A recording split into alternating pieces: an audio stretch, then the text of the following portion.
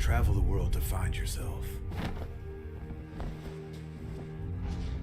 But that journey must start at home. Valley are going to end. Because you can't know who you are without remembering your past experiences.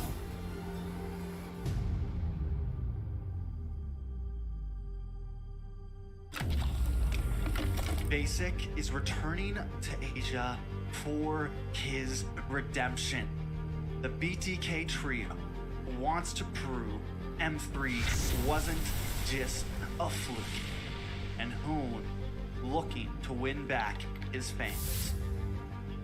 I got basically kicked, but they still call me traitor for, I don't know, for pursuing my dream. I thought living that comfort zone and then try new things was a better way for me to pursue the win. We're coming and we're gonna compete. We're gonna put a fight, that's for sure. I'm coming for you, M4. This is what we have all been waiting for. You push us, we push you back. You respect us, we respect you back. You doubt us, we will bleed to prove you wrong. Everything on the line, right here, right now.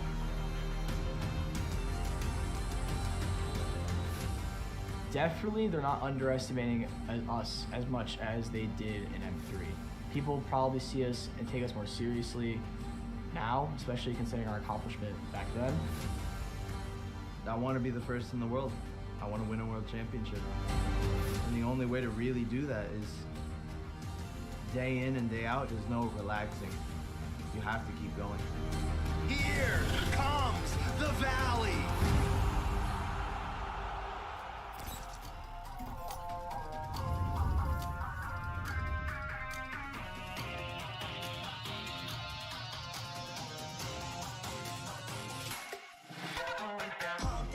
It's my time, I'm a ball. I'ma get this money right. I'm gonna live my best life. They been talking, tell me on me. You know they'll never win. I'm controlling all my victories. And something has gotta give. Cause this is just what I made it now. I made it now. You can't ever break us down. Break us down. I'll be speechless for the stars. Promise I'll be what they not. And I'll never ever stop. Won't never stop. Yeah. Touch your sky. You're a man of saving good. Touch your sky. You're the greatest option now. You and I can make it out of the cold. Hang tight, we gonna reach for the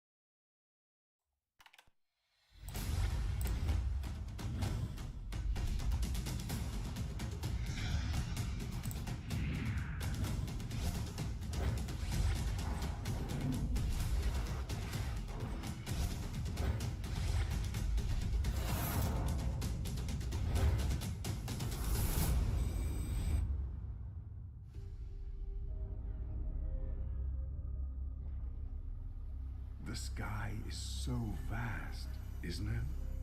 My little flare. Papa?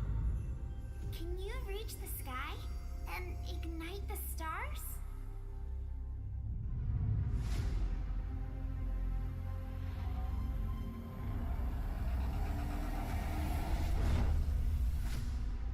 Of course, honey bunch.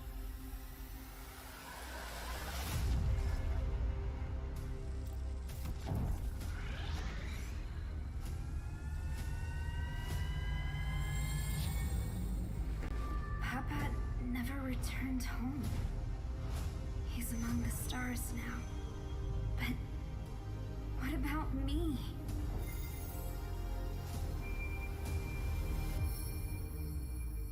Have faith, little flare.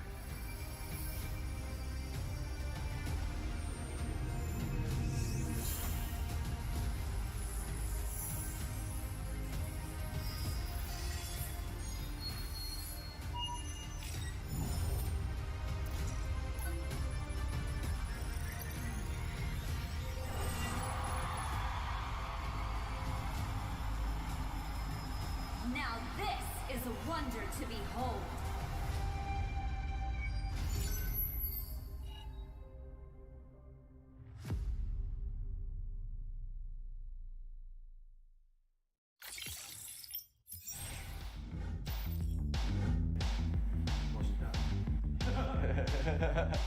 Time. Oh, it's time to make the most of the moment. I'm Hoon, I'm milling for the Valley, and I'm ready. I graduated high school a few months ago. Yeah. We dare to be great. Hello, my name is Fly Chicken. I'm XP Lane from the Valley. Let's go. Hey, it's basic. Again. We dare. We dare to improve. Hey, it's basic. Coordinator for the Valley. Let's go.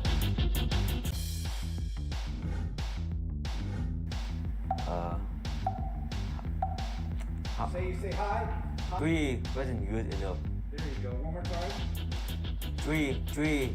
Ladies and gentlemen, welcome back to the Land of the Dawn. We are the Mobile Legends Scrim Academy, and it's officially week 2 of season 2, day 1. We have some amazing teams ready to compete in a couple of series that we have ahead of us today. But before we get into that, special promotion going on, ladies and gentlemen, we are officially hosting the Valentine Dash, which will be live starting this Thursday at 8 p.m. Eastern. So make sure you guys tune into that, as we will be having 16 teams compete for that #1 spot for the Valentine Special. And there's a lot of prizes on the line, and we'll kind of jump into that through today's stream and through the rest of the streams progressing through the week until we get closer and closer to the official day starting on Thursday. So make sure you guys join the Mobile Legends Scrim Academy and register now if you guys do want to compete, as it's a $700 cash prize to the first team in the entire tournament. And then there's lots of diamonds that are going out as well. The first place will get 25,000 diamonds. Second through fourth place will get a lot of diamonds as well, so definitely tune in.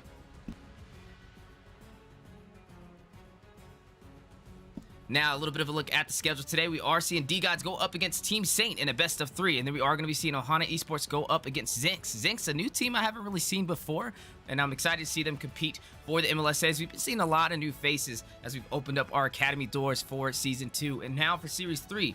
We are going to be watching Clockout go up against Abyss in a best of 3. All live on the Mobile Legends Scrim Academy YouTube channel and live on the Mobile Legends Bang Bang North American channel as well. So definitely tune in, and we appreciate you guys joining us in the Land of the Dawn today as these teams get ready for the upcoming tournament and get ready to be on the professional scene for upcoming leagues. But like we said, the match on the way. D-Gods versus Team Saint. Joined with me on the desk, I have the on-point analyst, El Manny, in the building, and I will be doing the play-by-play. How you doing today, Manny? What's poppin' up and Wheezy? Welcome back. I'm glad to be back myself. Can't wait to see these matches today. Last time I was here, I saw D-Gods compete. They were awesome. I know they were on the ball, so I can't wait to see how they do against Team Saint. I haven't been able to catch their matches lately, so that'll be great to see. Speaking of, I wanted to talk about their draft. We're just gonna go right into it. They banned immediately Glue, Carry, Fredrin, automatically gone. Those are the metas right there. I like the picks right here from D-Gods, they got the Lunox, Kaja, and Yiv band immediately. Those are two great mages that are going to completely take the team fights to fall. Now, they got the Joy first pick. Now, it's a little bit questionable because Team Sate can counter Joy, I believe now. I think they apply that nerf to her shield, so she's not as broken anymore. But I don't know if that's applied. But regardless, that's a good pick overall. I hope to see a lot of skirmishes today. I know every time I come on here, there's so many skirmishes in the early game, but I want to see a lot of skirmishes.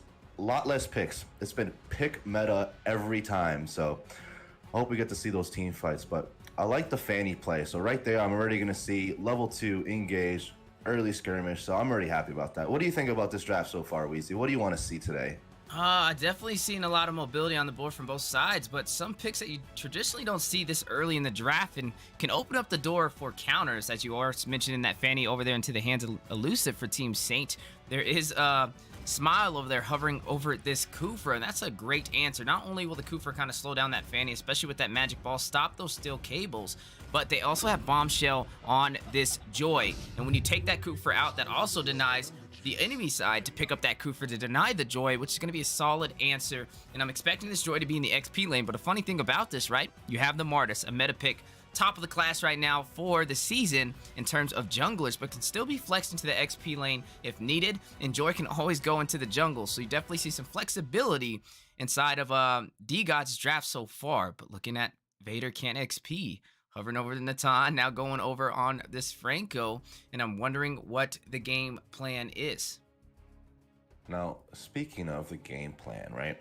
So I believe both teams are just flaunting of what they can play and seeing on how the enemy team is going to counter them. So personally, D-Gods has their draft by far better. They have the Martis and Kufra. Kufra to counter the Fanny. Martis is, if he times his skills properly, he's unCCable. But the Franco is good because I think Franco and Kaja are the only ones with a suppression ult, which is the most powerful type of CC in the game. So that's a very viable pick on its own if they can lock down the Martis or Joy, but particularly the backline, because that's what he's for, you know? But I do believe that D-God still does have a stronger pick here in regards to the draft so far, but I am concerned about how their Fanny's going to play. It comes down to that. If they're going to level 2 cheese them, this is going to be really tough, and if the Cooper can't really get his ball in the way, but we'll have to see. Yeah. Speaking of, they banned Valentina. Sorry to cut you off there. Oh, no, Izzy, you're good. No, you made a wanted good to mention point. The Valentina. pick there. Yeah, the Valentina that negates the fact that anybody can steal anyone's ult. So just banning that off right away is a good ban. Yeah, definitely that Valentina taking her off the board with that IMU to be able to copy pretty much all the ultimates is a solid mage pick right now for the side of Team Saint, as they are lacking a couple things with this draft, right? They're lacking group CC. Yes, they have the frontline engagement. They can go ahead and get to the backline with ease, but they don't have anything to really protect them, which means they're going to be soaking up a lot of damage that the side of D-Gods pushes out. And I'm not sure how long they can withstand that. Even with that Franco in the jungler position, or the roam position, he does have the Bloody Hunt to be able to give a little bit of suppression, and that'll deny anybody from moving at that moment, but that's only a solo pickoff. And looking at the composition right now, you are looking at that Martis with that Mortar Coils, which is that group anti-CC and CC at his disposal that you have to work up against, not to mention the Decimation. And I don't know, I'm just seeing some solid options right now for D-Gods to be able to solidify their draft, but a little lacking from the side of Team Saint. Now, they need to kind of pick something up in the CC department, maybe something in the AoE department as well, but they only have 2 more options to pick from. They have to pick a mage, and they also have to pick a marksman. So maybe picking up the Farza may be a valid option, but it's still going to be very hard because you have this Joy, and you also have this Kufra to dive into the Farza, so maybe not even the best option. And this is why I feel like the Franco may have been a little too prematurely, especially when Smile had this Kufra on lock. So I'm thinking, ooh, it's a tough pick. Maybe flex it over to the mage and pick something possibly on the board. Kaz is taken out with suppression as well. I guess the only thing Franco will be useful for really is to go into Bombshell. At least he can grab up Bombshell if lucky, but you know when those beats get to going, when that playlist is out, it is very hard to catch it. So I'm excited to see kind of how these two teams played out in terms of going for these neutral objectives.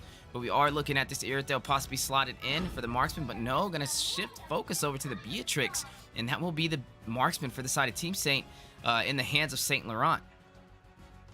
Now, as we were talking about, I was mentioning mages in my mind, seeing what can be slotted in for Team Saint, and it's really hard to pick like an Xavier. They picked up the D-God's picking up the Farza, as we were just about to mention that. Now, Team Saint needs zone, right? They need something to complement, and D-God's denying them the Farza.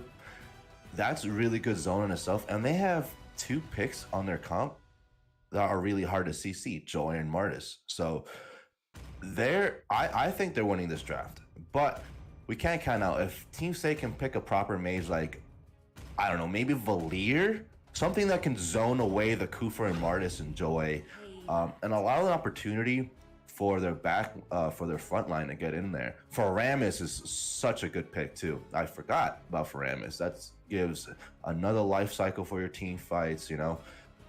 But still, that doesn't provide proper zone, you know. We need zone, and I don't know how they're gonna. Well, maybe Kadita here. Kadita can't be targeted.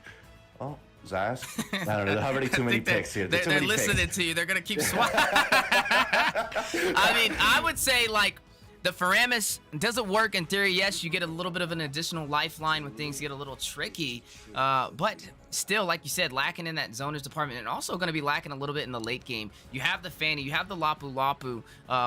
You have a good early game presence. Faramis, you know, can kind of come online and help in the early game as well. But you need to look at who's going to close this game out when it comes down to it. You put in a lot into the hands of Vader Kent XP for the Beatrix, and also Blazier on this Lapu Lapu, and really Fanny to kind of pave the way for the early game and hope that Beatrix scales. So you're going to have to make sure you win, you know, over there on the gold lane if you do want to kind of prevail as they embark in the Land of the Dawn. Ladies and gentlemen, we are watching D-Gods go up against Team Saint. Both these teams competing in a best of 3, and both of these teams now vets inside of the Mobile Legends Scrim Academy have been competing for a few weeks now, and I'm excited to see how they kind of go into match 1. But looking at the draft so far, that Martis walking is a solid option. That Joy walking is a very strong pick, and I feel like it may be a possible upscale battle if this Fanny can't find a way to get online. So you definitely have to see Saint Laurent get a couple of early pickoffs, pave the way in the early game, take out this Bruno, and if that can happen and these things can be checked off, then I can see Team Saint having an easier time. But if not, if D-Gods finds the answers, especially with this Martis in the jungle, well, no, actually, no, it's not Martis in the jungle. They flexed it. Martis in the XP, and this is going to be a Joy in the jungle. A Martis versus the Lop, and I'm not sure if I would have made that decision, and I think that may actually help out Team Saint. With this draft is the Joy would have been okay against the Lapu. He can't catch her, and Joy's super mobile to be able to harass, cut those lanes, and get out of there and be able to create that split push opportunity. But when you put that Martis there, yeah, you have the anti-CC, but he's a little bit more stagnant, and that's going to give Blazer an easier time when it comes to these engagements. You're absolutely right, Weezy. We were expecting that Martis jungle so we can get these aggressive early games. You know, Fanny wouldn't be able to cable in, Kufra using his ball. But since D-Gods wanted to swap it up, it's going to give Team Saint more time to get their marksman online, be able to rotate properly. So we'll have to see how this goes. But right now, Fanny going in for the pick and could not make it off, just to show that she's there and just showing off a little bit of those cable actions. But here we are going in for the gold lane like we talked about. Both teams trying to make sure that they can get both their gold laners ahead. You are seeing both teams trying to farm it up, trying to get that level 4 prior to this first turtle. And like we said, we're going to be paying attention to Fanny. Already going for the red buff, not able to get that early kill that these Fannies typically try and look for before this turtle mark. But an engagement over on the bottom side prior to the turtle spawning in. You are seeing Martis with the motor coils, a flicker being used. Joy going to go ahead and activate that music and possibly take down Blazier. And yes, that is first blood for the side of D-Gods. But look at Norbert, look at Fanny rushing into the turret. A little bit of a misclick. This is going to fall down into the hands of Human Bird from Martis. And that is 2 kills on the board. Nice and early for the side of D-Gods. D-Gods, wonderful picks right there. Beautiful positioning by their Martis as well. Able to secure those 2 early kills. Fanny fumbling under the ball there with the cables, but we'll have to see how they pick it up. D-Gods securing the turtle. So Team Saint is making sure they're zoning for the blue. I think they're trying to get turtle. And there you go. Retribution going into Bombshell right there for D guys to pick up that first neutral objective. RC and Destroy rushing with the music, a response back for the Bravest Fighter, but Marta's gonna hit Blazer with the decimation just in time. It's gonna pick up another kill for D guys, currently on fire right now. St. Laurent having a very hard time with these steel cables. Now hit with the Tyrant's Rage, a little bit of a stun, and wasting a lot of energy. RC Norbert on the chase, possibly gonna get a stun, take him down, having just the right amount of energy to escape. And right now, like we said, the early phase is what we were worried about. Fanny's kind of one of those door openers for the early game to get these early kills and give your team the advantage. But right now, we are not seeing that. 2 kills already for this Martis in the XP lane, and you are seeing 1 kill for the jungler on Bombshell for Joy. No, right there, we already knew that their draft was going to be a problem, and as we see it, look at these items, and the gold is substantial on their Martis. Speaking of, there's a team fight happening right at this gold lane. You are seeing the Feathered Airstrike go down, doing a little bit of AoE damage. Hanako gonna go ahead and proc this whole altar, but look at St. Laurent. Hanako picking up a kill, taking down Smile, but a direct response. Bombshell's gonna take down St. Laurent. Down goes Fanny again, but the Iron Hook to pull back Bombshell, and Beatrix is gonna go ahead and use the mirror to burst him down, and that is a 1-for-2 trade. But again, the jungler falling a little faulty right now, 0, 2, and 1, and this is not what you want to see, especially on this Fanny pick. And if he does not find some answers to be able to get this blue buff, rotate around, and get some pickoffs, it may be a very hard time for Team Saint to kind of close this game out. Now, speaking of, as we were mentioning, Team Saint were at least able to pick up 2 kills to get their gold back on the board. So they're only behind a K. But the marksman is almost dead even with theirs. I might even say that they have a 300 gold lead. So they keep funneling their marksman right there. Speaking of funneling, You are seeing Martis wasting no time. Motor Coil is going to go ahead and hit Fanny with the decimation and give her a 3rd kill. And now his 3rd kills, or 3rd death and his 3rd kill. But Martis rushing in, gets the double with another decimation, but bursts it down by Beatrix with that turret dive.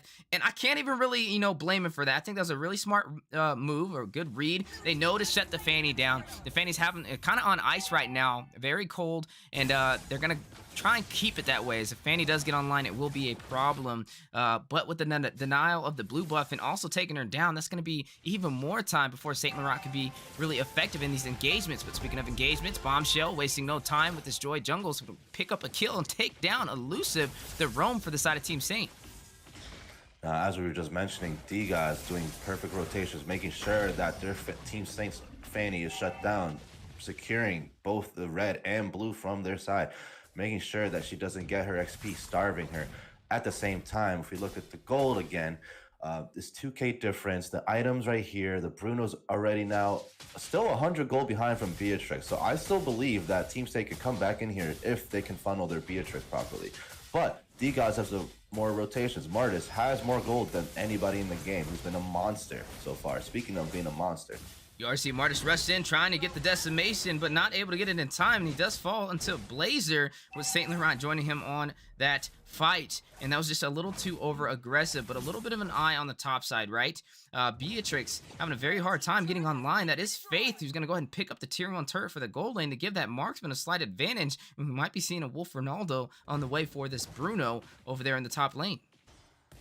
Now, as we were mentioning, Bruno was able to secure the gold lane there. So now, even though Beatrix is keeping up in gold, the team overall needs to make sure that they can get this Beatrix back in this game. So that way they can have something for this mid to late game. D-Gods securing their rotations and their early game. They're not even behind by that much gold either, right? They're only 2K behind. So it really comes down to being able to survive and getting your items and not falling to these skirmishes. Speaking of skirmish, already you are seeing the heavy presence from D-Gods trying to lead the way in the early game. And the question is, how long can they keep up this momentum, right? We are seeing them take a very good advantage of St. Laurent on the Fanny. But just one misplay from this over-aggressiveness, like we've seen right there with the Bloody Hunt and the Iron Hook, may change the tables. Fanny able to pick up her first kill, takes down the Kufra with the Cutthroat, and that is the first kill on the board for the jungler of the side of Team Saint. But look at the turtle into the hands of Bombshell with the Retribution ult being activated by Theramis to go ahead and save their team with some additional HP. And now they're going to go in for this engagement. Blazer going to take down Norbert, finding the backline mage of D-Gods. 2 members off the board. Fanny rushing in, Human Bird in a tricky situation. Going to go ahead and use the Mortar Coils, trying to do some CC. Fanny in a bad situation, going to go ahead and cable out of there. But look at Vader, can XP switching over, is going to try and possibly take him down with the rocket launcher, but the question is, will he be able to get him in time? Look at the recall. There you go, able to cancel it out just in time, and Hanako's the one who actually picks up that kill. Now, right there, that was a beautiful pick that all started just from the Franco and support. Speaking of picks, Team Saint getting the momentum going on, making sure they're securing that Bruno, getting their gold right back to the 0.8k difference. Now, that's awesome momentum right there. They're able to pick off that play and utilize it so that way they can capitalize on these rotations. Now they're securing the XP tower. And speaking of securing, another pick right here from the Franco making sure his team is staying in this game right now. And this is what we wanted to see, right? We don't like to see that one-sided story, and now Team Saint kind of regaining their composure, starting to pick up the pace. And the question is, can D-Gods match it? As you are seeing the music and the beats be activated over there by Bombshell on this Joy, which is very effective. But now you are seeing a lot of the map open up for the side of Team Saint, as they're going to go ahead and take the tier 1 turret for the top lane, and that did go into the hands of Saint Laurent on this Fanny. Now, as we were just mentioning, see, just from those picks that funneled right there, they were able to come back, get into the mid game, have the same amount of gold, have Fanny get back into the game, and securing more picks and avoiding skirmishes. Another pick, as we're talking about. You do see Martyrs trying to get away, able to use the Mortal Coils as a defense mechanism, and it did work out, as he had the full team on his back, but no problem, as you did see Faith Smiles and Norbert wrap around and kind of peel them off. And I think that's overall some good defense, but now we are seeing the first Lord spawn in, and the Iron Hook connecting with the Bloody Hunt, and Vader, Can't XP, is going to burst down Farza, and right now Elusive is not missing the mark on this Franco. Elusive keeping it together for his team, non-stop picks, and that's what we love to see. D-Gods was winning the early game with these skirmishes, but now that it comes down to the mid game, everyone has items. Franco securing these picks, making sure that their team gets the goal that they need, even though they keep going for these team fights. And a little bit of the items on the board right now. You do see that Joy going with that pin, that Arcane Boots, and the Genius one. But look at the lore currently so far. Barely any HP. Bombshell's going to pick up another objective with the Retribution. But Feather Airstrike going down. St. Laurent finding Faith. You do see a clash on the top side, though. Decimation connecting from Martyrs, taking out Beatrix. But look in the turret, the dive, the knockup from Cooper with the magic ball for the slow. And down goes St. Laurent. And that is a 2-for-1 trade. But the Iron Hook, the Bloody Hunt, and Hanukkah to secure the kill is going to take down Human Bird on Martis, and that is a 2-for-2 trade. But the Lord goes to the side of D-Gods. Now, wonderful trade by Team Saint and D-Gods. They were able to secure and utilize their strengths properly, but they did secure the Lord. Now, they definitely needed that Lord as they have one less tower, so Team Saint has been beating them in rotations, but right here they're gonna bring right back. You already see Norbert pick up a kill, going to take down Faramis. Bombshell's going to take down Elusive. 2 members off the board right now. But you do see Faramis spawning right back in time with that low respawn timer. But look at Bombshell going in, going to pick up another kill. Takes down Blazer on the Lapu. But Fanny rushing in, still cables. Oh, Cutthroat able to find a way in, but that is Faramis picking up that kill to get a double, taking out Kufra. And in response back, Beatrix going to take down Farza, but look at Human Bird, going to go in with the Decimation and respond back by taking out Hanako, and now another Decimation, the Mortal Coils, and the double kill, but taking down himself from the turret damage, and that is going to be the kill going into the hands of Hanako, but the tier 1 turret for the mid lane going to Faith, and D-Gods overall winning out that trade. That was beautiful. Beautiful team fight right there. Martis, such a monster right there. Able to absorb so much health, yet dish out so much damage. Utilizing his passive properly. That's what we like to see.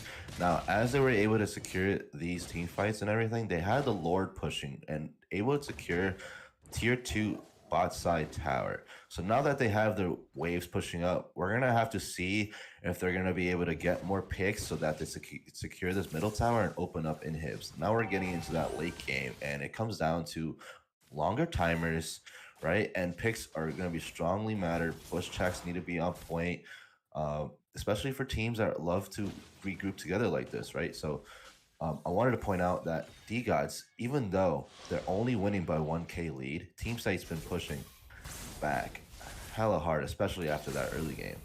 But a little bit of a request for a pause right now, and that was the side of D-God, so maybe a little bit of technical issues.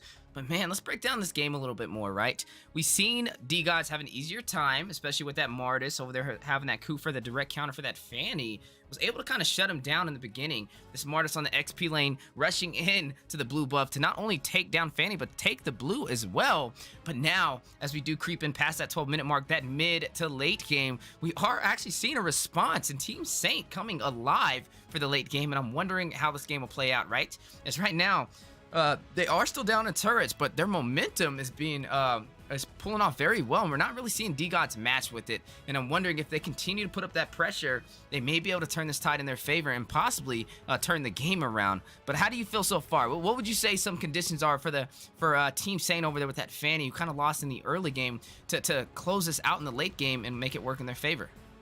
I think since now we're going into the late game, everyone's getting their items online, and Team Saint's been doing a wonderful job making sure that they're able to catch up. Franco able to secure these picks, recovering from these skirmishes, making sure that they get the Kufra out of the way so that Fanny can come in and swoop in for the backline and secure something. We saw that on that first engagement by the red buff.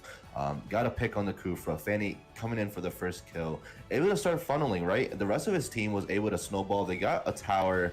They got some gold back. Now they're only behind 0.8k. Now I kept saying it from the beginning. Beatrice was able to keep up with Bruno with farm. So if they're able to get a pick, say if Franco can get the Kufra out off the bat and some goofy out of position play, they would be able to capitalize on that. If Fanny can choke on their backline and zone the Farza, and if Team Saint can spearhead in with Beatrix, I think they can come in and swoop the team fight. But again, the people who are stopping them are these guys called D-Gods. They're gods for a reason, and Martis has been showing how immortal he has been all game, going in, absorbing so much damage, utilizing his tankiness. So the main issue here is going through the front line so that they can go back behind their zone, and that's what's really killing them, is that when they get into these skirmishes, their D-Gods' front line seems to be immortal, and they're able to get picked off from the zone. So my advice to Team Saint is keep going on these picks. Don't fall for the skirmishes, and make sure that you get the proper zonage for your Beatrix. Yeah, definitely a little bit of those keys to victory, right? Which we kind of stated in the beginning of the match.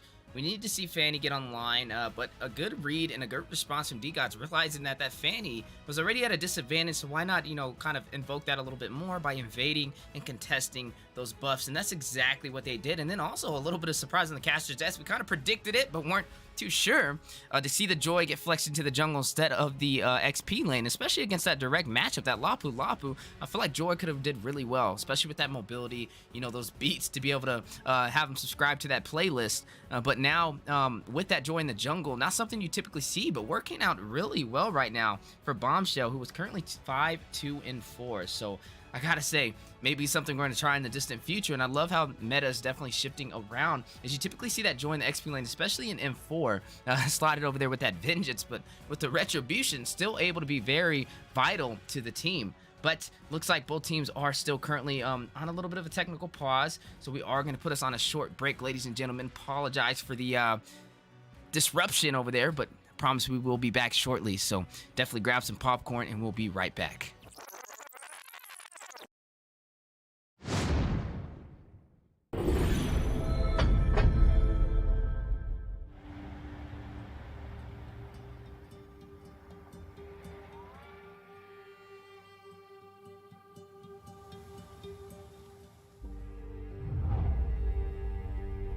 You can travel the world to find yourself. But that journey must start at home. Now we are going to end war! Because you can't know who you are without remembering your past experiences.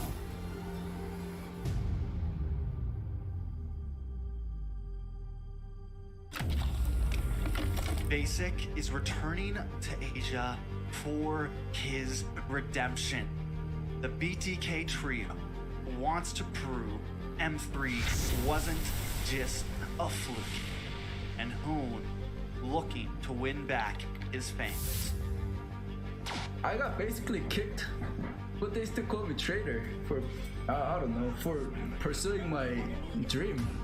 I thought living that comfort zone and then try new things was a better way for me to pursue the win We're coming and we're gonna compete. We're gonna put a fight, that's for sure.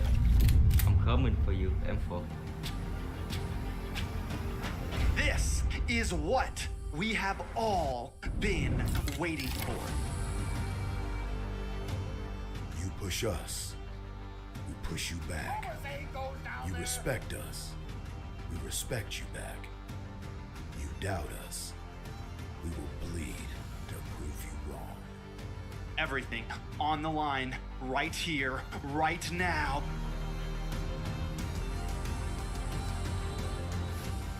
Definitely, they're not underestimating us as much as they did in M3. People probably see us and take us more seriously now, especially considering our accomplishment back then. I want to be the first in the world. I want to win a world championship. And the only way to really do that is day in and day out. There's no relaxing. You have to keep going. Here comes the valley.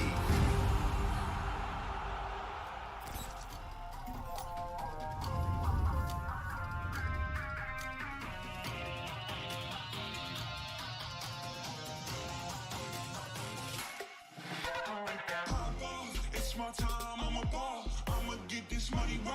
I'm gonna live my best life. They been talking to me on me, but you know they'll never win. I'm controlling all my victories, and something that's gotta give. Cause it's just what I made it now, I made it now. You can't ever break us down, break us down. All these bitches want stars, promise I'll be what they not. And I'll never ever stop. Won't never stop, yeah.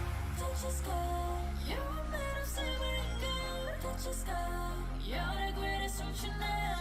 You and I can make it out of the crowd. Hang tight, we gonna reach for the greatness. We will always rise, we will never fall. Fire in our eyes, we are strong. Even though we know our backs against the wall. Can you take your aim? You know that this is. I've been down, been waiting so long. All right, ladies and gentlemen, we are back after the disruption. Both teams currently in the land of the dawn, clashing it out. We had a little bit of a technical difficulty, but all is good. We are back on board watching Team Saint go up against D-Gods right now, 17-14. Team Saint, who had a little bit of a harder time getting online, has now found their rhythm and their focus, and they're shifting this momentum back in their favor. Now, as we were talking about right before the technical difficulties, right, we're looking at the key conditions from both sides of the team. Now, we're reaching that point of the game where it's 12-minute Lord. It's that late game where that Lord will be able to open an inhib. So whoever wins this next engagement is going to be able to utilize that tool to get their waves in sync to possibly break open that inhib. Now, as we talked about, speaking of, there's an engagement here. In the mid lane, a little bit of a concealed play over there by Smiles, but does not have the team to be able to make a pick off. And now that is some wasted utility already on the board. And that conceal is definitely going to have a little bit of a timer on it before Smile can use it again. But we are seeing this Luminous Lord spawned in. And the question is, which team will be able to take this objective?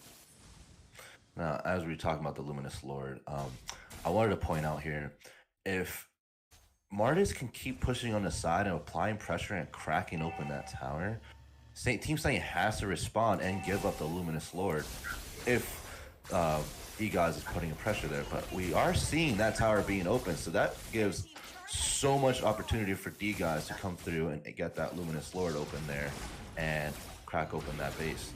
You are seeing that Martis come alive over on the bottom side to not only take that inhibitor, but not fall in the process. Speaking of falling, down goes the Feathered Airstrike a little prematurely, but it's going to hold on to it for some zonage. But now lets it go. You do see the Iron Hook with the Bloody Hunt. Namir's Passion onto Faith. Cold Altar activated.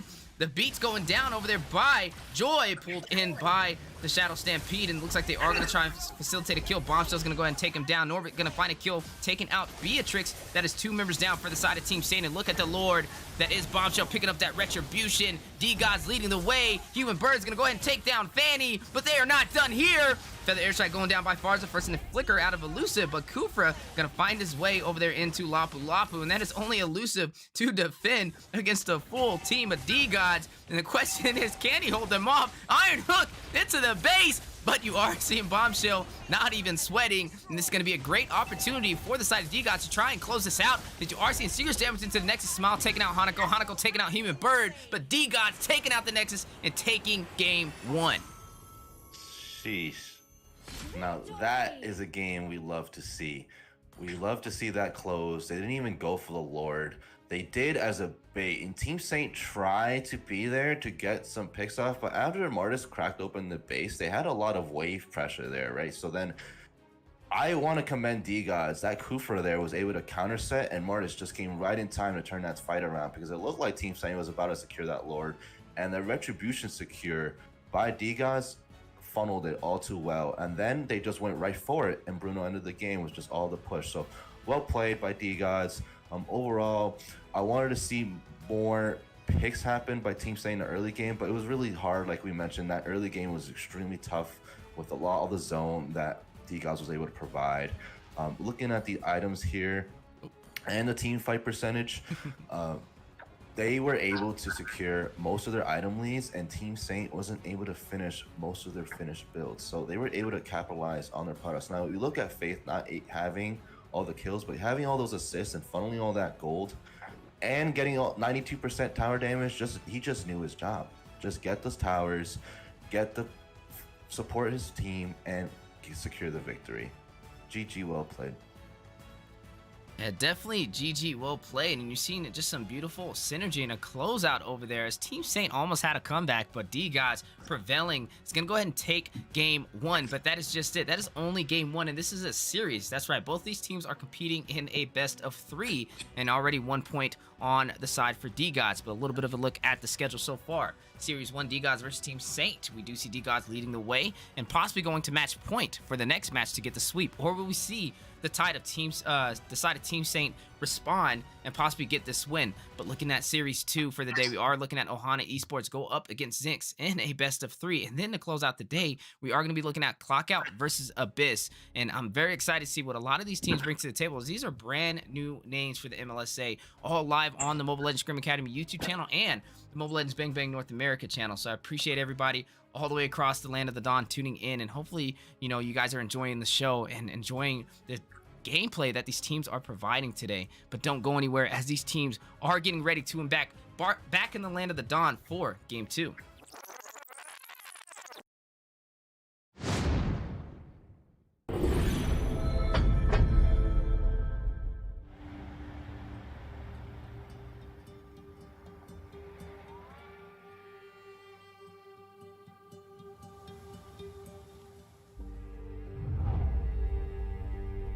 You can travel the world to find yourself. But that journey must start at home. Because you can't know who you are without remembering your past experiences.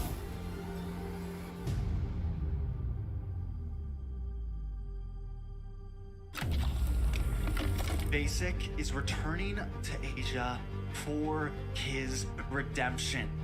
The BTK trio wants to prove M3 wasn't just a fluke, and Hoon looking to win back his fans.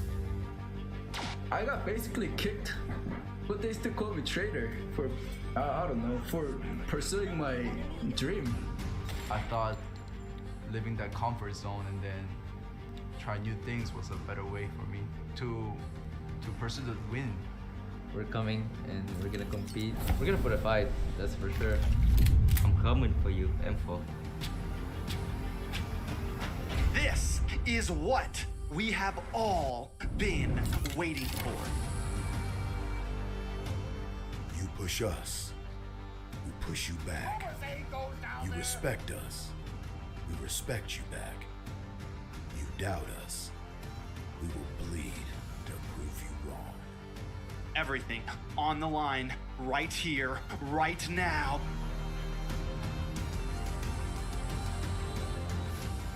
Definitely, they're not underestimating us as much as they did in M3. People probably see us and take us more seriously now, especially considering our accomplishment back then. I want to be the first in the world. I want to win a world championship. And the only way to really do that is day in and day out. There's no relaxing. You have to keep going. Here comes the valley.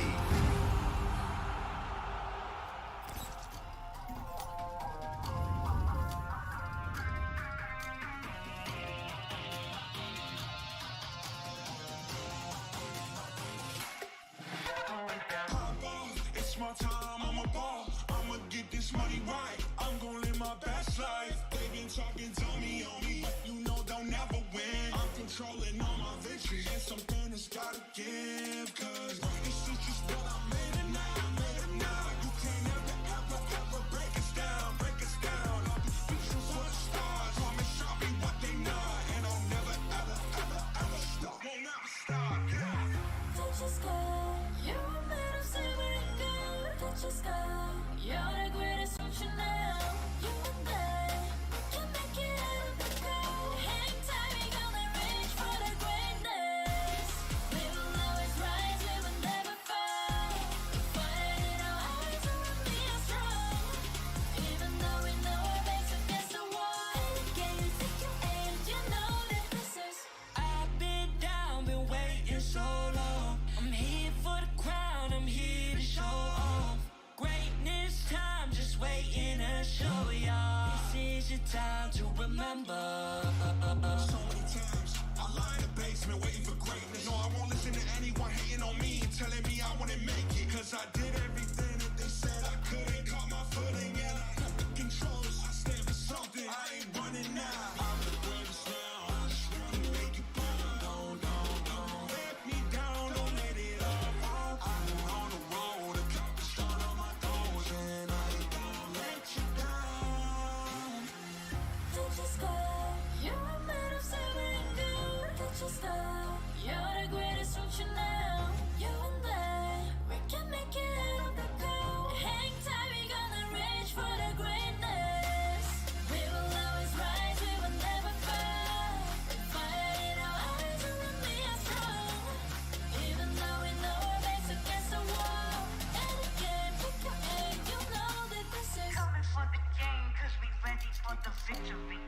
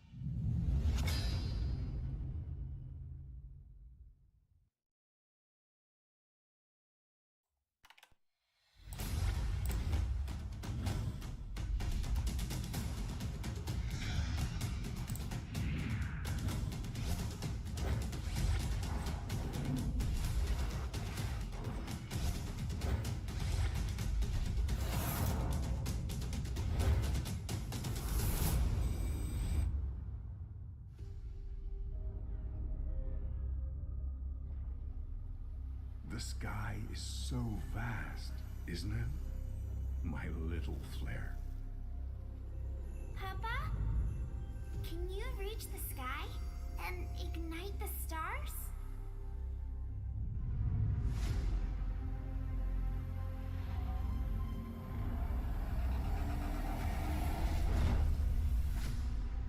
Of course, honey bunch.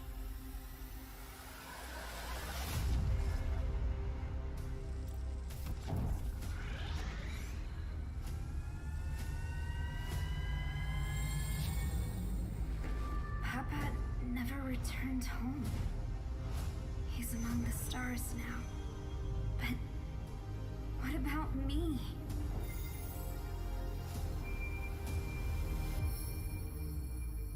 Have faith, little flare.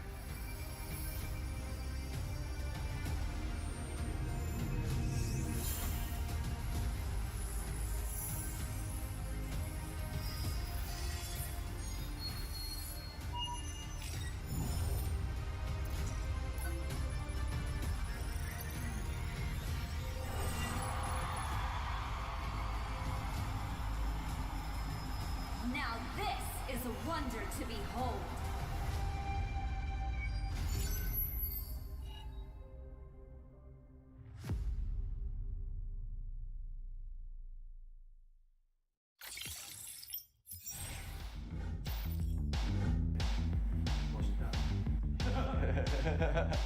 time. Oh, it's time to make the most of the moment. I'm Hoon. I'm mid lane for the Valley, and I'm ready. I graduated high school a few months ago. Yeah. We dare to be great. Dude, that's perfect. One more second. Hello, my name is Fly Chicken. I'm XP lane from the Valley. Let's go. Hey, it's basic. Again. We dare. We dare to improve. Hey, it's basic. Coordinator for the Valley. Let's go.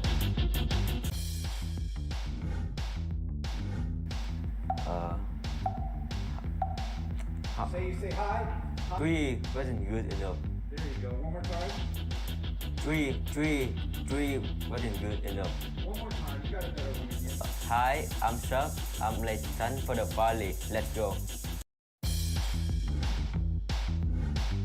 You see my chapped lips on the camera? Like here a little bit? Don't disrespect the US of A. One more. Hi, I'm Moba Zane, Jungle for the Valley, and we're ready. Ladies and gentlemen, welcome back to the Land of the Dawn. We are the Mobile Legends Scrim Academy, and man, today has been insane already. We are on Series 1, a little bit of a disruption, but we were able to finish the match, and we did see D-Gods able to prevail, taking out Team Saint in Game 1. But now, like we stated, this is a series, and the question is who will prevail. Do we see the side of D-Gods closing out the series with 2-0 and getting the sweep, or are we going to see the side of Team Saint get back online and respond, as they were coming a little bit of alive in the late game, and I wonder if that'll translate to match 2. But speaking of matches, a little bit of a look at the schedule. Currently on Series 1, we are watching D-Gods go up against Team Saint in a best of 3. Moving on to Series 2, we will be watching Ohana Esports go up against Zinx. Zinx, a new team in the Mobile Legends Scrim Academy, and Ohana Esports, one of the more well-known teams that have been competing since Season 1. And then to close out today, 2 new teams. We got Clockout and Abyss. Abyss, who's newer in the scene. We have seen them compete before, but Clockout, completely brand new, and I'm excited to see some new faces in the Mobile Legends Scrim Academy, as we have opened up our doors for Season 2 and are seeing a lot of new talent. But speaking of talent, both teams are currently in the draft, figuring out a game plan as we prevail into the Land of the Dawn. We do see Team Saint going up against D-Gods, and joined on the desk with me, I have El Manny as the analyst, and I will be your play-by-play. How you doing today, Manny? Hey, what's up, Papa Lop and Weezy? I'm glad to be back for this second game. I'm doing wonderful. Awesome game last time from D-Gods, showing out right here. Definitely showed me those skirmishes I wanted to see, right? I was talking about the draft. They were able to close out that early, but Team Saint wasn't going to let it slide easily, and they were able to come back during the mid and late game. So I'm glad that that game wasn't a landslide, and that's what this MLSA is all about, right? All the surprises. We have the top of name right here. So we're gonna go right up to the draft right here. So D-Gods going in for their signature bands, Glue, Carry, Fredrin. It's like on clockwork right there. And Team Saint as well. Martis, Kaja, and Yiv. I think those are just perma bans. But speaking of this draft, I want to notice here that Team Saint picking up the joy around this time with the YZ and Lunox. Lunox, huge pick for the HP percentage damage that it does, so it's like having a carry on your side, right? But mage. So, and YZ able to lock in, so able to go on that back line. I like their draft immediately. And on the side of D-Gods, they do have that Esmeralda and Farza. So that right there is really good zoners. Comboed with the Minotaur sets, they have a deadly team fight as well. Never mind Lolita, that's still a good team fight because they will have a lot of proper zonage for their plays. Now, let me ask Weezy, based on the draft so far, which draft do you like better? Well, you know, I like the Lolita being picked up by Smile to kind of negate that Chaos Assault over there by Hanako on the Lunox. But in terms of this Farza for the hands of Norbit, He has an upscale battle already with the Feathered Airstrike because you have a lot of potential to get to that back line. You have the Yuzong to be able to use the Black Dragon and drop in on him and hit him with that Petrify that he is slotted for the battle spell. You also do have Blazier over there on this Joy, who slid through the draft again and has an easier time activating that music, that playlist on fire, and Norbit definitely has to watch out for when that mixtape drops. But looking at Human Bird, something you don't traditionally see, right? The Esmeralda, and I'm wondering how this will kind of pair out. You are seeing the Esme go up possibly against Blazier on the Joy, but last time we seen the Joy go in the jungle, but this time Joy is on the side of Team Saint. This is not Joy on the side of D-Gods, who ran it in the jungle, and you do see that Vengeance for the battle spell. So I'm expecting Blazier, who did run that Lapu Lapu previously, to run this in the XP, but actually I don't even know, because they do have Yuzong, and that's where I'm a little thrown off, right? So this actually may be a Joy for the jungle, but I think they're just waiting a little bit before they kind of lock in that battle spell. And this is definitely an interesting draft indeed, but I got to see a little bit more answers to kind of finalize the draft, right? Team Saint, they don't have a lot of CC, and they don't have the strongest frontline presence, but they do have a front line. Need a little bit of CC to close it out, and they also need somebody to lead them through the late game. A possible late game marksman may be the exact answer, and then a group CC tank to kind of seal the deal. Now, so as we were talking about that, the group CC right there to seal that deal, I think they should pick up that Mino that D-Gods neglected. That is such a perfect set for YZ to sync off of, because he has knockups as well, right? So that, or we can see maybe, well, they have the Atlas band, so Mino, maybe a Kai even to disrupt. Well, we need group CC, but I'm just trying to see what we can work around to get that Lolita set to be negated, especially since they have picked up the Barats, and that right there changes the game. Barats in itself, they're going to be playing around Barats, so they have to pick something that's going to be able to disrupt the CC. And then there we go. Instead of the Barats, they secure the Marksman Claude. But I want to see group CC and negate the Lolita set. I'm kind of scared that the Lolita is going to come in and set their whole team, because they have the Farza zonage, and it will give Claude free reign. But Team Saint, strong draft so far, though. I do like the Lunax and YZ on its own. So if they cement the Iritho and Kufra, they have a strong draft already right there. They don't have to be worried. Kufra can apply good sets, maybe even the Grok. That's good as well. It all synchronizes together for team fights, so we're gonna see strong skirmishes. I already see that here early mid game. So it all comes down to the rotations, though. Who's gonna be able to get their marksman fed and out rotate the other and survive the early? Who's gonna have more early game pressure? Who's gonna be invading? They're still gonna lock in this Barats, and that's really scary considering how they have the Claude, they banned out the carry, and the Lunox has to be the answer for that Barats, because otherwise Barats has free reign. What do you believe, Wheezy? Do you think? I think Team Saint has a stronger draft, but with Barats, I'm on the neutral. But what do you think?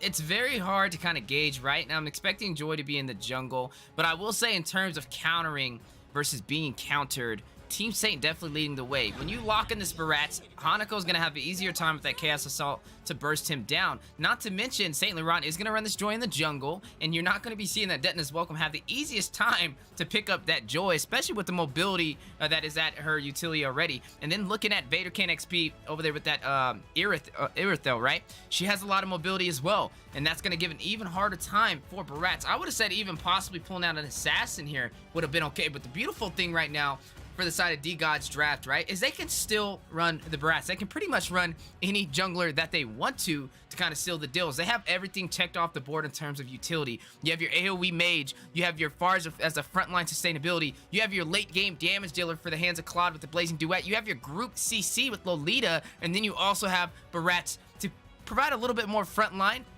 some additional CC.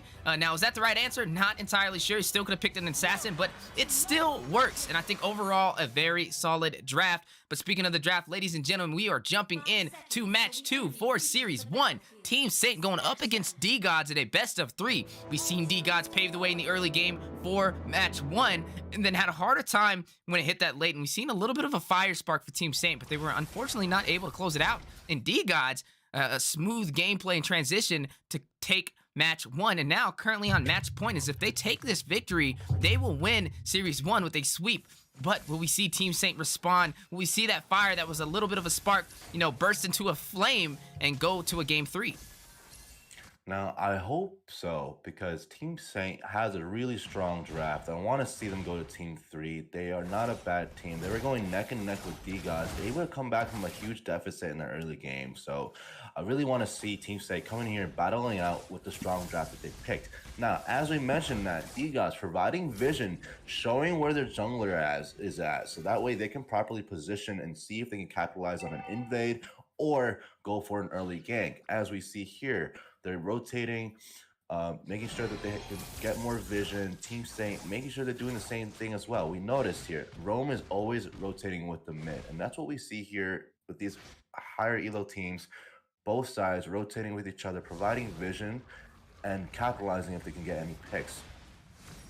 Yeah, definitely a good call right there, as both these teams are battling up to level 4, trying to rev up to have that ultimate, that power spike, to kind of lead the way for the early game, as this turtle is going to be spawning for 20 seconds. And right now, a little bit of those keys to victory. That Claude and that Irithel in the top lane, both really good damage dealers, especially in the late game. But that Claude a little bit more able to pull it off with those blazing duets for the ranged damage. And one of the keys to victory is kind of shutting down the gold. But speaking of shutdown, Detna's welcome activated on St. Laurent, and you are going to see Smile take that kill, and not really the person you want to take it, but at least they were able to get a kill on their side. And not only a kill, but that was the jungler for the side of Team Saint, which is going to allow this turtle to open up with little contest and possible pickup from D-Gods. Retribution on the way. Bombshell is going to take that. You do see Anako and Elusive to try and backdoor it, but without that Retribution, it is almost impossible. But speaking of impossible, Feather Airstrike going down, making the impossible possible. And then again, Smile taking another kill. This is 2 kills already for this Lolita, and I'm wondering, when does this stop? As you did not need to go for that. She was 1 HP. Definitely could have just hit a basic attack on Farza to pick that up, and need to play a little bit more passive from Smiles. You're kind of letting some of that gold walk away from these kills. Now, as we noticed, yeah, you're right. Smile picking up that gold deficit, definitely putting their team a little bit behind, just picking up only those assist kills. But we do have to notice that D-Gods' rotations have been on point. We're looking at the items here. Their marksman ahead in the game, making sure he's farming up for that mid to late game. Irithel on that ballpark. Not much has been happening on gold lane. We normally see these level 4 ganks right after turtle, but both marksmen are able to keep an even pace and farm up to that mid game, so that's good. Even though D-Gods got a pick or 2, Team Saint is still farming up for that lead. No one's finished their full items yet, so still comes down to these team fights. And speaking of team fights, you see St. Laurent rushing into the full team. The wild charge for the 4-man knockout. Vidercan XP taking down Norbit off of that set. One member already off the board for the side of D-Gods, and they're going in for the clash. Guardian's Barrier going in, but it's gonna kind of split the fight with both teams on the opposing side, and that is gonna go ahead and spark the disengage. that was beautiful wild charge by Elusive there, able to knock everybody up and disrupt. Exactly, that Barats I think was using that in his charge, right? And able to disrupt that before he got off. So that was really well played. Great disengage, keeping the momentum strong. No one's giving any kills. Now, they're able to keep these waves farmed up, and they're trying to provide enough vision so that they can rotate accordingly. Both teams doing a well job off that. As we go along for this turtle play, I hope to see Team Saint able to come back with this pick here on Esme. But look at Esme, a little bit of that overextension like you kind of mentioned right there. Now the Chaos Assault's going to go ahead and burst her down. And that is Hanako picking up that kill, but eyes on the prize. You are seeing Bombshell take the turtle for the side of D-Gods. And now Joy on the way is going to go ahead and try and pick up a possible kill. Feathered Airstrike as a response by Norbert inside of that tier 1 turret for the mid lane to do some AoE damage. Dragon Tail over there by Yuzong. St. Laurent picking up the kill is going to take down Lolita, but Bombshell trying to do some CC, trying to provide some slow over there on this Baratz. Not able to find a kill, but they were able to take the turtle. Now, as we were talking about right there, Team Saint sacrificed the objective for a pick, and in doing so, D-Guys was able to maintain a 0.7k lead. Now, it's not much, but it's just enough so that they get that sufficient gold in finishing that item, and then just this next team fight here, if they have that sufficient item they need and they snowball off of this team fight in gold lane, I think D-Guys are going to be able to snowball. But we'll have to see on how Team State responds here as they completely close.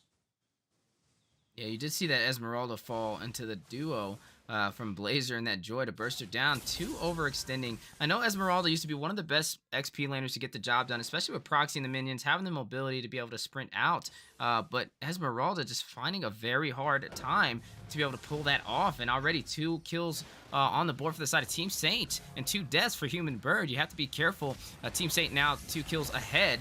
But speaking of these kills, a possible fight in the mid-river. Farza gonna go ahead and do some stun. Detonus Welcome connecting. The Wild Charge grabbed up by the Detonus Welcome, and Bombshell is gonna pick up the kill on Elusive. But look in the bush. Joy gonna rush in, not able to hit the beats. A little bit off of beat, matter of fact. But speaking of beats on the bottom side, two members clashing it out. This Esmeralda and this Yuzong. Human Bird, Falling Star Moon, prepping up. Gonna go ahead and drop in on the minions. Now the Dragon Tail to Petrify. Give a little bit of slow, activating that sprint to try and rush out. But again, maybe bursted down by the Shaw Essence. And no, Human Bird actually able to get out of that engagement. But St. Laurent on the chase, a little bit more mobile. It's gonna hit the Retribution and pick up the kill and take down Human Bird for his 3rd death. This is what we're saying, a little too overextending. But again, with that distraction, you are seeing D-Gods pick up another turtle. Now, I believe Human Bird knows what he's doing there, even though it seems like he's able to just distract the team. I'm sorry, I'm mesmerized by D-Gods here. Securing that turtle and getting a very well-played pickoff on that Claude. It all came down from Human Bird distracting the team, even me trying to cast that. But very well played by D-Gods there. Able to funnel that gold lead and utilizing that turtle and just completely crushing on that gold lane. Speaking of crushing, you are seeing Yuzong with the Black Dragon hover Bombshell to try and get the kill. But man, a lot was going on down there in that lane. You did see Grok take out Lolita, using the Guardian's Barrier, trapping her in for that turret damage. And Barat's able to pick up a couple of kills, but there goes the Guardian's Barrier again. Norbit using the Feathered Airstrike a little prematurely. Gonna go ahead and clear some of the minions though. And that'll open up the chance for Faith to get back online for his lane. So speaking of online, like we said, this Esmeralda just having a very hard time. And we are seeing a little bit of a lane swap as now Yuzong is in the top side since he was able to clear the bottom lane. And this is going to be Vadercant XP over there on the Aerithale to rotate for the XP lane. Now, as we talked about there, Human Bird was able to utilize his weaknesses there and capitalize on D-Guys rotating and choking that gold lane. Now, not securing that tower, but able to secure just enough kills. But Team State coming in with that rotation and killing the Claude, and that was a wonderful pick on their side. Able to secure that pick and utilizing the fact that Aerithal swapped lanes. Looking at his items, Aerithal has that gold lead now and able to go online with just those 2 items. So we're gonna be going to the mid game, and I fully expect Team State to start winning. Whoa, wait a minute! A Black Dragon chasing the Wings by Wings, dropping down with the Dragon Tail is gonna find a kill onto Norbit, and man, what an insane engagement! You are seeing Aerithal pick up a kill on Barat, and down goes the tier 1 turret for the top side into the hands of Team Saint. And also on the bottom side, you are seeing the tier 1 turret fall for Team Saint for the side of D-Gods. Speaking of Team Saint, though, look at them kind of already maintaining focus on these objectives. It's going to go ahead and try and burst down this Lord, and you're not really seeing the pressure from D-Gods to contest. As we were talking about right there, so much pressure that Team Saint able to utilize a lot of zone, getting D-Gods a little bit behind, right? They were dominating last game in the early. Now it looks like as we're going into the mid lane, Team Saint able to utilize their strengths properly. And speaking of strengths, Do you see the Feather Airstrike cut off prematurely, and Irithel picking up that kill, taking down Fars, the Numenon Blast winding up, Blazing Duet going in, Bombshell taking out Vader Can XP, but the Blazing Duet doing some serious damage, Claude flickering, he is going to try and pick up Blazer, but Unstoppable is down goes Faith with the over-aggressiveness, and he's going to pick up a double kill to take out Lolita, but he is not done there. You are seeing Bombshell on the chase, trying to get some revenge, trying to take him down, but now that overextension may be costly, and a triple kill may be on the way. Falling Star Moon from Human Bird trying to slow down this Joy, and you're not seeing any answers, and he is just definitely playing the beats, sending them his playlist, and they do not have any response. They are forced to buy it. Right now, Saint Laurent is online, and the beats are alive for Joy. now as we were mentioning there, that was beautiful, well played by Team Saint, utilizing the rotations there and capitalizing on the fact that they were caught. I wanted to mention here that they've been utilized. Wow, as we're talking about the picks, going for another pick. Yep, another pick. You do see Hanako able to pick that up. Human Bird does fall on the top lane and the 2-tier turret as well. Vader Can XP is going to find the tier 2 on the bottom side and get a kill, taking out the Claude. But look at the shot essence activated with that knockup. And it looks like both members on the top side, or all members on the top side, is going to disengage. But Norbit shifting focus. Now going to try and take down Elusive and Vader XP as they're playing very aggressive. You can definitely see their confidence right now toward the mid game.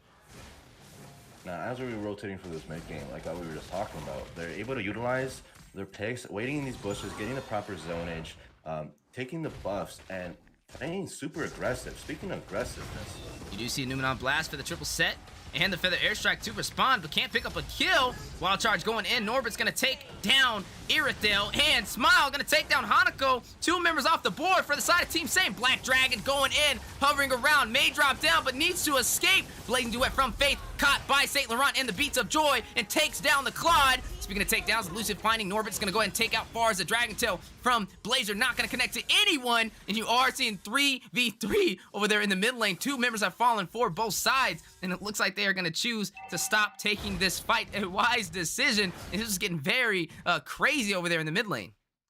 it was getting really crazy. D-God's not backing down. It's like a rabid dog put in a corner. Barras going in, taking that Dennis charge and making sure that they can utilize those picks. And Lolita going in and making sure that they get the sets off. But to no avail, Team Saint has a stronger CC comp. But I do want to commend the fact that D-Gods has the durability. They do. They just need to get the backline properly positioned. That's all I think that's lacking here, because they have such good and amazing sets. They've been seeing such good engagements, but Team Saint able to capitalize and utilize their strengths. Now, as we go along for this Luminous Lord and we go look at these items, I want to point out that Irithel able to have that gold lead, and I believe if Team Saint zones them out, she already has most of her items done. She will be able to clean sweep them. But Barats able to keep up with the gold and extremely tanky. So you're gonna have to start melting through that Barats in order to get through that backline. And you are seeing Hanako pick up that Lord for the side of Team Saint. Beats has been activated. Playlist on fire. Deton is welcome for response. Feather Airstrike going down, but canceled out by the knockup over there by the Furious Dive of Blazer on the Yuzong. Turret falling in the process, but in goes the Dragon Tail, and a kill for Hanako as they find Bombshell. And now 1 member off the board. Luminous Lord making his way up the top lane. An advantage for the side of Team Saint, as they do have their full team and the Lord to work in their favor. Now, as they go along and we got this Lord coming up, they are sinking the lanes, letting the Lord crash on its own and making sure that they're applying pressure onto these towers. They want to crack open the base. They want to close out this game as soon as possible. They don't want to get any more into late game than it is, so that way they don't give any of D-Gods this gold lead. And speaking of this gold lead, You are seeing Feather Airstrike go in. Lord crashing into the inhibitor for the top side. He's going to take it down, and that is another objective for the side of Team Saint, and a little bit of a hurdle for D-Gods to try and hop over. But speaking of hurdles, speaking of hopping over, you are seeing Black Dragon hovering around. Norbit going to find a kill, taking out Blazer. Down goes Yuzong, down goes the Lord, and now D-Gods responding back. Do they play this aggressive push and try and close out Team Saint, or do they take it safe and just kind of wait for them to make another mistake. And it looks like they are going to go the safer route. And I think that was a good defense. Even though they lost their inhibitor, they were able to maintain their composure and stay in this game. But I don't know how much longer they can withstand the pressure of Team Saint right now as we are slowly creeping into the late game. But looking at late game, Feather Airstrike going down. They're not trying to give Manny some room to talk. They're like, Manny, hold on, we want to fight. And here we go. They are going back in. St. Laurent rushing into the full team over there with this Joy. Not really doing much damage, though, just being more of that nuisance to the side of D-Gods in this late phase. Now, as we were mentioning, they really do want to fight. They constantly want to get these picks in there. They want to make sure that Team Saint has no room to breathe. D-Gods is just trying to go in there, making sure they can get a pick right here. And speaking of picks, a lot of premature ults right there. And I'm wondering if that was the right choice, but here goes that direct counter we talked about. Manny, that Lunox on that Barats, but a little too over-aggressive. You are a backline with no tank to kind of peel for you, and now Hanako in a bad situation. Smile on the chase, and Hanako's able to get away. It's the side of D-Gods does not fully commit. And not the worst decision is they do not know where all members are for the side of D-God or Team Saint, and definitely don't want to overextend and give them any more of an advantage that they already have. I keep fumbling my words. Like every time I'm ready to go in there, they just going nonchalantly, all it's blazing. But making sure that they want to keep the pressure up. Team Saint doing very well job in baiting the ults out from D-God, so that way when they go in this next engagement, that they won't have those ults for this team fight. But here's a dangerous part of the game, the late game, where you're going to get that final tier of Lord in a few minutes. The item difference here, we're going to see Irithel still has that gold lead, about to have all her items, right? But D-Gods, if they could keep going and funneling the waves, they would be able to win these engagements. That's happening right now. You do see Farza getting picked off. A good read from the side of Team Saint, and this is going to open up them an advantage to take another Lord. And look at how much damage they're already doing to it. And you got to watch out now as D-Gods is in trouble. One member down. Luminous Lord into the hands of Team Saint and only holding on to their last inhibitor turret for the mid lane. And the question is, can the shield of D-Gods prevail against the dagger that Team Saint has formulated for match 2? So here we go. We're gonna have to see these waves linked, or else, I mean, we see this Lord spawning late. So I think they have ample opportunity to get all those waves to crash and able to choke on these towers. But Team Saint doing a really good job capitalizing on these picks, making sure that they're baiting these ultimates, just getting ready for this part of the game, making sure that this next clash is the final clash. And I can't wait to see how it turns out. But D-Gods has been rabid. They've just been making sure that they're not falling down with their face on their feet, you know? They want to make sure that they can get that Claude in that back line. Claude is still a dangerous factor here. I do want to say that. Barat's super tanky, able to get all that damage out. Speaking of, You are seeing the engagement on the way. Team Saint trying to close it out. Lord has made his way into the base. Feather Airstrike as a response, as a wall of defense with the AoE damage. Lunox with the Brilliance activated. You do see Numenon Blast going down for the stun. Blazing Duet by Faith. Hit with the Petrify to cancel it out. Norbit's going to find a kill, taking out Grok. Faith's going to take out Yuzong. Two members already off of the table for the side of Team Saint on this aggressive push. And it looks like D-Gods is able to prevail. Their defense, their shield is too strong for the dagger. But do they disengage? Yes, they do. And you are seeing D-Gods still able to hold on to this inhibitor turret for the mid lane. D-Gods played that beautifully.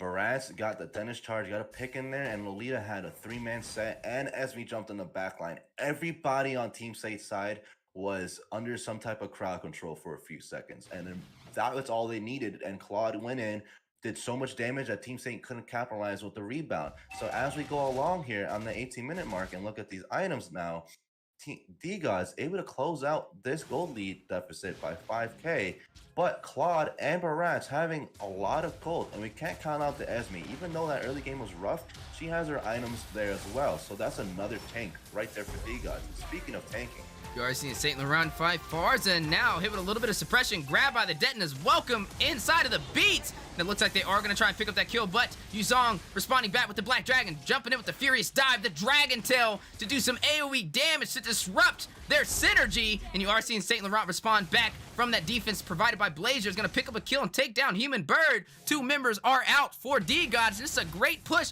to kind of close this out for the side of Team Saint, and they are going to go in and take that mid inhibitor turret. Now, the question is, can they close it out? Saint Laurent's going to find the Claude on the jungle, and they are going to take him down as well, leaving only 2 beefy front lines to contest against the full team. And ladies and gentlemen, Team Saint is going to rush into the Nexus and take this game, as you are not seeing D-Gods have any answers for it, and they take game 2. And ladies and gentlemen, we are going to game 3. Victory! GG, well played, both teams. I want to say very well played by Team Saint, able to capitalize on their strengths, getting their rotations in there. I do want to shout out, though, very well played by Bombshell and Smile. Very well deserved gold medals. They were there, capitalizing on the crowd control that they had and making sure that their backline had the peel they need to stay in this game. But I want to also point out, YZ and the Grok able to zone out D-Gods completely. YZ going in as a monster on their backline, while Grok was able to disrupt their teams and bait out ultimates. So that way, the Joy was doing the same thing as well. So that way, Lunox and Iritho can go in for a sweep. I do want to point out there that across the board, D-Gods has way more teamfight participation than Team Saint. That's how much that they wanted to keep in this game. So going on to game 3, I really can't wait to see how the drafts are going to look, especially since game 2 has been completely different from game 1. So I'm really excited and very well played. GG's, and I can't wait. Definitely can't wait indeed. An aggressive comp from Team Saint, but able to pull it off all the way from the early to the late game, and that just shows you their synergy, their time together working as a team to kind of compete on the professional platform, as that is our whole focus right there. We are the Mobile Legends Scrim Academy, and our main goal is to help teams prepare in MLBB in A and focus on what matters, right? That macro, that micro, that synergy, and get ready for upcoming leagues such as NDL, NACT, NASL, you name it, it's on the way. And speaking of on the way, we have a tournament of our own, which is going to be going live this Thursday, the Valentine Dash, starting at 8 p.m. Eastern time. So definitely tune in, as we are giving the first place winner a $700 cash prize, and also the winning team gets 25,000 diamonds. But it doesn't stop there. 15,000 diamonds goes to 2nd through 4th place, and so much more. So definitely look out for that, guys, as we are hosting that for the MLSA Scrim Academy, partnered with Raz. It's going to be an exciting time, so be on the lookout. If you guys do want to register, make sure you guys follow us on Discord for the Mobile Legends Scrim Academy. But speaking of the Academy, let's take a look at the schedule so far. We were watching D-Gods go up against Team Saint best of 3, and right now, both of them at match point, taking us to a game 3. And the question is, who will be able to take this series? Moving on from that, we will be going on to Series 2, watching Ohana Esports go up against Zinx for another best of 3. And then to close it out today, we will be watching Clockout versus Abyss, all live on the Mobile Legends Scrim Academy YouTube channel and the Mobile Legends Bang Bang North American channel. So I appreciate you guys tuning in. Thank you so much for being with us in the Land of the Dawn, and hopefully you guys are enjoying the show as well as we are enjoying the show, as these teams are definitely putting on their best in the Land of the Dawn. So definitely don't go nowhere. Grab some popcorn, get some drinks, and we'll jump right back in for Game 3.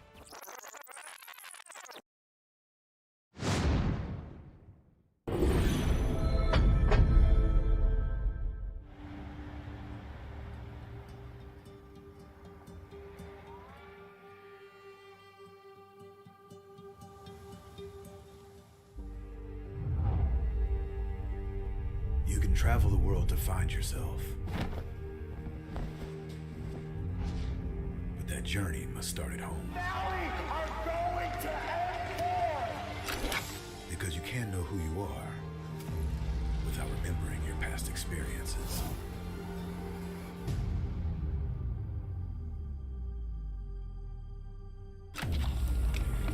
Basic is returning to Asia for his redemption.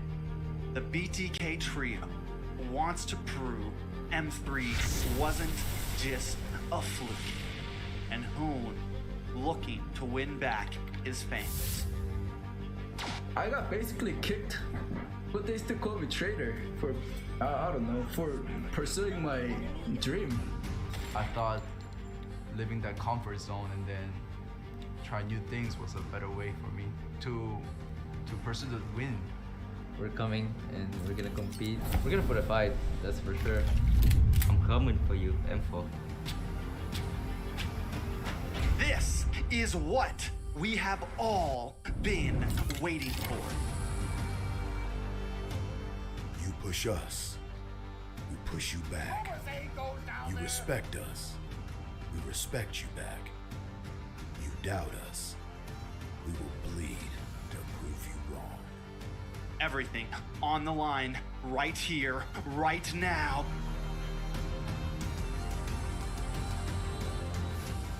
Definitely, they're not underestimating us as much as they did in M3. People probably see us and take us more seriously now, especially considering our accomplishment back then. I want to be the first in the world. I want to win a world championship. And the only way to really do that is day in and day out. There's no relaxing. You have to keep going. Here comes the Valley.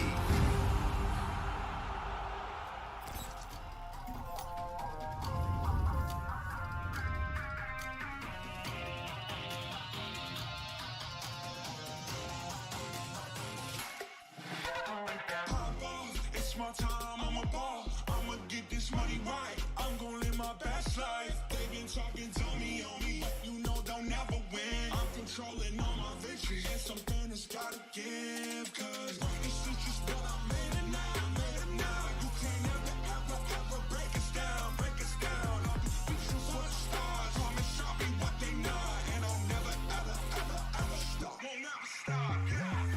Touch the sky, you're made of silver. Touch the sky, you're the greatest option now. You and I can make it out of the ground. Hang tight, we gonna reach for the greatness. We will always rise, we will never fall. We fight in our eyes, we will be strong. Even though we know our backs against the wall. Can you take your age? You know that this is. I've been down, been waiting so long. I'm here for the crown, I'm here to show off. Greatness time, just waiting to show y'all. This is your time to remember. Ladies and gentlemen, welcome back to the Land of the Dawn. We are the Mobile Legends Scrim Academy, and currently we are on Series 1 for today, as it is Season 2, Week 2, Day 1. And we are seeing a lot of engagement from two amazing teams, D-Gods and Team Saint, currently tied in a best of 3, 1-1. And the question is, who will prevail? Speaking of who will prevail, prevailing onto the schedule, we are looking at Series 1, that D-Gods Team Saint. Moving on for Series 2, it will be Ohana Esports up against Zinx, a new team who I haven't seen so far, and I'm excited to see these newer faces inside of MLBB in A. And then to close it out for today, another new team going by the name of Clockout is going to go up against Abyss, who is also new on the MLSA, but we've seen them kind of operate before and definitely are a high elo team. All live to you on the Mobile Legends Scrim Academy YouTube channel and the Mobile Legends Bang Bang North America channel. So I appreciate you guys tuning in. Speaking of tuning in, make sure you guys register so that you guys can compete in these events if you want to go toe-to-toe with some of these teams you're seeing before you, and so much more. So we do have an amazing event on the way. We are hosting the Valentine Dash. We are giving the winning team out of 16 teams competing $700 cash prize and also 25,000 diamonds. So what are you waiting for? The link is in the pinned comment over there on YouTube. Make sure you guys register now on the MLSA Discord server, and we appreciate you guys tuning in to today's show. Speaking of the show, two teams already locked in 1-1 on the board for Series 1. D-Gods going up against Team Saint. And the question is, who will be able to take match point and take the series? On the desk with me, I'm joined by El Manny, who will be your analyst, and I will also be handling the play-by-play. Appreciate y'all tuning in. And how you doing today, Manny? What's up, Papa Lopin, Weezy? I'm doing awesome. After the second game, I can't wait to close out this series. We've been seeing back and forth action from D-Gods and Team Saint. D-Gods able to capitalize that first game and going strong on the early. Second game, they were kind of slacking behind on the early, and Team Saint was able to thoroughly close out the game. Now, I want to see this game be a cluster ball. We've been seeing fights left and right, and I want to see who's going to be able to capitalize on their advantages. We haven't been seeing much on the gold lane, though, this series. The gold lane's been able to farm freely to the mid game, so hopefully we can see the teams go in and do the traditional choking where they get that gold lane completely secure and funnel all the way through and take those rotations out. But I don't want to count out any teams out because I know it's been extremely hard to do that considering these drafts. And speaking of drafts, we do see the Fredrin let go from Team Saint, so they banned the Joy and let that go, which is commendable. We've seen Joy twice, so just to get that out of the way, Very well picked right there. So we get some variety. But so since we got the they also got the Martis. So Martis right there is such a good pick. I am getting Fredrin in. I already see the guys already have a strong front line. But on the side of Team Saint, they do have Xavier and Brody and Thomas. But I do want to highlight the Xavier and Brody. Xavier, super strong mage right now, and a lot of good crowd control. And Brody as well, a lot of agility there, and he doesn't need much to go online. So that's a lot of good zone right there on the side of Team Saint. So I'm really liking the drafts on both sides right now, Reezy. I wanted to ask you, what do you think is lacking from both teams, and who do you want to see close out this series? Well, looking at the draft so far, some strong picks already for the side of D-Gods, picking up Bombshell on this Fredrin. That's going to be a walking petrify, as we've heard in the MLSA from time and time again. And then let's top it off, Martis into the hands of Human Bird, who's been doing a great job in the XP lane. And you got to worry about the early phase, right? They also have Norbit on this Kagura with that Execute. Watch out for those bushes, a lot of burst potential, and some great pickoffs. And I think they've got the early game checked out. But the question is, what is the answer as we get later and later in the match? How are you going to respond when we get to the mid and late game if you can't close it out early? And looking at late game already, Hanako on this Xavier, you are seeing that Brody locked in as well to do some serious damage as we prevail. And you have to watch out for them. But something that can directly counter them right now is the Lolita. And I'm wondering if the side of D-Gods will pick that up. Now, Atlas was banned off the board. I don't even think they would go for the Atlas here, but you still could. But I don't know if it'd be the wisest answer, especially with that Vader Can XP on this Brody. But like I said, early phase is there. They need a late game marksman for D-Gods to kind of fine tune the draft they've done so far. But I do like it. It gives some mobility. It gives some damage. We need probably a Lolita and then to close it out with a late game marksman to be able to have an easier time up against that Brody. And if you're looking at late game marksmans, they're already trying to ban some of that out. That Claude has been taken off the board from Team Saint. They took out the carry, so you only have really a few options to go with. You can't use the Melissa because Xavier's on board. You don't want him to hit you with that Mystic Field and stun you inside of that go away bubble that you use as a means of escape. So possibly pulling out something like the Iratel may possibly work here, or maybe even, you know, something that can fight from afar. So even a Leslie may be a possible answer. But no, Lolita is going to go to the side of Team Saint, and a good pickup, because with that Lolita, that is going to deny the other side from picking her up. And that's going to allow them to be able to hit these dawning lights over there from Hanako on this Xavier. And it's going to allow Vader Can't XP to be able to hit them with the torn apart memories. But I wonder what options are going to be here. Still, maybe a Wanwan. I know the Brody can sometimes counter the Wanwan, but I've seen it both ways. And now looking at the draft so far, Smiles hovering over this Franco and a possible Harith pickup for Faith. As we look at this draft here, you're right. They only have a few possible marksmen to pick up here. So that's why Faith is just probably not going to go for a marksman going on here with gold. But as I say that, they lock in that clan, and they, like you said, they had few options. They banned out the carry, Claude, and then Lunox as well. So that right there, all anti-tank. So they could have. So Team Saint could have gone, or either way, they could have gone tankier. But I do like the fact that D-Gods has a beefier draft. They have the Fredrin, Martis, and Kufra. And since there's those three picks I just mentioned earlier aren't in play, they're gonna have a really strong time. So it's gonna be up to the Granger and Brody to really be able to melt down with enough penetration. Actually, I lied. The Lolita's gonna make a lot of sets, and Xavier as well, able to position themselves properly for the Brody and Granger. So I do see Team Saint with a really strong draft on that front, but that's able if they're able to capitalize it, because D-Gods has a stronger draft naturally. They're gonna have an easier time during this early and to mid game, but we'll have to see. Both teams have been going strong. I can't wait to see how the rotations are played. I hope to see if gold lane is going to be secured, capitalized early, because that's what I've honestly been seeing lacking. They've been just shutting down, getting the farm early, the rotations down. We have been seeing a lot of work from the tanks. The support has been making these plays, so on both sides. So I'm really happy to see that. So really well done for both teams. So let's see what happens during this first early 5 minutes of the match. Yeah, definitely some interesting compositions that you're seeing already. But now I'm kind of wondering how Elusive's going to play on this Lolita, right?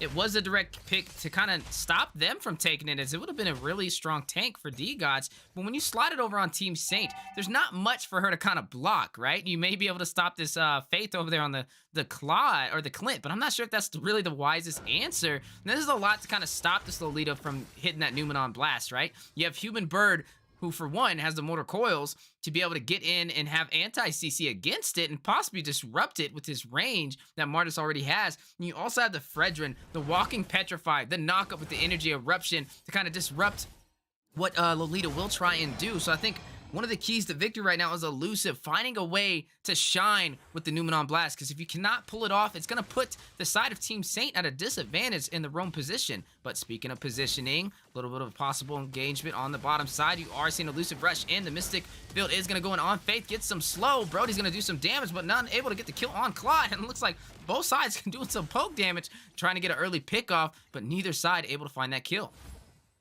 As we've noticed there, they're going right in for that early game. They want both their marksmen online, forcing the flicker out of the Clint, putting Brody in a huge position to capitalize on getting first blood down there. I do want to notice that the rotations has been heavily from the side of Team Saint, making sure that they're getting the picks together and rotating properly. Like you were mentioning, that Numenon Blast is going to be extremely key on the side of Team Saint. So as we're seeing right now, the rotations has been on point. I can't wait to see how that Numenon Blast is used properly along with the conjunction of the rest of the team. There we go, a kill already picked up for D-Gods, finding Xavier, and that is Martis who takes that kill. Human Bird, though, may be in a bad situation, does have level 4 hitting the decimation, trying to take out St. Laurent, and now hit with the Numenon Blast for the stun, and Blazer is going to pick up that kill for Thomas, and that is a 1-for-1 trade on the board. Speaking of Numenon Blast, there it is, right there. It uses the countermeasure against that Martis, who we said was going to be able to be a monster online that early. Martis has a superior early game, so we're going to have to wait and see to get these marksmen online and wait for the mid game. It seems like Team Saint's time to shine has always been the mid game, so I can't wait to see when it gets there. As we're talking about it, we're going on this first turtle, and we're going to see this nice engagement here. Yeah, already seen the Cotter Inferno activated by Blazier, but Bombshell hitting the Retribution, able to take the subjective as Granger is currently farming, and that is a big advantage for the side of D-Gods for the early phase to kind of shift the momentum toward their way, but Team Saint still leading the way in gold. But look at the bottom lane, you do see grenade bombardment going in onto Brody, who was overextending, trying to take out Faith, realize he has Granger to kind of help it out, but Faith with some good positioning is going to go ahead and stay in that lane with no problem. And now looking at Elusive, trying to wrap around, trying to get in the bush for a potential pickoff. Decides to shift focus over to the mid lane. As we looked right there, both teams have been doing a very well job of not feeding. We're looking at these items here, right? So Brody able to keep up the pace and get that gold lead, and I believe he's going for Blade of Heptases, right? And that Blade of Heptases is going to be extremely strong ambush damage. So, especially since we've been seeing how the rotations have been going, they've been focusing on getting these picks. And speaking of picks, you are seeing Martis with the motor coils getting out of that deadly situation, and she was definitely outnumbered. But speaking of outnumbered, you are seeing Don Light go down, but unable to connect to Faith, and Clint picking up a kill is going to take down Vader Can't XP on this Brody. And definitely what you want to do, focus the gold lane, delay the marksman from getting online, but a response on the top side to answer back. They're going to find a kill, taking out Human Bird, and now going to strip down this turret, and now a race to take it down with minions in both teams' favor. They're going to both possibly take down the tier 1 turret, but no, looks like the side of D-Gods was unable to take it for the bottom side. Oh, very well played right there from Team Saint. They were able to capitalize that counter rotation on top lane and securing that gold lead by 1k by taking down that tower. That's going to be really huge, especially since the Granger was there to absorb some of that gold with Thomas. That's another marksman right there that's going to be worry for D-Gods, considering the fact that they have a team set comp. Speaking of comp, a little bit of a misclick as Hanako was able to get that barrier up, was unable to hit it with the first skill to get the slow. It kind of auto-clicked into that minion, and that would have been a potential pickoff for Faith, but now going to give them advantage trying to take this turtle. Mystic Field going in, but Bombshell hitting the Retribution to be able to secure that again for the side of D-Gods. 2 turtles in their favor, and now going in for the kill. Yin Yang overturn. Norbit's going to pick up a kill, taking out Lolita, but Destinata to respond back, but unable to hit the final shot. But speaking of final shot, The Dawning Light is gonna find Smile and take him down, and that is a kill for the side of Team Saint to even up the scoreboard 3-2-3. But look at the mid lane. Cotter and Inferno going in by Blazer, chasing down Human Bird, forced to use the Mortal Coils to escape, and he is going to be over-aggressive. Possible yin-yang overturn on the way. Blazer not afraid to show that frontline presence, but speaking of presence, torn apart memories, finding Faith, unable to get the kill though, is going to stay alive, but Granger is going to find that kill. Faith's going to take him out in response with the turret damage, and Bombshell is going to find a kill in this engagement as well. Just seeing a lot of people falling on the board, as you did see this Brody kind of fall over there. And now, with the way the map is looking right now, it's definitely opening up, and you're seeing an aggressive comp from both sides, trying to shift the momentum in their favor. Now, as we're talking about shifting momentum in each other's favor, we're seeing a huge fight top lane between two Titans right there. And the Martis flickers away. Now, as we talked about that, Granger getting the pick on that Martis, not letting him go with the ultimate right there. So, you're finishing and clearing up that board, winning by 0.4k difference, but the board is even. Both teams neck and neck, trying to get these picks and rotations set, making sure that no one has that landslide of a lead. Constant brawls. And speaking of brawl, you do see Vengeance activated by Blazer, gonna use that scythe, trying to rush out, but Bombshell on the chase is gonna possibly dash in to get the kill. Vader can XP taking out Faith on the bottom side with the help of Xavier and Lolita. But look at Blazer, the outplay! The man is rotating Connor and Inferno to give him some additional HP, stacking up the minions, and just delaying a lot of time for them to be able to take this kill. And that is going to allow the bottom side to be able to push in. But Norbit, 3v1 situation, Elusive rushing in, getting the stun. But you are seeing torn apart memories to secure the kill with the Dawning Light. And man, how many ultimates does it take to take out a Norbit on the Kagura?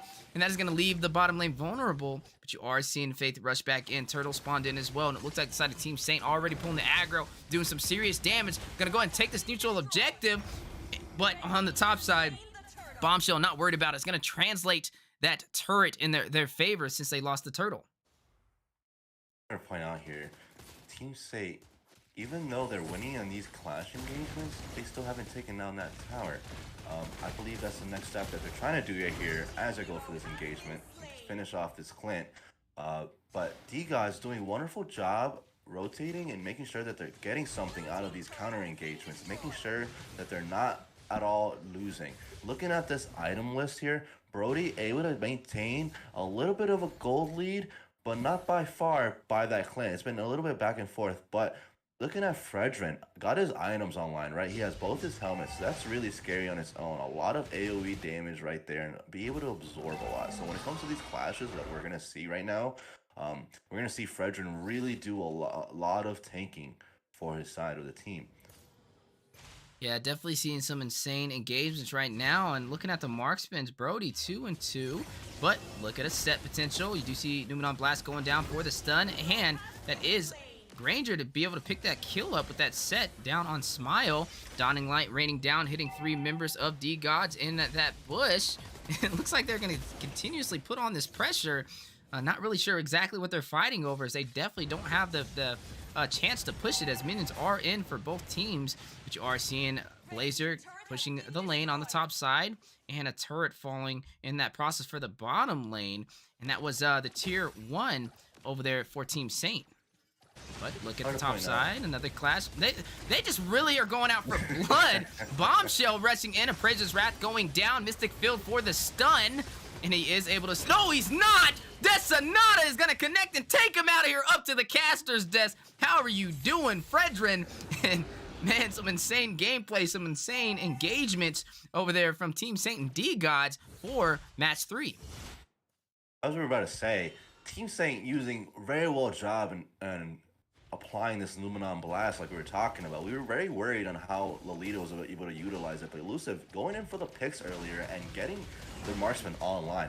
Granger 5-1, right? So able to get the strengths in there and funnel around the front line to zoom out in the back.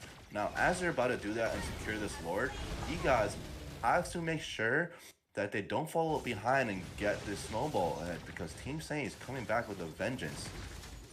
You are seeing the engagement on the way. They are pushing in for the tier 1 turret. Dawning Light going down, not able to do some damage, but the tier 1 did fall. Team Satan in a huge advantage in terms of the map. Numenon Blast for the double set, getting Kufra. Torn apart memories by Brody to try and secure the kill. They are dangerously low, gonna go ahead and try and disengage, but you are seeing Martis with the motor coils rush back to defend, and Norbert picking up the kill, taking out Saint Laurent. You do see a little bit of a recall. Mega kill picked up by Granger, finding Kufra. And the fight is not over yet, as you are seeing Blazer rush in. Motor coils from Human Bird to kind of disengage. And man, oh man, Team Saint leading the way, taking a turret and also taking the presence for the side of D-God's jungle. Now, as we were talking about right there, they were able to close out that engagement. Lord pushing in and rotating, getting the choke and right there, keeping the pressure alive, maintaining that gold lead and getting these towers in. And Lolita, elusive on that Lolita, has been really on point for Team Saint. Getting those picks and utilizing Numenon Blast for Brody to able to capitalize on the zone, and then D-God's backline forced to back out there. So all that's left is the front line to absorb all that damage. Very well played by Team Saint, keeping the snowball going. I'm glad you kind of mentioned that elusive right now, keeping the team together. 1-1-4. Cooper having a little bit of a harder time, kind of getting picked off in these engagements, but there goes elusive. Numenon Blast getting the stun. He's going to go ahead and allow his team to take that turret, the tier 2 for the mid lane, and that was the whole focus of that set. At the right place, at the right time, and overall, some good gameplay. As we notice this good gameplay, right? D-Gods have been playing very careful, trying to avoid the Numenon Blast now that they're noticing that it's been disrupting them. Speaking of, they're getting this kick on Thamus. He is going to go ahead and use that Vengeance, Cotterant Inferno for some sustainability. Still rushing in, and this is kind of what Thomas is known for, being that aggressive front line who can take a lot of those hits, but not able to really translate anything right there. As you are looking at the side of D-Gods down to their inhibitor turrets, now their backs are against the wall, and they have to be careful on what fights they take, especially when there are no objectives in sight. Lord spawning in 40 seconds, and that should be where they kind of shift their next focus to. Wait for the side of Team Saint to be over aggressive and get some solo pickoffs if they do choose to do that. And if not, maybe get a little bit of a contest on the Lord, as they are only down 4,000 gold. We're slowly creeping into that late game. We are between that mid to late phase, 13 minutes in. As we head to this mid to late game, right? This is the part where it's always going to be dangerous. Team Saint utilizing the fact that they want to get a pick and get D-Gods to overextend. They know that they're ahead. They have that 4K difference. If we look at these items, right? Brody able to capitalize on the fact that he has a lot of pen and about to finish the BOD with the Blade of Heptases, able to burst down that Clint and Kagura, no problem. And speaking of, we're getting another teamfight engagement. You do see the concealed play onto Norbert, able to burst him down, and now shifting focus to the 4-man of D-Gods over there on the top lane. Martis rushing in with the motor coils, Dawning Light finding Smile in the background. Is going to take down Kufra. Human Bird is going to take down Saint Laurent. A double kill into the hands of Xavier, finding Martis in response. Mystic Field for the CC. You see Numenon Blast going in. Faith picking up a kill onto Brody, and Hanako getting the triple kill, taking down Bombshell. Is going to send a Dawning Light to the caster's desk for a Maniac.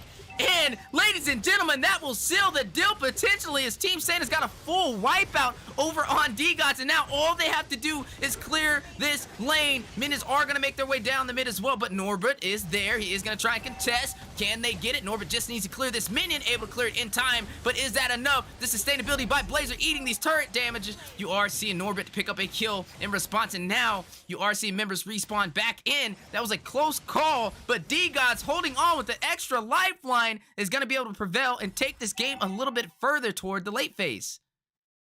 That was very well played by Team Saint right there, able to choke down and capitalize on the fact that Xavier's advantage right there.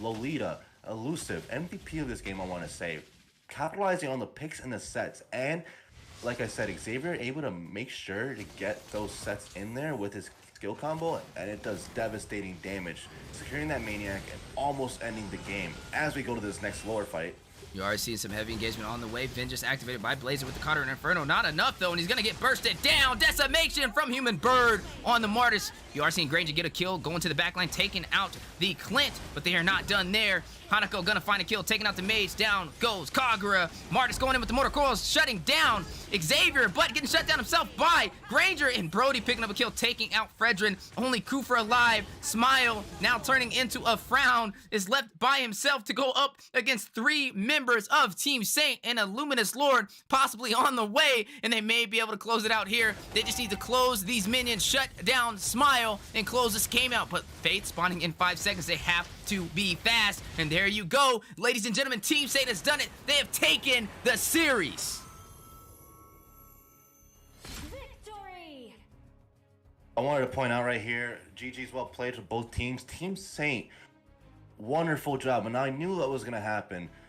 Not winning the game, but I knew it was going to happen, that they were going to utilize their strengths with Xavier and Lolita able to peel for their double marksman. The double marksman right there, able to scale and penetrate through the backline. And even though D-Gods had a better team fight comp when it came to beefiness, it wasn't strong enough for the CC accountability for what Team Saint provided. And then when we look at these stats right here, the team fight participation, their jungler, 80%. Abe was around the map everywhere, and so was the roam in mid. Constantly together. And we can't count out the Thamus, able to absorb 43% damage for his team. Able to absorb all that output from the Kagura and Clint, just enough for the rest of his team to peel. Very well played there. I wanted to say, shout out to Elusive. Beautiful sets all game. Able to predict Numenon Blast at the key points, so Team Saint can take the advantage of that. Outplaying the Martis, Kufra, and Fredrin, who, may I add, was in all accountability able to disrupt Numenon Blast. So the fact that they didn't, and Elusive was being very sly with it, was a very key factor to this victory won today.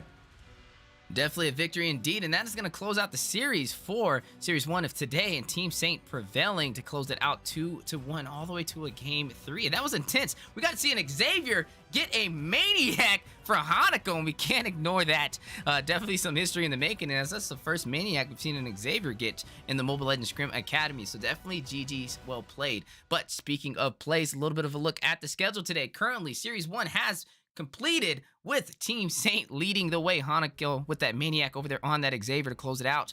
And now Series 2 will be on the way. We are going to be seeing Ohana Esports go up against Zinx. Ohana, a veteran team in the MLSA competing since Season 1, going up against a team from the Wild Wild East, a new team we haven't seen before, and I really want to see how they perform. Some new faces in the MLSA for Season 2 as we have officially opened up the gates on Week 2, Day 1.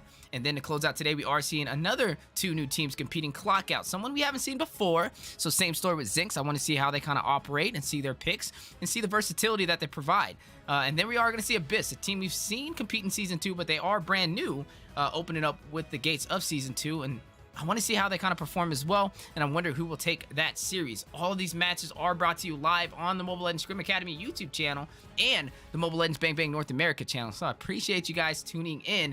If you guys want to take part in these events, if you think you have what it takes to take some of these teams out, definitely register on the Mobile Legends Scrim Academy Discord server now so that you can be up here on the big screen and show us your skills. But speaking of skills, it doesn't stop there. Ladies and gentlemen, we are officially opening up our doors for Season 2. We are starting with a huge tournament, the Valentine Dash. The link is already live on our YouTube channel for the MLSA. It will be live on the Mobile Legends Bang Bang North America channel as well.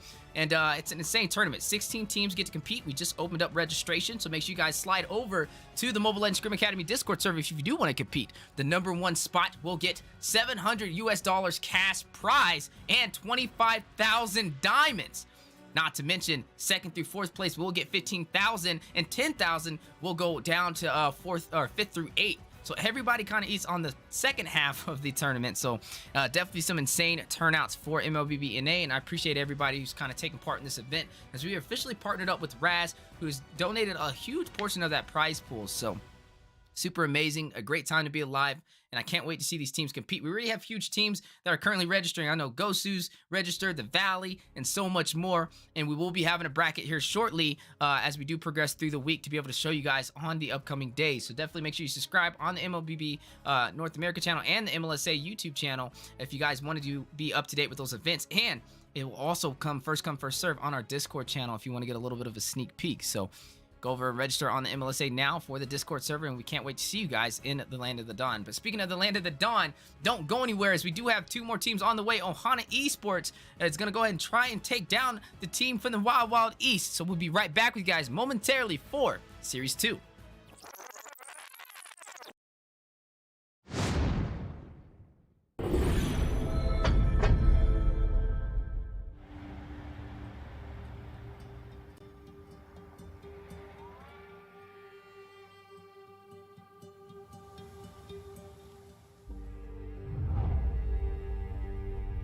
can travel the world to find yourself.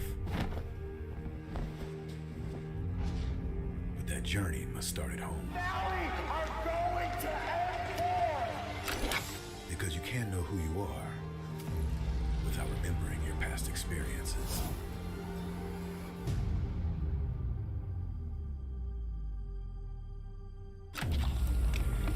Basic is returning to Asia for his redemption. The BTK trio wants to prove M3 wasn't just a fluke, and Hoon looking to win back his fans. I got basically kicked, but they still call me traitor for, I don't know, for pursuing my dream. I thought living that comfort zone and then try new things was a better way for me to pursue the win. We're coming and we're gonna compete. We're gonna put a fight, that's for sure. I'm coming for you, M4. This is what we have all been waiting for. You push us, we push you back. You respect us, we respect you back. You doubt us, we will bleed to prove you wrong. Everything on the line right here, right now.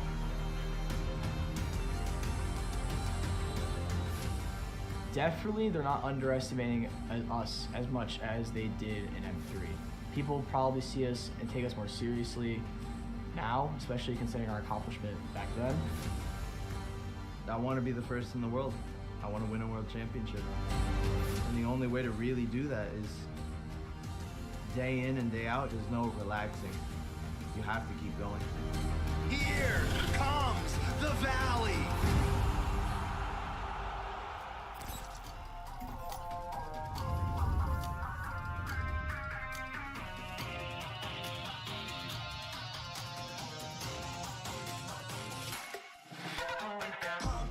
It's my time, I'm a ball. I'ma get this money right. I'm gonna live my best life. They been talking to me on me, but you know they'll never win. I'm controlling all my victories, and something has gotta give. Cause this shit just what I made it now, made it now. You can't ever break us down, break us down. I'll be speechless for the stars. Promise I'll be what they not, and I'll never ever stop. Won't never stop, yeah. Touch the sky, you're made of silver and gold. Touch the sky, you're the greatest option now. You and I, we can make it out of the cold. Hang tight, we gonna reach for the greatness. We will always rise, we will never fall. Fight in our eyes, and we are strong. Even though we know our backs against the wall. Can you take your aim? You know that this is. I've been down, been waiting so long. I'm here for the crown, I'm here to show off. Greatness time, just waiting to show y'all. This is your time to remember. So many times, I lie in the basement waiting for greatness. No, I won't listen to anyone hating on me and telling me I wouldn't make it. Cause I did everything that they said I couldn't. Caught my footing and I cut the controls. I stand for something, I ain't running now. I'm the greatest now, I just wanna make it better. Don't let me down, don't let it all fall. I've been on the road, accomplished all of my goals, and I ain't gonna let you down. Touch the sky, you're made of silver and gold. Touch the sky, you're the greatest option now. You and I, we can make it out of the cold. Hang tight, we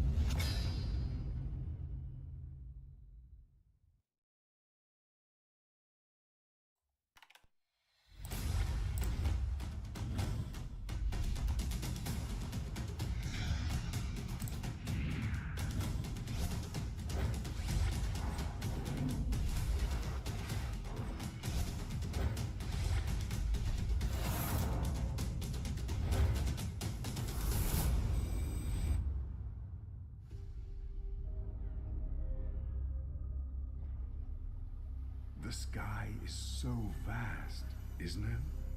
My little flare. Papa? Can you reach the sky and ignite the stars?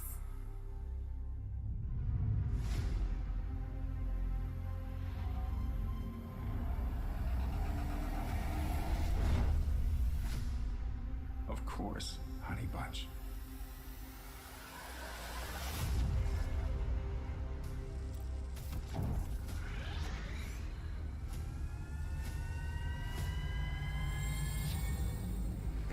Papa never returned home. He's among the stars now. But what about me?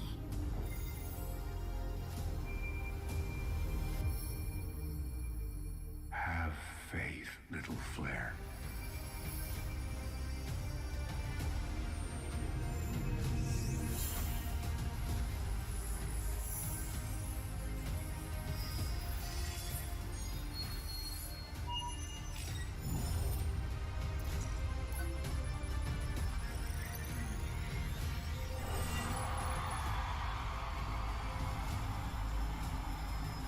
Now this is a wonder to behold.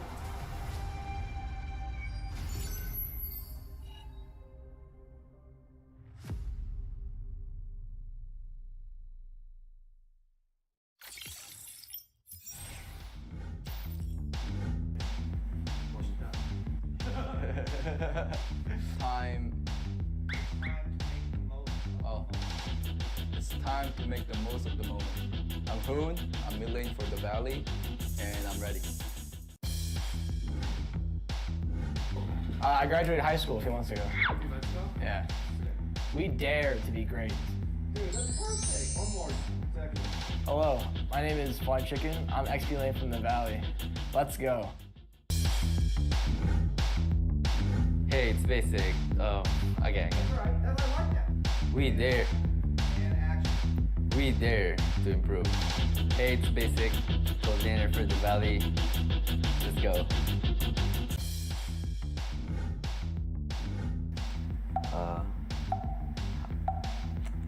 Say hi. Hi. 3 wasn't good enough. There you go. One more time. 3 wasn't good enough. One more time. You got a better one again. Hi, I'm Chuck. I'm late son for the Valley. Let's go. You see my chapped lips on the camera? Like here a little bit? Don't disrespect the US of A. One more. Hi, I'm Moba Zane, Jungle for the Valley, and we're ready. I want to fight Yahweh from the Eagle team for Philippines. Definitely RRQ. They've done so much for Mobile Legends, and you could tell just by the amount of fans that they have. They've also been so driven. I mean, they've been in Mobile Legends for years and years and years, and they've always been pretty good. They've always, even when they weren't doing as well, even in this MPL, they bounced back in the second half of the season. And I have a lot of respect for them. They brought a lot for Mobile Legends. And in the Philippines, it probably blacklist because they're actually the first team that, even after winning a World Cup, they just stayed driven, stayed focused, and now they're on their way to having a chance of getting their second World Cup win.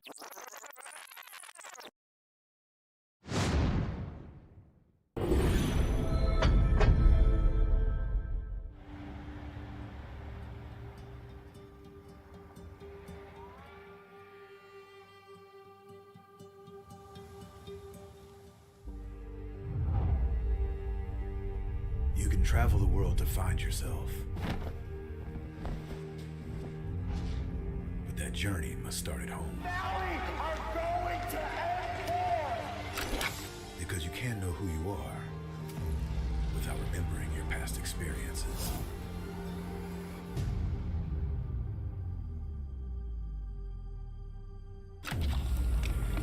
Basic is returning to Asia for his redemption. The BTK trio wants to prove M3 wasn't just a fluke, and Hoon looking to win back his fans. I got basically kicked, but they still call me traitor for, I don't know, for pursuing my dream. I thought leaving that comfort zone and then try new things was a better way for me to pursue the win. We're coming and we're gonna compete. We're gonna put a fight, that's for sure. I'm coming for you, M4. This is what we have all been waiting for. You push us, we push you back. You respect us, we respect you back. You doubt us, we will bleed to prove you wrong. Everything on the line right here, right now.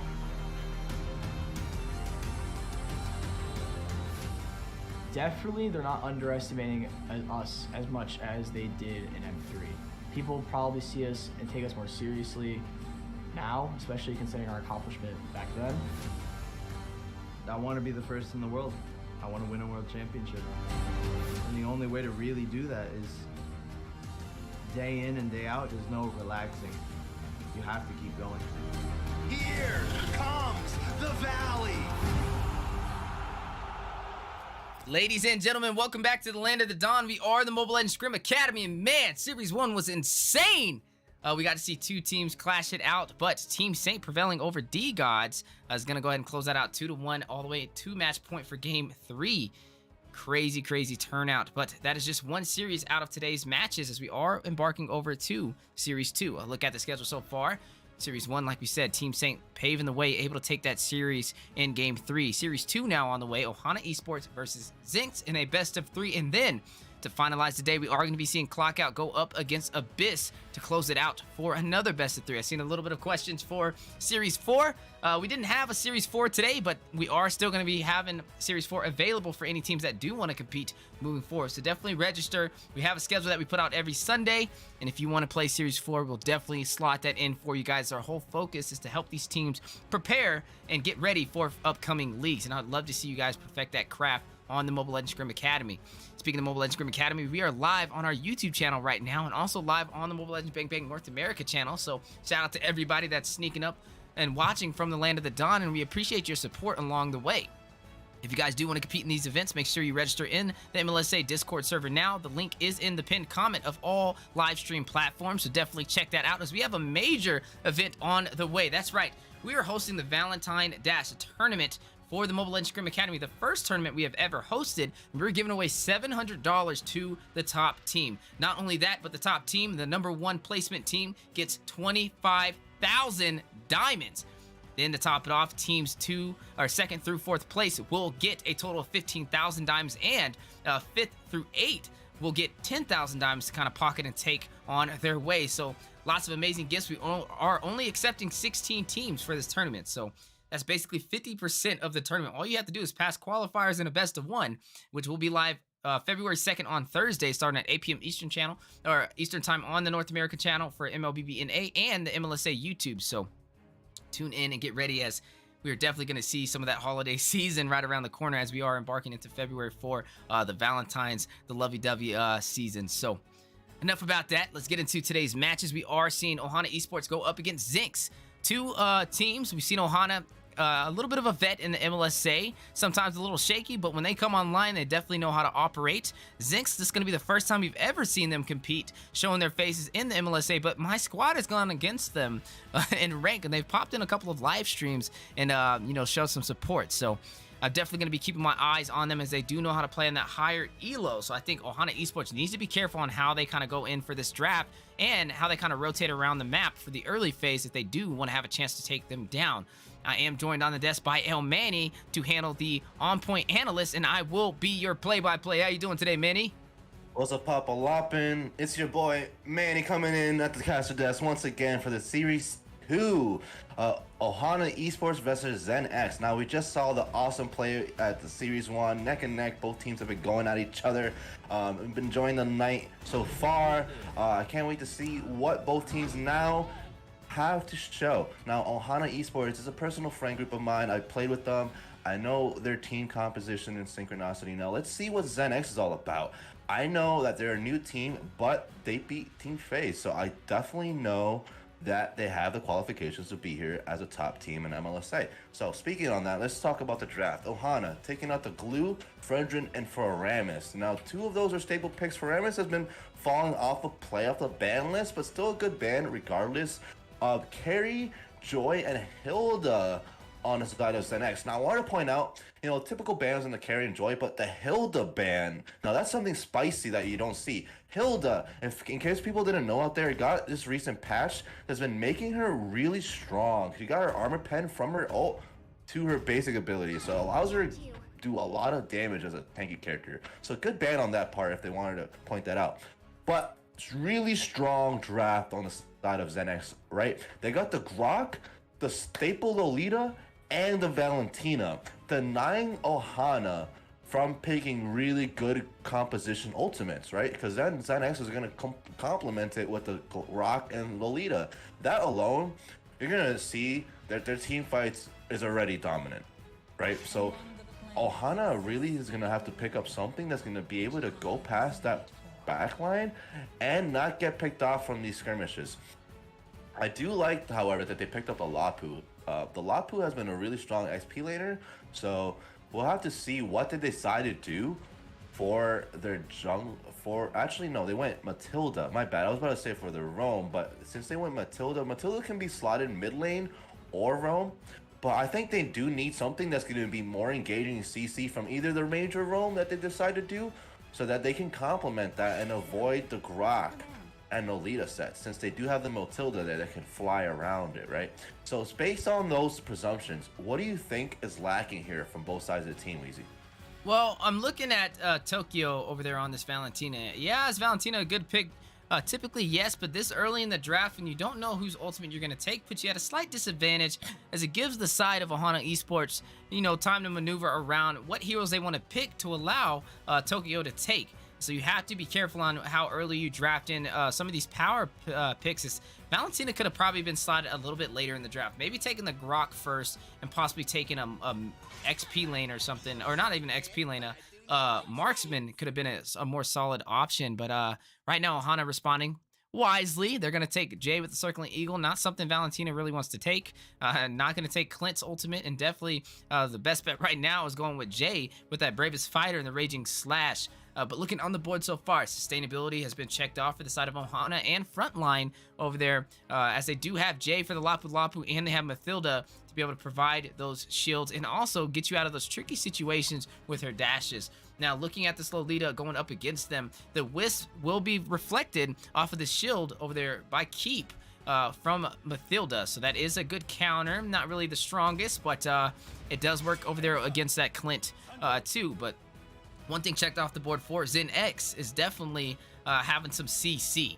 They have the Grok slotted in the XP lane, something we typically seen in M4, and it works. I love it. It gives you the capability to really get very dynamic with your drafting, but I'm surprised that they kind of double slotted their tanks this early. Was Lolita really the best option right there? Maybe could have waited and possibly even slotted Grok as a roam, but when you slot two tanks together, you're kind of exposing your draft and letting them know, hey, this is Grok in the XP, and this is a Lolita for the roam. But looking at Boss Lodi picking up this Harith, something we've been seeing a little bit in the Seabolt games. It's a direct counter over there for the carry, but this is going to be a Harith going up against a Clint, and I'm wondering how this will play out. I've never actually seen these two clash it out for the gold lane, so I'm definitely going to be taking notes and seeing how it works, but I do know when it is a carry.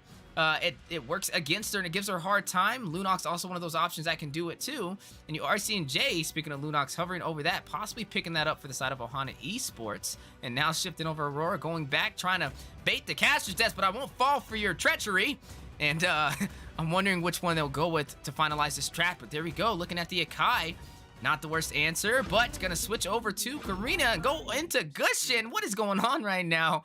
They may be listening in, but the Gushin, one of those heroes that can melt down even the beefiest in compositions, only needing the Genius Wand to get the job done. Then you have to watch out for him, possibly going in. He is looking at that Valentina. He's looking at that Harith. He doesn't have an ultimate that they can steal, and that is a really good way to get to the back line and also have some mobility to work with.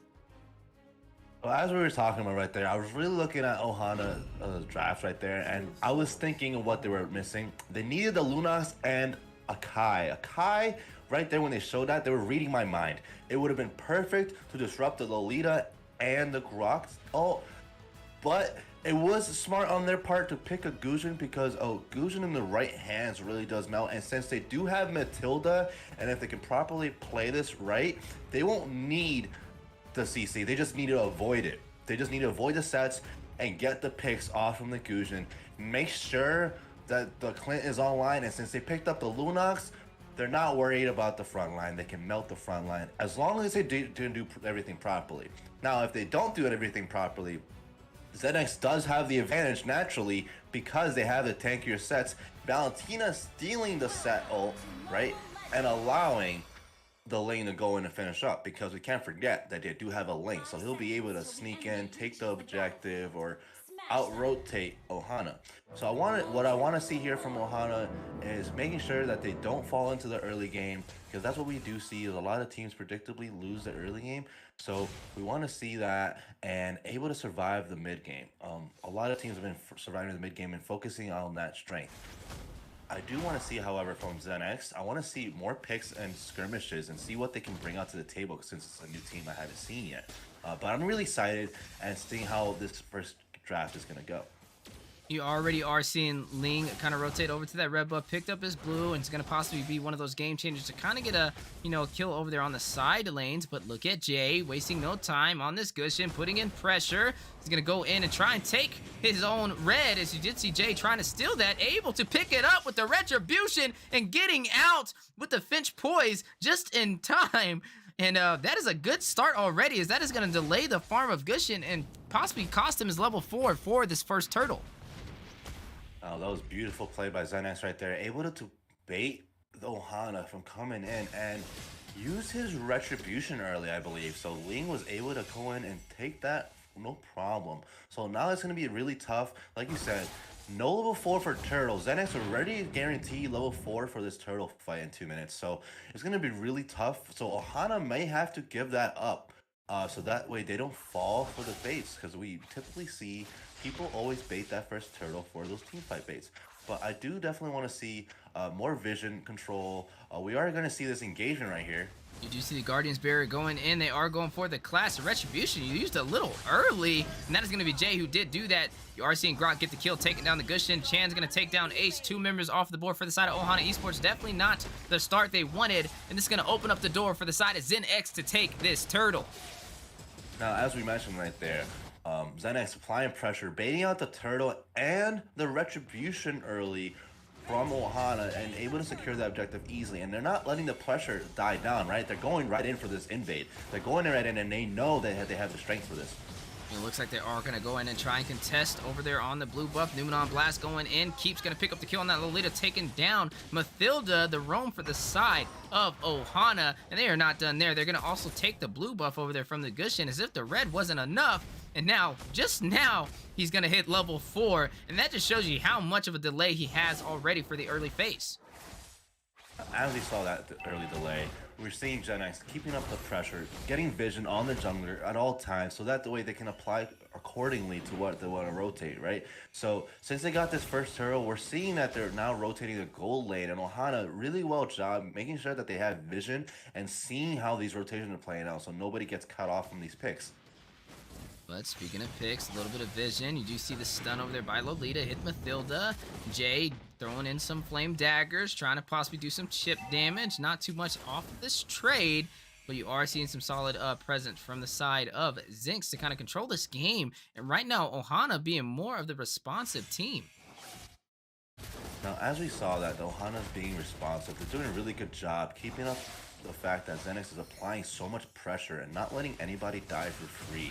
Speaking of dying, you see Circle and Eagle connecting on to Minazora, but Guzhin rushing in with the Incandescence, trying to take out Chan, and the damage is dealt by Clint to be able to pick him up, and down goes Chan for the side of Zinx. Tokyo picking up a kill, taking out Mathilda. That was Valentina who did take that, but they are not done here, as Boss Lloydie over there on this Harith is going to find the marksman, taking down Clint, and now, possibly for a double kill, is going to take down Jay on the Lunox. very well played by ZenX right there. Able to capitalize more baits right there. Ohana really thirsty.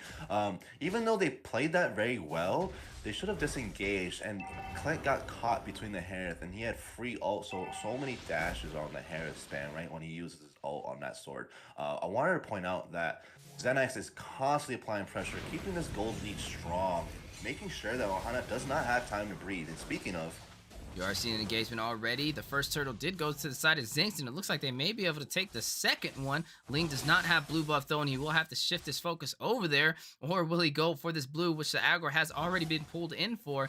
And it looks like they are going to go ahead and try and take this down. As right now, Gushin, Jay, having a hard time finding his way around the map as the jungler for the side of Ohana, already down 5 kills and 2 turtles. Now, as we go along from this early game, the first 5 minutes has been really tough for Ohana, but they were able to capitalize on the fact that they have good vision. I do want to point out that they're not losing per se, but they are getting out-rotated. Now, looking at the item lead, Harith by far blowing out this Clint out of the water with that 1000k difference. Finishing both his items, that Harith is really scary. Being the only person in the game to have both his items, that's how you know that Harith is being the key line for ZenX. And speaking of, you are seeing Chan take down Clint with the dive provided from his team, and now going in for another kill, possibly Jay forced to kind of get out of that situation, but Ace, not the same result, is going to get bursted down. Tokyo is going to take down Ace, 2 members off of the board for the side of Ohana Esports, and the tier 1 for the bottom lane has been pushed in, and that is a huge advantage to ZenX for the early game. Now, as we go along here for this early game, right? Not ZenX constantly not letting them breathe. The Grok going in with this engagement. He's going to go ahead and find a kill, taking down Gushin. Now the Numenon Blast going to go ahead and get 2 sets, stunning Ace and Jay, but the Bravest Fighter with the Raging Slash to respond on the Lapu Lapu, not really able to provide much, but they weren't taken down in that clash. But right now, just a lot of pressure, and another turret for the side of ZenX as they take the tier 1 in the XP lane. Now, as they go along and keep applying the pressure and rotation, I want to commend ZenX here, choking Ohana now, getting the 5k gold and making sure that they keep it at that level. They want to keep rotating, getting each wave that sinks in. They want to take a jungle, they want to invade, they want to take a tower. They know what their objectives and teams are. And speaking of, UGC Grok with the wild charge, able to facilitate that kill, and down goes Jay on that Lunox for the mid lane. And right now, I'm just questioning the synergy and the overall game plan over there from Ohana Esports. They were the one that kind of decided this draft, and they don't have a strong frontline presence. Yes, you have Ace on this Mathilda to provide some heals, but they have no CC. They're a comp that's easily able to be dived into, and not really much contest when it happens. This is what you're seeing right here. Again, Ace, even though you do have the sustainability, without that proper frontline, quickly being bursted down. Tokyo finding the kill with that Bravest Fighter. Damage over there by Lapu Lapu, finishing the Raging Slash, flickering in. Tipples of Blades going down. Airborne, and Jay has been taken off the playing field and up to the caster's desk. And you are seeing Jay to kind of join us here for the double kill, as that is Chan on fire. And another turret has been pushed in the tier 1 for the mid lane, and that was Harith who took that. But on the top side, a kill as well, a mega kill. Tokyo is going to find Jay and take him out of the game. now as we keep talking about these team fights engagements, ZenX constantly clashing, making sure that their aggression stays on ahead. And you're right, Weezy. Ohana has no front line, and that was what really was struggling here on that draft. They should have stuck with a Akai pick, but regardless, ZenX is playing really good with their zone. They know their strengths. The Lolita and Grok going in for more picks. And speaking of picks, man, you are seeing ZenX getting everything they want as Ace does fall in this engagement. Grok gonna get a kill, taking out Clint, getting a double, taking out Lunox. Jay finally getting a kill on the board for the side of Ohana, is gonna take out this Grok in response. Right now, not even really gonna phase ZenX, as you are seeing Chan push in the tier 2 for the bottom side. And now look at the mid lane, similar story that is gonna go in their favor as well, leaving the side of Ohana Esports stripped down to their inhibitor turrets only 8 minutes in.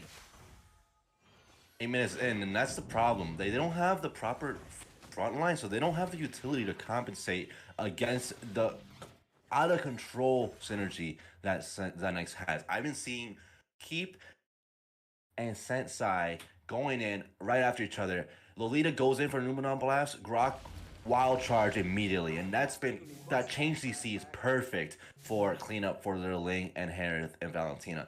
It's been a strong funnel so far. They've been choking them out, getting every buff that they can, getting each wave, make sure that they utilize their picks. So it's been a really strong game on Zenith so far.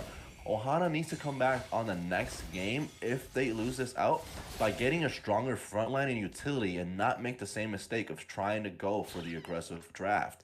Now, as we look at these items, Ling by far has the most gold in this game, having the most, beating Harith on items per surpasses, so we already see that. But as we can see, the gold difference is just too much. They don't really have the gold to be able to be winning these skirmishes. Grok is going damage. So that alone should just tell you that he doesn't care if it goes in and dies. He's going in to burst you, and then when that Numenon Blast goes in, he's wild charging you and doing so much burst. So that right there is contributing to funneling the Harith and Ling, able to clean up for easy snowball kills. So overall, very well played so far by ZenX, and I hope that Ohana comes back and tries to turtle and not get caught by ZenX's formations here. That's what really is going on. They're getting caught by the sets, and that's what we predicted happening. Without that proper front line, there's really nothing that they can do to stop them. Yeah, and you're right, and I think it's just a difference in drafting and overall understanding for compositions right now. And I definitely want to see, as Ohana kind of prevails in the Mobile Legends Scrim Academy, to work a little bit better on their draft. With not having a strong frontline composition, you leave yourself vulnerable for the side of Zenix and other teams to kind of close it out with a one-sided story. As you are seeing the Lord possibly crashing on the bottom side, it's going to go ahead and do some damage. You are seeing Clint take a kill, taking down the Lolita, but wait a minute, Jay taking out Grok, and now Tokyo is going to find Jay, but speaking of Jay, the other Jay is going to take him down to respawn, but Boss Lloydie over there with the Harris finds Gushin and takes him out to the caster's desk. That is a 2-for-3 trade, and it looks like the side of Zen X was not able to take any inhibitors from that engagement. Very well defended by Ohana there. They're able to trade 2-for-3 and save their towers. Now that's really crucial, especially when we're going towards this mid to late game, right? Around the 12-minute mark is when the Luminous Lord spawns, and that's around the time of the game where it can shift. The momentum can shift at any point in time. You're gonna have later timers. They'll be able to farm easier as the waves get pushed up. So as long as they don't get caught on the sets and the CC, they'll be able to come back in this gold. And as we see here, and those three picks that they got, Clint is able to come back and almost breach that 7K mark. So he'll be able to come online very soon here to be able to provide that damage for his team that they need. But they do lack in utility, and that's what's really killing them. We're not seeing Matilda able to capitalize on any picks going in the front line. We haven't seen that happen yet, and it's been really tough because of the Lolita Grok pick. They've been just constantly thinking against each other, and they've just been waiting for Ohana to make one mistake, and they're capitalizing on it. So I do want to see Ohana not make the same mistake as they're happening right now with this Grok pick. You see a little bit of that overextension brilliance activated by Lunox to get out just in time. Right now, look at Jay. Do they know he's in the bush? No, they do not. And that would have been very bad had they had spotted him out. But speaking of spotting, Lord has made his way back into the match. Luminous Lord, matter of fact, 12 minutes in, and you do see the side of ZenX already wasting no time, going for yet another objective.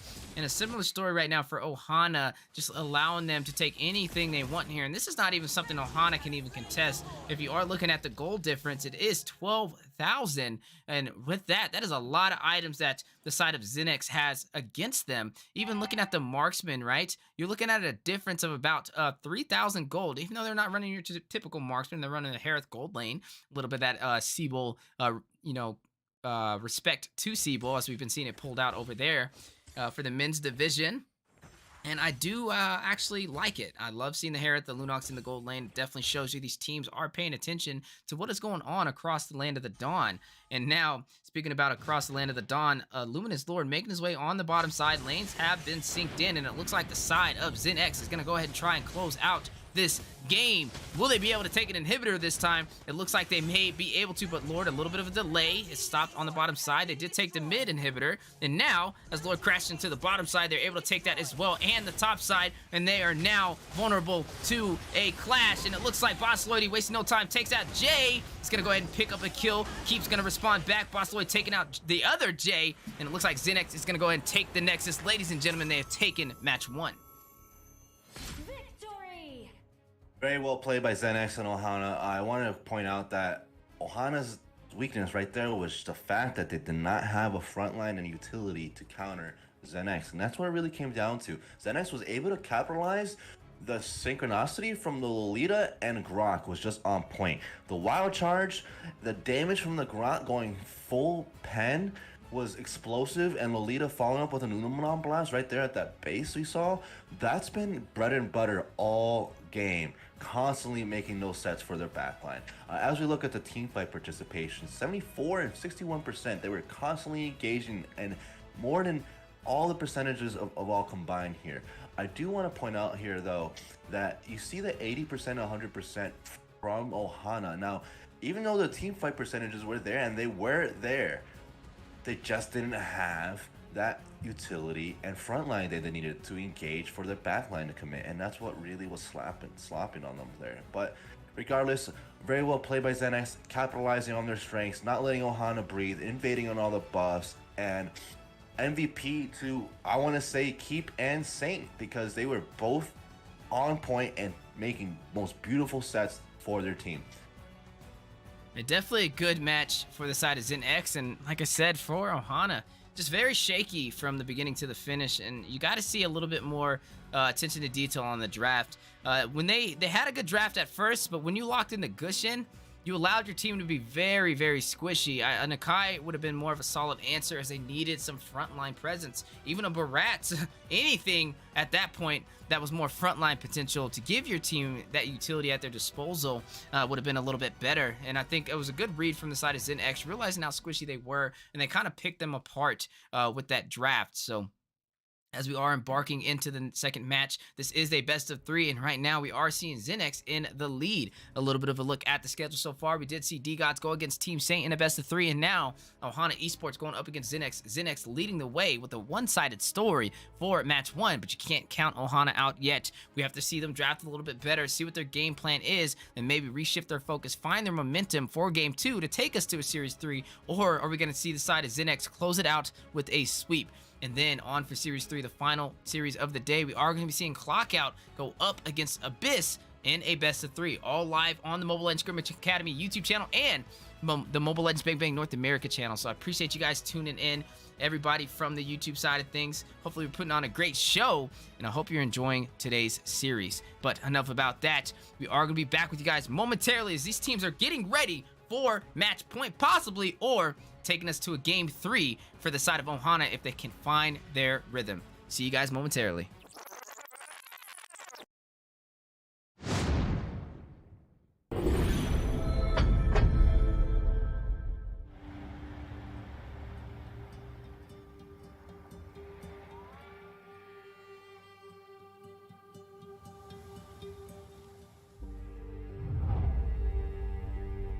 You can travel the world to find yourself. But that journey must start at home. Now we are going to end war! Because you can't know who you are without remembering your past experiences.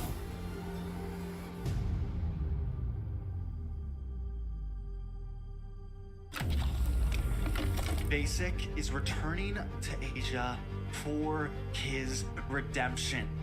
The BTK trio wants to prove M3 wasn't just a fluke, and Hoon looking to win back his fans. I got basically kicked, but they still call me traitor for, I don't know, for pursuing my dream.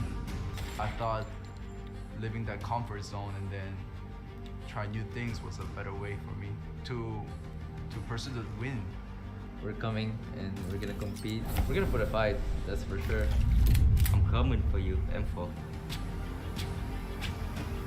This is what we have all been waiting for. You push us, we push you back. You respect us, we respect you back. You doubt us, we will bleed to prove you wrong. Everything on the line, right here, right now.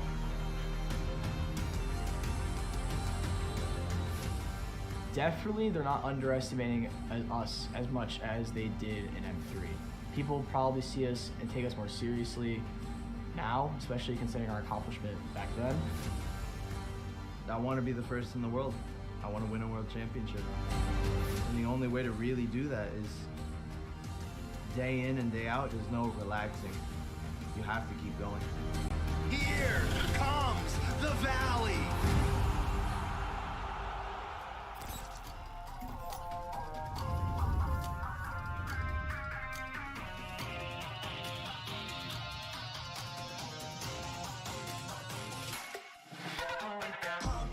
It's my time, I'm a ball. I'ma get this money right. I'm gonna live my best life. They been talking to me on me, but you know they'll never win. I'm controlling all my victories, and something that's gotta give. Cause this is just what I made it now, made it now. You can't ever break us down, break us down. We choose for the stars, promise I'll be what they not. And I'll never ever stop. Won't never stop, yeah. Touch the sky, you're a man of saving God. Touch the sky, you're the greatest option now. You and I, we can make it out of the crowd. Hang tight, we gonna reach for the greatness. We will always rise, we will never fall. The fire in our eyes will be us strong. Even though we know our backs against the wall. Can you take your aim? You know that this is. I've been down, been waiting so long. I'm here for the crown, I'm here to show off. Greatness time, just waiting to show y'all. This is your time to remember.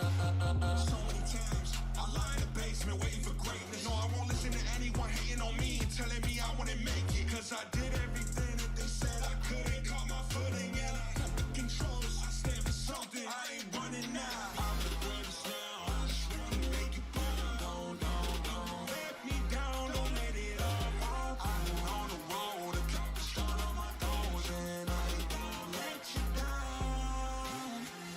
Touch the sky, you're a man of saving God. Touch the sky, you're the greatest option now. You and I, we can make it out of the crowd. Hang tight, we gonna reach for the greatness. We will always rise, we will never fall. The fire in our eyes will be us strong. Even though we know our backs against the wall. And again, pick your aim, you know that this is coming for the game, cause we ready for the victory.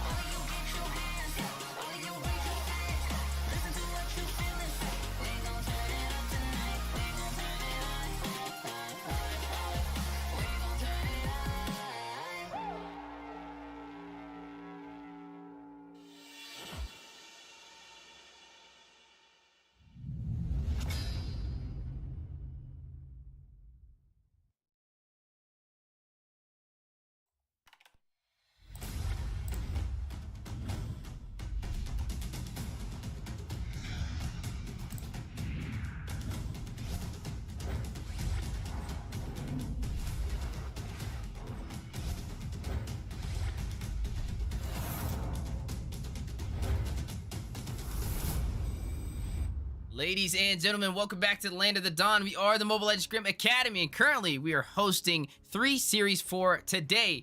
We've seen a lot of teams competing in the Land of the Dawn as we have embarked and opened up our gates for Season 2, and currently on Week 2, Day 1. And we've seen a lot of competition already. A little bit of a look at the schedule so far. Series 1, D-Gods up against Team Saint. Team Saint able to prevail 2-1 with match point to close out that series. And now, On to Series 2, we are seeing Ohana Esports go up against Zen X. Ohana Esports, a veteran team who's been competing since the beginning of the MLSA, going up against Zen X, their first time on our platform. And right now, Zen X leading the way, able to take game 1.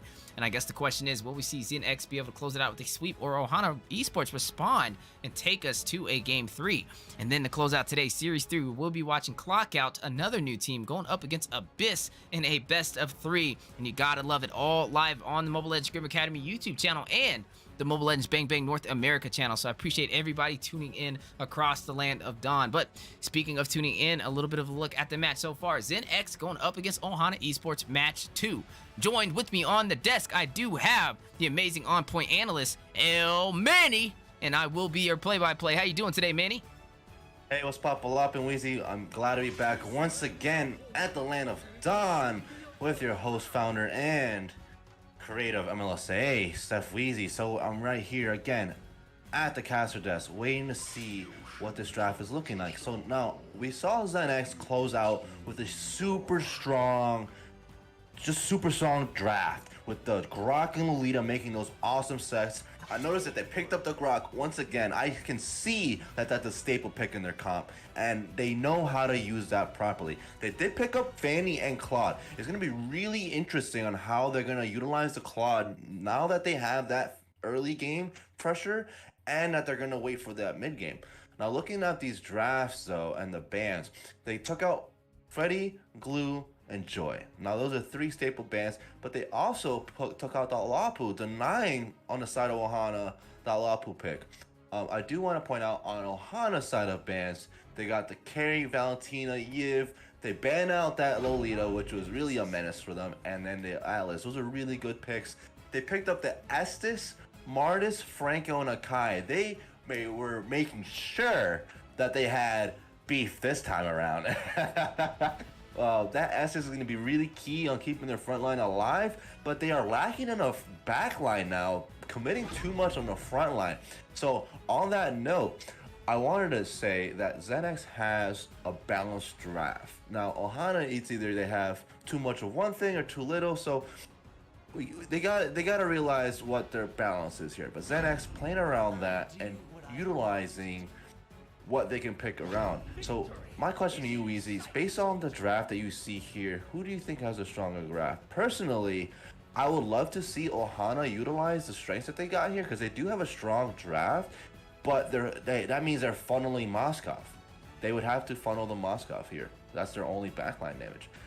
But Zen X here with a strong draft, they have the Fanny, they go on the backline, Dyrov to keep the pressure, Kagura for dive, Claude to destroy the backline, and that Grok we've seen that they know how to use. So who do you think won this draft here? Well, I'm looking at the Estes pick, right? You already had a Franco, and you have an Estes now and an Akai. So they're lacking damage. I think a lot of this damage is going to go to Moskov, and that is not the best hero to really put all your eggs in that basket on to guarantee the damage to a full team. And if Moskov does get shut down for some reason in the early game, especially when you're going up against a Fanny, you will have a very hard time closing this out. One thing Moskov can do is split push, though, and they do have the Martis on their side to be able to work on these neutral objectives. But I'm not really sure if it's the smartest overall draft, right? As picking in this Estes is going to limit them having an actual mage to deal damage from afar, meaning their only range damage right now is this Moskov, who is trapped in this gold lane until they open up some of these turrets, which means all you have to do is kind of gank him down over there with Sire on this Kagura to get some potential pickoffs, and that may be the focus already, as you are seeing them go to the bottom side, and Martis able to prevail in that clash, getting first blood just in time before Daira takes him down. But on the top side, fight not over, still an engagement, trying to get a response. You are seeing the heavy presence. Protect the Moskov is the mission. Protect the president. Get Mel online. They have one job to do. And the question is, will the side of Zen X allow it? Now, as we noticed there, Ohana able to pick up that first blood on the Martis on XP side, right? And then Zenix was trying to counter there because Ohana was making sure that they know what their objective is funnel Moskov, right? Claude able to survive, but Ohana wants to make sure that they put the pressure and keep Mel ahead. And like we talked about, they're putting all their eggs in one basket, keeping that one range backline. But who says that those are all the eggs? Seeing how this SP laner now is going in on the Dairoth as it is. You are seeing the overextension though, trying to get that decimation. Fanny wasting a lot of energy with those cables, and Estes rotating down to the bottom side to provide some healage. And one thing they do have, like we said, it's frontline. They have sustainability, but the question is, how long can this work? We know Martis falls off late game. Kai's not going to be a damage dealer. Estes definitely doesn't scale in terms of damage, but does scale in terms of heals to keep them in there. But the later this game goes, you're going to see this Claude come online and this Dairoth possibly get some pickoffs. But really good play from Ohana Esports, putting on that pressure, taking advantage of the composition. But Fanny rushing in, taking out Martis, getting a double, taking out Franco. Akoshi unable to hit the Bloody Hunt to stop her. And now here comes this Moskov we talked about. Gonna go ahead and possibly get a kill, but no, Akai does take that.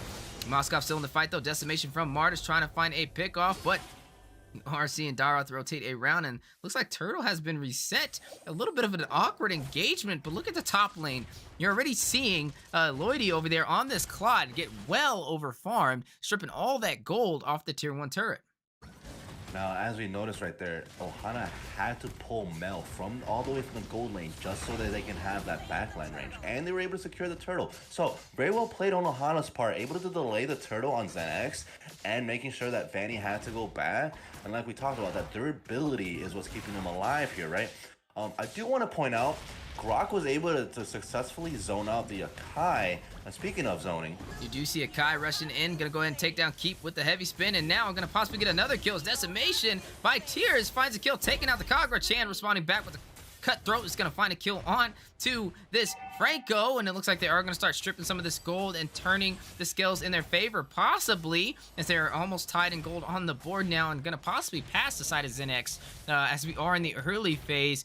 4-3 on the board, and right now Ohana Esports kind of coming alive with their over aggression, but I wonder how long this will last for. As we know, the later this game goes, the more it will be difficult for them to kind of close out. Abysm Strike not able to hit the mark. You are seeing the flicker from Tears on this Martis to dodge it, but that will be some utility off the board for both of the XP lanes. But Martis rushing in, trying to get some CC into the turret, but Fanny as well is going to join the fight. Going to hit the steel cables, the Cutthroat, and down goes Martis. Definitely a little bit of a misread. Need to be a little safer on that bottom side, and that has opened up the opportunity for the side of ZenX to take the tier 1 turret. Now, as we were talking about, right, that misstep from the Martis, stepping out, and then they were choking his lane, so he should have played more defensively under that tower. But very well played on ZenX, able to open up that XP lane, so that way that they can provide more rotations and more invades now, right? Since Fanny can now has free reign, they are able to either choke the gold lane or start applying pressure to buffs like we've been seeing on the game prior. But Ohana doing a very good job keeping up with the rotations and denying ZenX from steamrolling on the objectives. You are seeing Fanny trying to steamroll herself, get another potential kill. Turtle spawning in, look at the top side. Mel with no defense, Guardian's barrier to stop the Franco from running in. He is going to use the flicker just in time. Hits the Bloody Hunt, and down goes Fanny. But fight not over. Estes with the blessing of the Moon Goddess to keep Mel alive. You do see the backdoor play from the bush. Tears has joined the lane, and all lanes are empty, and everybody is on the top side. They all want a piece of the main show. They want to fight over this turtle, but the question is who will get it, as you are seeing it be stripped down to a quarter of HP, and you are seeing Kyo over there on this Akai pick it up with the retribution, but it does not stop there. Iron Hook not connecting. Martis rushing in, hit with the Guardian's barrier. And now, looks like they're going to slowly trickle back in to their lanes. But that was the turtle for the side of Ohana Esports. Very well played by Ohana, utilizing the Akai, disrupting the jungler from able to go in for the retry as the Zyroth was zoned out. And speaking of, they just got a pick on the side lane on the side of Mel, and that's not good. The fact that Ohana lost their marksman and they doing a good job, but the Martians falling behind. Claude able to keep up. The gold lead is actually on the side of Zen X, and if we can look at these items here, even though Ohana's doing a really good job keeping up the pace, Zen X is doing a way better job at farming. Their farm is not that, actually across the board team-wise, they have outstanding farm, and I think once it gets to the mid game, when we reach that Luminous Lord phase, it's going to be a really tough time for Ohana to come back from once Claude has those items online. But speaking of, you do see the Bloody Hunt connecting onto Dairoth, possibly getting a potential kill, but Dairoth responding back. Tyr's gonna shut him down just in time and get a double kill with the Decimation, taking out Keep Blessing of the Moon Goddess, stacked on the entire team, rushing in for the kill, a triple, as down goes Kagura, and Martis is on fire. But look at the mid lane, you do see Blazing the Way going in, but not able to stop them from taking the tier 1. Fanny getting a kill, taking down the Moscow with the power of the steel cables, but a good trade indeed as they were able to open up that map. And now on the bottom side, Ohana responding again is gonna find the tier 1 for the XP lane. Now I want to point out right there, at that engagement, that Estus was extremely key on keeping them all alive right there. Now, as we were talking about, durability is what matters, right? So they're going for pure sustainability. So at this point, I think their comp is not even funneling Moskov anymore. It's making sure Estus stays alive and staying on top of him, because I don't see Zenex having an answer. Since Martis is immune to CC, Grok can get out of that CC complicated, right? And Akai provides a lot of peel. And speaking of, Sire taking down Franco, one member off the board for the side of Ohana. That is their roam, but not to mention they still have an Akai, they still have an Essus, so the fight goes on. But aggro pulled for Zen X, having a slight advantage in numbers, is going to shift their focus to the Lord, but Akai rushing in, hit with a triple wild charge, and you are seeing Akai pick up that turtle just in time. But look at the fight in the jungle. Fanny rushing in, hitting the cutthroat, takes out Martis, but the fight is still on the way. You are seeing Akai respond back, taking out Fanny, activating the killing spree. Not done, no, gonna rush into this Dairoth, who is now in a bad position. No mobility, stunned, and another kill for Akai as he takes him down. Not only that, but respond back, you are seeing the Grok not worried about helping him out, but matter of fact, pushing in the tier 1 turret for the mid lane to open up the map for Zen X. As we saw there right there, really well played by Ohana, utilizing their strengths with Estus, keeping the sustainability alive. They're going in for the invade. You are seeing a contest over the blue buff. That buff Fanny so desires. Keep getting a kill on that Grok, taking out the Franco Blazing Duet over there to clear a little bit of the minions, and a lot of utility kind of wasted right there for the side of Zen X, and 10-10 and pretty much even on turrets. And I'm honestly a little surprised on the way this match is going so far, neck and neck. Neck and neck indeed, Weezy. We're seeing this gold not even being that far of a difference, just 0.2k, and we're seeing a lot of brawls, you know? We're getting into this mid game, and we're seeing way more brawls than we actually thought was going to happen. That S is keeping the team alive, allowing another pick. Huge picks from the Franco there. They've been doing a really well job utilizing the strengths of their champion pick pool, right? Even though they don't have that mage to provide that zonage, they don't really care. They have enough beef to survive these fights. And there you go, a lot of utility on the board. Bloody Hunt with the wild charge, and to escape, you are seeing Dairoth get a kill, taking down Tears on this Martis, and that means our only damage dealer now is this Moskov, who is in the top lane, and definitely a time for them to push. But look at the top lane, Blazing Duet going in, is going to find a way to burst down Nell on the Moskov. 3 members off the board for the side of Ohana, and all members alive still for Zen X, which will open up the opportunity for 2 things: to either push in some of these turrets or to go for this Lord. And there you have it. Shift and Focus is going to go for the prize for the Lord to create the opportunity to take even more real estate. As we're talking about getting real estate, here we are, way more picks here, going for the Lord, and they're baiting it out as Akai made that triple set right there to get them to waste some of their utility. But speaking of wasting utility, here comes another engagement. You do see the spear by Moskov going in. Chan getting the retribution. Mortal Coil is activated by Martis. Gonna hit the Bloody Hunt. Boss Lloydie taking a turret, but Tears taking down Keep on this Grok. But look at the top side. You are seeing, or the bottom side, you're seeing this Claude taking some of these turrets, split pushing, creating some opportunity And they did take that Lord as well. So that's definitely a trade into the favor of Zenix for that engagement. Now, as we look at this, right, Ohana coming in, trying to get picks. They're going to evade this next buff. They want to make sure that even though Zenex is coming back with this gold lead and having the Lord there, they want to get the Fanny offline or their Kagura, someone that's going to be able to take care of this Estes, so that way they can survive this next team fight that's going to be happening. But Zenex on the side of Boss Loidy. Do you see the fight going in? Martis with the Mortal Coils to knock up the wild charge from Grok. Killing spree activated as you are seeing Kagura take a kill, taking down Martis. Dyrot responding, taking out Franco. 2 members down for Ohana. What will they do as Lord is crashing into the tier 2 turret for the top side? Guardian's barrier for the blockage. Gonna stop this Akai, but you have the blessing of the Moon Goddess to keep him in there and safely bring him back home. But looking at these turrets, another one being pushed in right now, the side of Zenix. What we kind of talked about in the beginning, they have the pressure, they have the damage. The later this game goes, they're going to expose the draft of Ohanas. They had to close this out in the early phase, and even with that, you're putting a lot into the eyes and into the hands of Moskov right now, who's currently sitting 0-4-6. So we didn't really see too much of a protection on him to get the job done. Honestly, a little bit of a more focus from Chan to be able to pick him off, who is now 8-2-2 on this Fanny. As we were talking about, I was going to mention that on Boss Loidy, he has the item advantage. He has all his items online. He has by far most gold on the team. So he's been farming, out-rotating, making sure that their objectives and tower push has been on point. So that way he can capitalize his advantages on the mid game. Speaking of team fights, some heavy engagement on the board. Dara's picking up a kill onto Moskov. Kagura taking out the Franco. Chan taking out the Estes. A lot of players off of the board for Ohana Esports, leaving only Akai, only Martis to defend in the mid lane against 4 members of Zenix, and they are going to try and close this out. Look at Claude on the top side, going to go ahead and try and go for the inhibitor.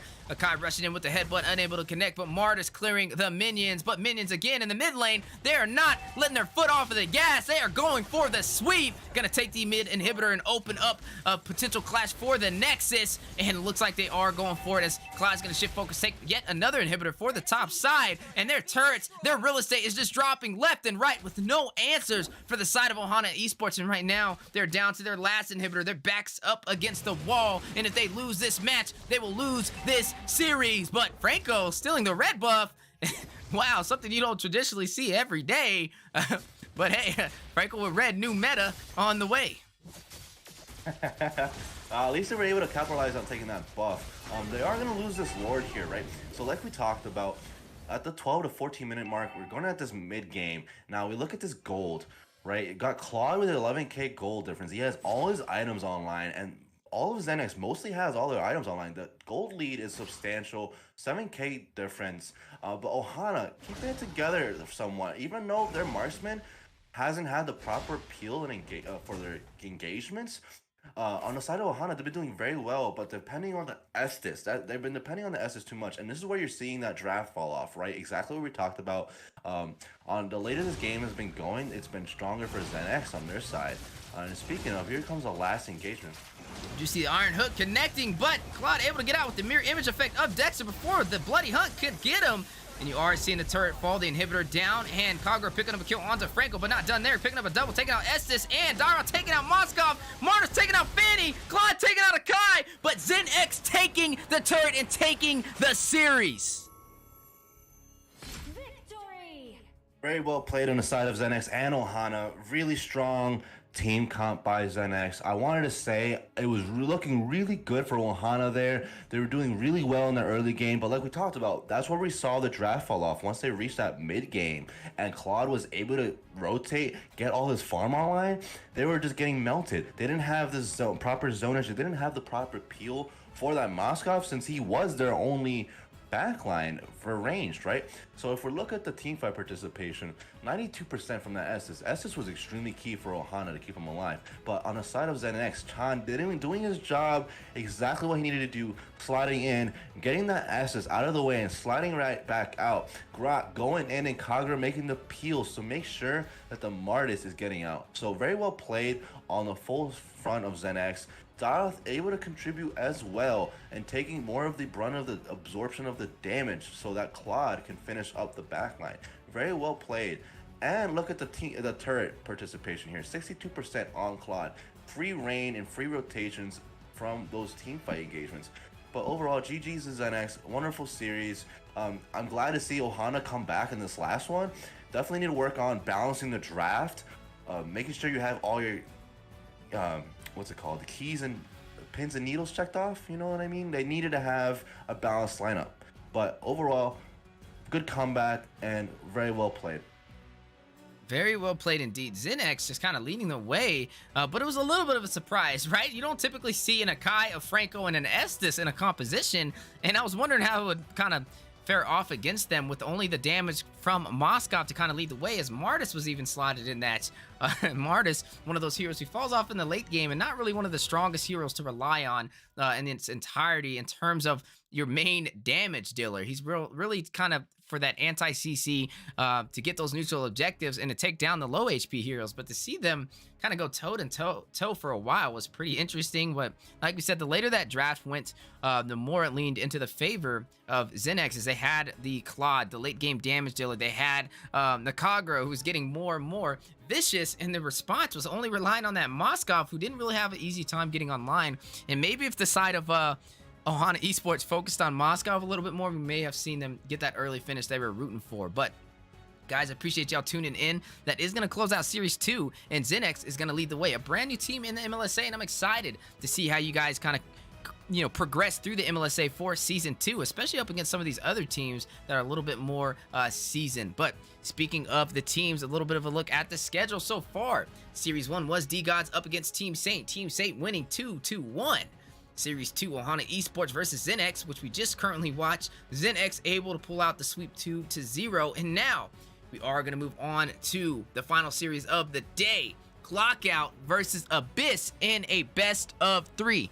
All live on the Mobile Legends Scrim Academy YouTube channel and the Mobile Legends Bang Bang North America channel. So I appreciate you guys tuning in. Hopefully you're enjoying today's show as much as we are. And shout out to all these teams putting in their all to compete, as our main focus is to help MLBB rise for a region and get ready for upcoming events such as NACT, NDL on the way, NASL, you name it, it's on there. And we'd love to be a part of it. So don't go anywhere. Get ready, as we are going to embark into the final series here momentarily.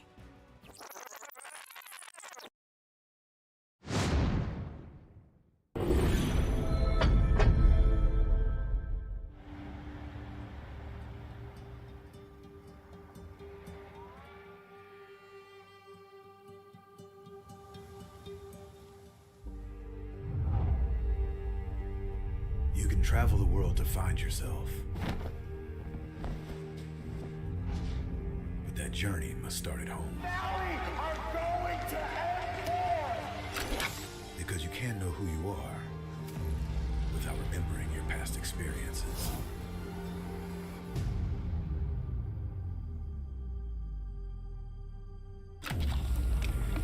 Basic is returning to Asia for his redemption. The BTK trio wants to prove M3 wasn't just a fluke, and Hoon looking to win back his fans. I got basically kicked, but they still call me traitor for, I don't know, for pursuing my dream. I thought living that comfort zone and then try new things was a better way for me to pursue the win. We're coming and we're gonna compete. We're gonna put a fight, that's for sure. I'm coming for you, M4. This is what we have all been waiting for. You push us, we push you back. You respect us, we respect you back. You doubt us, we will bleed to prove you wrong. Everything on the line, right here, right now.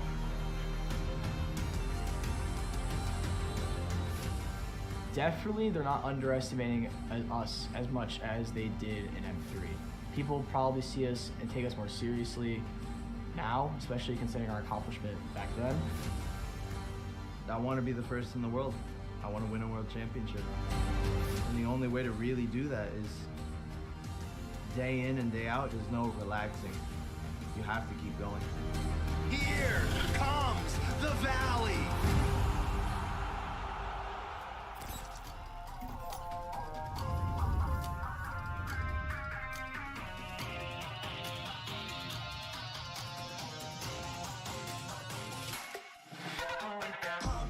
It's my time, I'm a ball. I'ma get this money right. I'm gonna live my best life. They've been talking, tell me on me. You know they'll never win. I'm controlling all my victories. And something that's gotta give. Cause this is just what I made it now. I made it now. You can't ever break us down. Break us down. I'll be speechless for the stars. Promise I'll be what they not. And I'll never ever stop. Won't never stop. Yeah. Touch the sky, you're a man of simmering gold. Touch the sky, you're the greatest ocean now.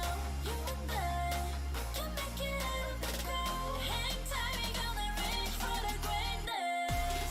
We will always rise, we will never fall. The fire in our eyes will be strong. Even though we know our backs against the wall. And again, you take your aim, you know that this is. I've been down, been waiting so long. I'm here for the crown, I'm here to show off. Greatness time, just waiting to show y'all. This is your time to remember. So many times I lie in the basement waiting for greatness. No, I won't listen to anyone hating on me and telling me I wouldn't make it. Cause I did everything that they said I couldn't. Caught my footing and I kept the controls. I stand for something, I ain't running now. I'm the greatest now. I just wanna make it burn. Don't let me down, don't let it up. I'm on the road, accomplish all of my goals. And I ain't gonna let you down. Touch the sky, you're a man of simmering gold. Touch the sky, you're the greatest ocean now. You and I, we can make it out of the cold. Hang tight, we gonna reach for the greatness. We will always rise, we will never fall. The fire in our eyes will be strong. Even though we know our backs against the wall. And again, pick your aim, you know that this is Coming for the game, cause we ready for the victory.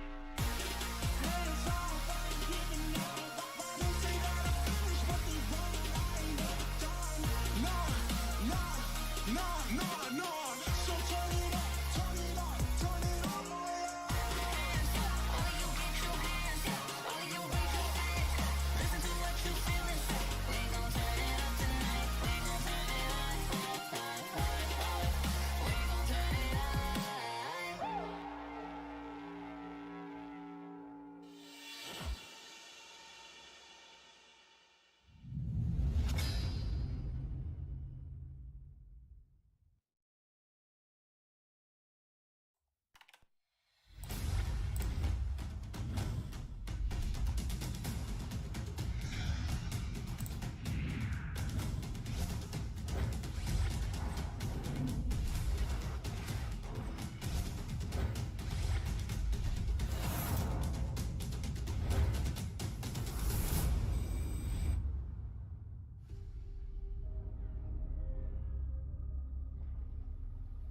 The sky is so vast, isn't it?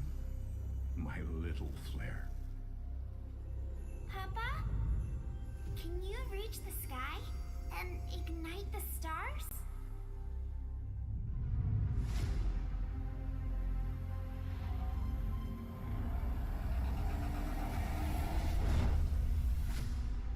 Of course, honey bunch.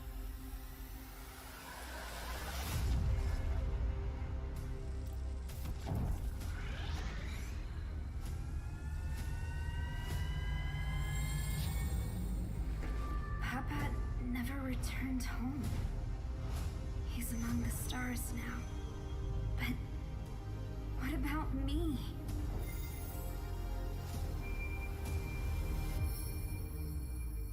Have faith, little flare.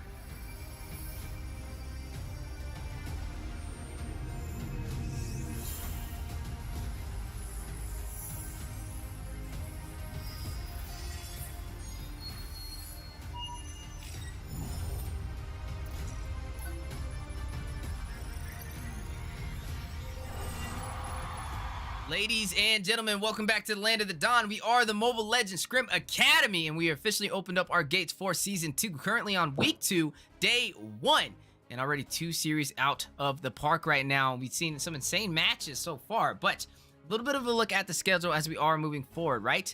D-Gods versus Team Saint, Series 1, ended in a 2-1 trade. Team Saint able to lead the way for victory. Series 2, which was just finished over there by ZenX, able to close it out with a 2-0 sweep.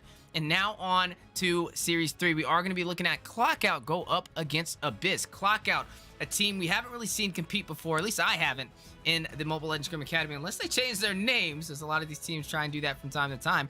Going up against Abyss. Abyss, a team we have seen compete starting in the beginning of Season 2, and definitely having a strong presence.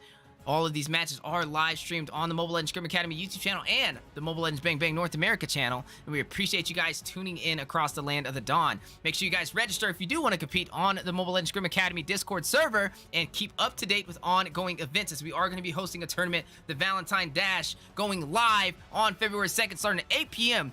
Eastern time. And it will be given a prize pool to the #1 first place winners of 16 teams to receive $700 cash. On top of that, the winning team gets 25,000 diamonds. Second and fourth place will get 15,000 diamonds, and 5th to 8th place will get 10,000 diamonds. So that's half of the tournament already, with some major takeaways to bring home, especially during the Valentine season. But enough about that. Let's jump into the match. Currently, we are seeing Clockout versus Abyss Series 3.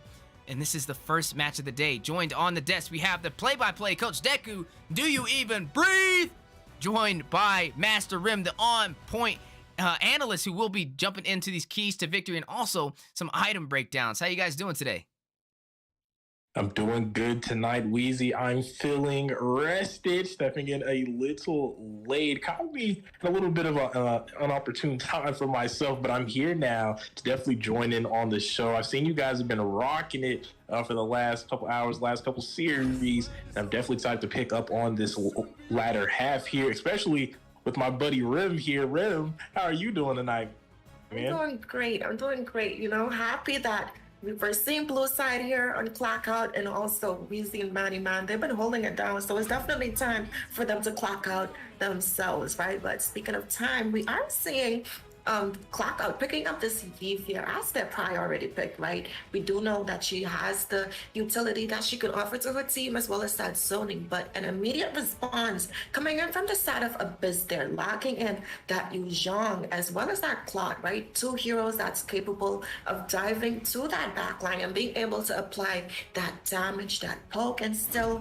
have the, you know, the answer at their hands to be able to escape, right? But speaking of answers as well, we see Melody locking in that far, so we do know that feathered airstrike, she can outrange that Eve and still offer that same high ground defense or offense, right? So they both have aggression right now.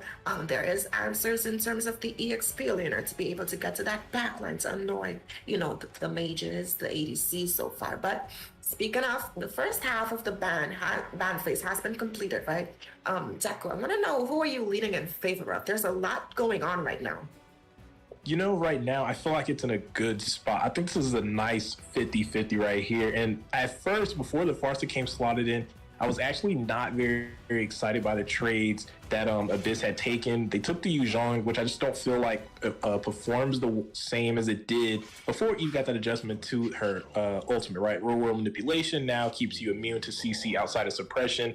So I was kind of shaking my head. I was like, I don't really know about the Yu Zhong. I don't think it really gets the job done anymore. The Claude was pretty okay. I was expecting a Grok in the first half of those picks, paired up with the Farsa. So those first 2 picks, a Grok Farsa, immediate response. But they went ahead and picked up the Farsa in that 3rd pick, which is good for me. The Yu Zhong now can kind of just focus in on the Beatrix, who definitely lacks mobility, right? Has the small little dash in the kit, but not going to be enough to really get away from Hooter with that Petrify and that Furious Dive. And then you have the Claude and Farsa response, which do good against both of those picks as well. So I'm definitely feeling it. And then you have the counterplay right from the Wapu as well into those 2 picks, right on the same token. So I feel like right now, I couldn't give it to either team. Like, I feel like this is a very strong first 3 picks from both of these teams. And they kind of just blend together right now. But we are heading into the second half of picks.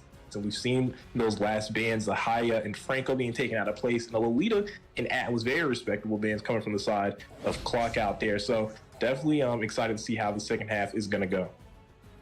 For real, right? And we mentioned having that dive and then them slotting in that Kufra is just going to add on to that aggression, right? They're going into that team fight composition where they have the ability to sustain as well as have these pickoffs, right? But speaking of sustain and being able to pick things off, we are seeing the Barats being locked in for the jungle with Sisui on the Sakai as the Volmer. And again, good answers, right? When you think about it, the side of Abyss, they have these heroes that kind of has to dive in and be heavy on the aggression, right? But you have the answers for that. You have the real world manipulation, you have the Soda's welcome coming in from that Barats there, and you have the zoning potential as well as the disruption coming in from Akai with that heavy spin right now. The side of Abyss, they do need a jungler. I would like to see them lock in something like the Ling, and a hero that can dive that backline, still deal that damage. They have the beefy composition, but it would be nice for them to slot in some damage, right? That Templars of Blades is something that he'll be able to engage on to be able to steal these objectives here, but we are seeing them hovering over this Leomord, and I'm not too sure how I feel about them slotting in that Leomord, because looking at the draft, there's a lot of things working against him, right? There's going to be the utility coming in from Apple Cider there. There's going to be the damage and the poke coming in from not only the Beatrix, but the Lapu Lapu as well, right? But then he is going into that Akai, which, as we know, that heavy spin can knock him out of that way of that horse that he really depends on to be strong against these objectives, right? So looking at the completed drafts, Deku, are you still in favor? Do you still think it's balanced? What are your thoughts? I feel like that Leomord pick, like you said, is going to have a little bit of a hard time up against a pick like Eve with the combination with heavy spin. Daytona's welcome even. Those neutrals are not going to be any type of simple feat at all for Kaizen to overcome, but that's exactly what's going to have to happen if you want this Leomord to kind of profit for you. And it only gets tougher, right, as the game goes later on. Kind of early for those neutrals. Maybe it's the Akai's not, ready with the heavy spin, or they're not really grouping up. That might be fine. But once it's more 5v5-ish, clear 4v4, maybe the XP laner's taking that 1v1 for the lane pressure, whatever the case may be. Once everyone's kind of involved, it's going to be extremely hard for this jungler to be able to really make some impact plays. There's a lot of things that are kind of there to stop him. So I think I'm gonna have to go with the side of Clock Out. But once again, Rim, we've seen this time and time again. It really does come down to the level of execution. But if I'm pulling this just off paper here, I feel like Clock Out has a decent theme here to go up against Abyss. Absolutely right. I want to talk about the win conditions here. In order for Abyss to take this game, they definitely have to focus on that gold lane. I really don't think that they should contest the first turtle objective, right? I would like to see them focus and shut Classy down on this Beatrix early in the match. But speaking of people being shut down, we are seeing them putting some pressure up there in the EXP lane. But like I said, they have to focus on that Beatrix for the side of Abyss there, right? But back out, they have to also be able to answer to that aggression. They have the heavy team fight composition. They have to gank as well, right? We are seeing, I'm not sure which side picked up the lethal there, right? But I don't know. They have to play it safe here, right? I definitely, like I said, Clockout has the earlier team fight composition in the early game, so they definitely need to play for late game. But speaking of those early team fights, there goes the Daytona's welcome on Kaizen, a headbutt from Akaga, looking to layer on the CC, and look at the damage right now. It's piling in. First blood into the hands of the Panda Man is now Red, has impact himself into the fight. A little bit of a knock-up. They're not going to find the trade. Ooh, Apple Cider almost finding the 2 quick kills there for the side of Clock Out. They're going to walk away 1-0 early on in the game. Like you said, that early composition coming into play, but hang on here, Apple Cider might have overstayed their welcome. Don't know why they still stayed in the jungle, as Red is going to collapse on them over there on the creep, and will make this even up on the kill board 1-1 as the first turtle has came into play. Wolf, the jungler for Clock Out, is battling for aggro up against Red here. The roamer for Abyss trying to pull it to the long side, is kind of in the neutral, but here comes Black Dragon. Barats got to deal with the knock-up and not going to be able to disengage They're going to lose it to Kaizen here. The tunnel's welcome is going to cancel out as well, but they're going to find a stun onto the Cooper here. Not before Kaizen's going to take down the jungler. Not before he takes down Akai. A double kill. No, make that a facilitated third kill into the hands of Melody. Abyss finding the mark on the first neutral objective and beating the odds right now, because now they're up 4-1. But hang on to the mid lane, keep an eye on it. We're seeing the Eve getting dropped low, an aggressive wing by wings, but a return real world manipulation. Both mages being dropped low as Resident Evil Force on the recall is going to be able to escape before Akai will spot him out. A lot of action between these two teams as we are crossing into the 3-minute mark. See, and like you said, right, we are seeing some components being picked in here. Looking at the side of Abyss, they're slotting in that early physical penetration, right? Yuzhong is picking it up, as well as that Leomord is picking it up, right? Far. So she's going for that cooldown reduction route. She's going to build up that Clock of Destiny to help her sustaining damage come in here. I need some sustainability myself to form these sentences here, right? But look, like I said, looking at the bot side and engage. We're seeing a excellent gank come out from the side of Abyss. They're going to take down the gold laner Classy, making them look trashy down there in the bot side of the map. Abyss again finding another kill, but hang on here, the fight's not over. A return from a clock out, but look at the back line. They're not keeping an eye on Eve. They're letting Red have his way with him. He's seeing green lights all over the jungle right now. So he's enforcing his will to the backside. Kaizen now joining in as well. We could see a potential engage. No, they're going to go ahead and disengage, cross back over the river. They make a little bit of contact with the XP lane from Clock Out. But looks like that might be all that she wrote, all that she sung as Abyss is taking over in the early game.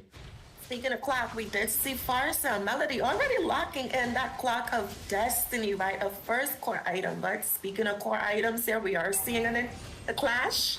That is right. Lapu and Yuzhong walking onto each other. Be careful of the Cooper in the bush, narrowly missing as Akai was going for his own headbutt there. Heavy spell onto the wall, but he's taking a lot of damage, but not before Apple Cider will be able to find the kill. Akai, damage too low, is able to escape the 5, secure a 1-for-0 trade in the favor of Clockout right now, but here comes the neutral objective. Akai heavy spin is out of play, and not only out of play, but Akai's at base as he was dropped low, and there's a good knock up from the Cooper. Tyrant's range not going to connect just right though, but Daytona's welcome coming in at the last second after the jungler Kaizen is able to pick up the turtle.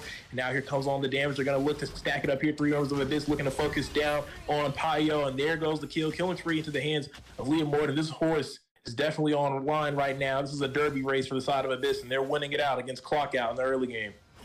Absolutely, but we are seeing them trying to focus on the Farsa there, but there was a headbutt from Akai, but was met with brutal resistance from Red. But here comes the heavy spin, a little last second. They're going to try to isolate the tank. It's not going to work. A flicker is forced out, but a death to the side. A clock out as Akai will fall. As he will end up on the spectator view here with the rest of us. But hang on, maybe potential for a little more action. Furious dive from Bando on this YZ.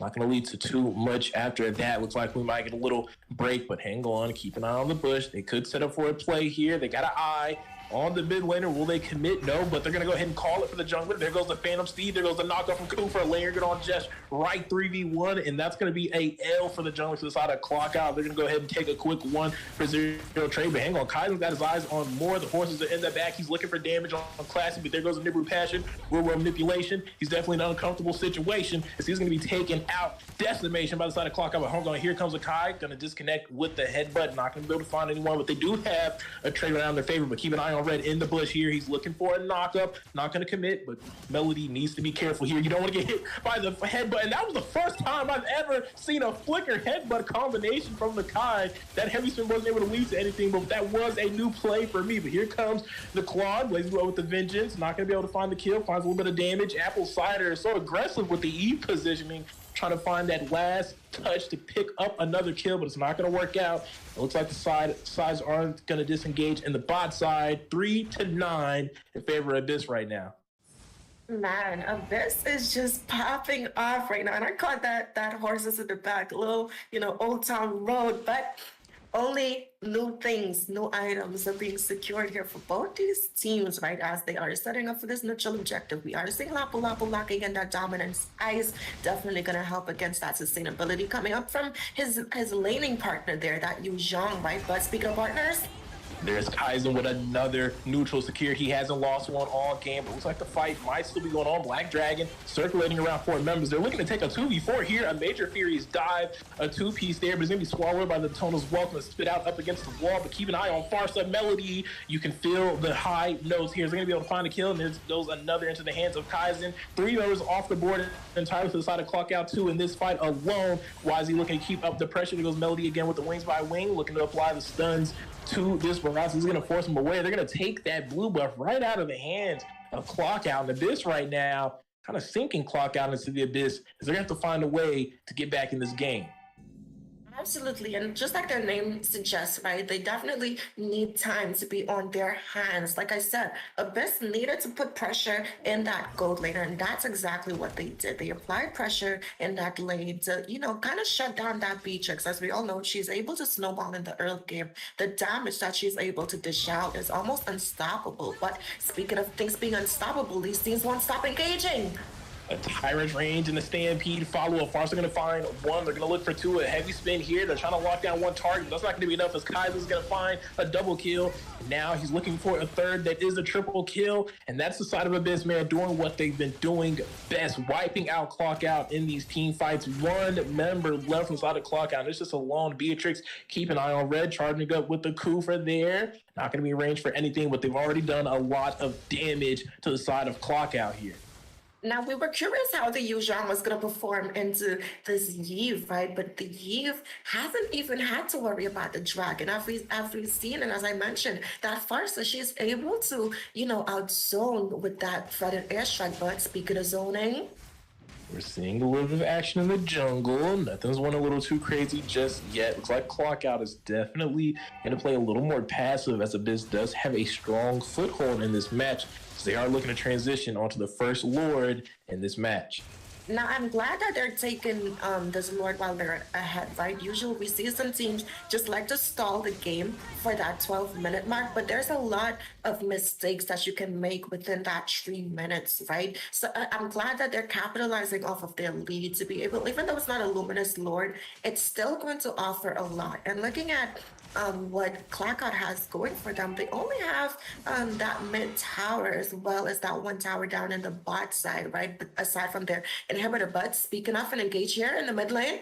That's a bush check from Kufa there, but it's not going to lead to anything. Again, Clockout playing very passive, not going to punish him. He wasn't really all alone, though, so maybe a good idea. We do know Farsa was in the background, but look at Red. This could be a potential big setup. He finds Murad's Tyrus Rage is going to lock him down on the wall. Heavy spin for the counter, engage. He's going to take a lot of damage. He will be taken out by the Farsa, and they're stacking on that feather airstrike. That's going to facilitate another kill to the hands of Kaiser. 2 members down from the side of Clock Out. They have been punched off the clock here as Abyss is now claiming a lot of real estate. They lose passion on the top side where the Lord is. Brave Fighter stands some Raging Slash coming out from Beaver with the Cleaver.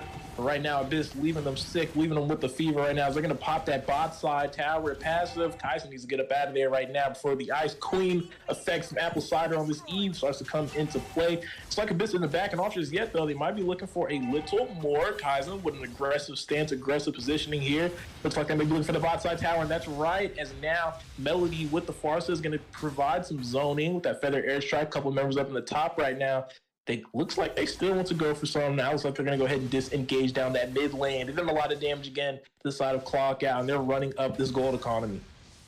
Right. Speaking of gold economy, right? Looking at some of these items being picked up here, Farsa locking in that trifecta of an item, right? But speaking of Black Dragon form coming in from Bando. Doesn't like anything's going to come of it, though. A lot of the side of Clock Out playing passive, like we said, up against that wall, or behind that wall, should I say, for them. But Red with some deep positioning here. There's no one there just yet to follow up with them. And now he's been revealed by this Lapu Lapu. We're going to have to back up just a little bit. But you can see Abyss is looking to set up. They know they have the potential to win any fight that they take right now, as long as it's a little strategized, right? A little planned out. Won't take too much from them.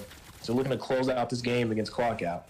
Now I am seeing Claude building in more damage. I would like to see him possibly pick up that immortality, right? Looking at what Clockout has going for them. He already has the Wind of Nature, against that Beatrix. The Farsa at this point, the only thing she has going for her is utility coming in from that Ice Queen one, right? But Beatrix, she's starting to stack in that damage. She has the Hunter Strike. She has the Wind of Nature as well to be able to counter the damage coming in from that Blazing Duet, right? But looking at the tankiness coming in from Blackout here, right? The Akai and the Bavats able to just kind of disengage and answer to that Claude, right? They have the ability to knock him up and possibly have him get shut down here, right? But speaking of, we are seeing the side of Abyss go in for this first enhanced Lord of the game. And I like how Red is playing here. The vision that he is applying, he's zoning, and that's what you want to see from your tank there, right? To be able to just be that annoyance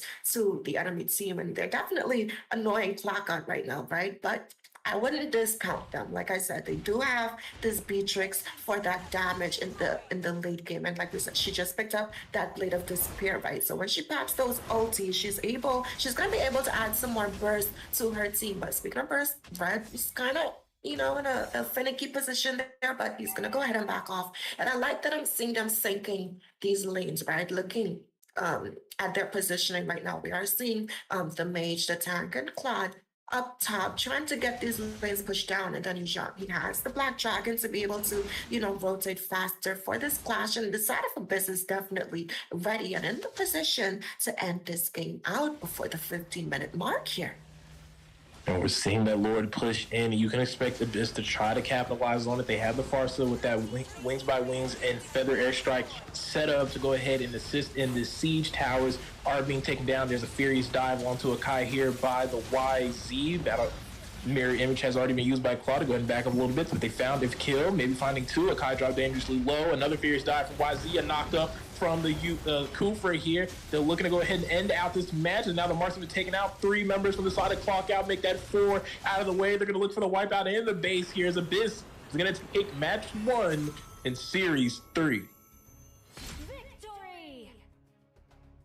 Man, beautiful game coming in from the side of Abyss here. Red getting that MVP, absolutely deserved it, right? But at the same point, I would probably give it to Melody and this Leomord as well. And like we said, looking back at the drafts, we weren't sure how he was going to be able to perform, but he was able to secure those items, to be able to dish out those damages, right? We did see Melody being able to layer those feathered airstrikes on top of the engages coming in from Red there on this Kufa, right? And we do know that Leomord's passive, he's able to deal that critical damage once the teams drop below a certain percentage of HP, right? And they were able to layer those combos. Claude as well being able to push that bot side, and when they did the lane swap, being able to proxy that lane as well to engage his team to open up the map a little more for Red to be able to safely give vision without being punished too much for it. But speaking of things being punished, Clockout definitely got punished this game, but it is a series and they do have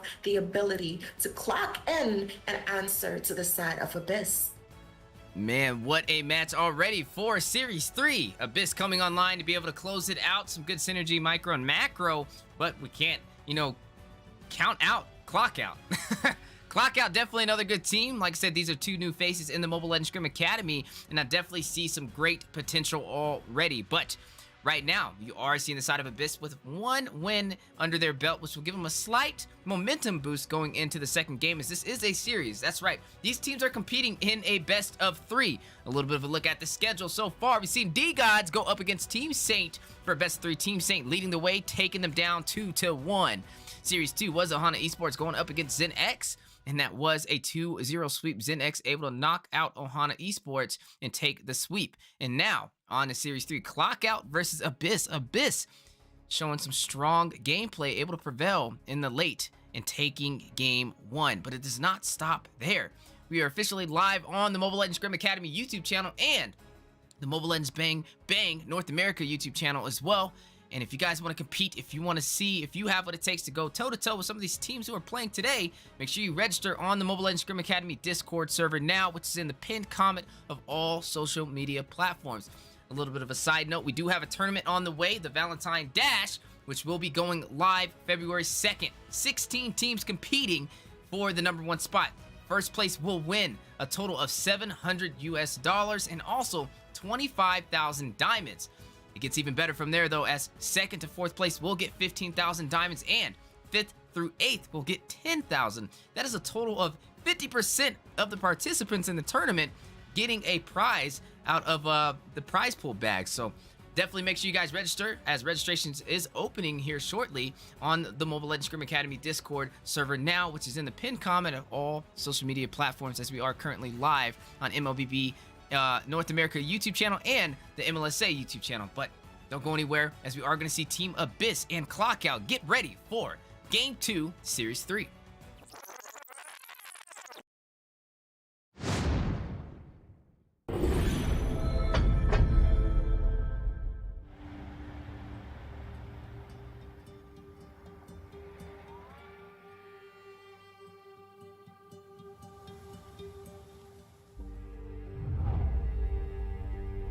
You can travel the world to find yourself.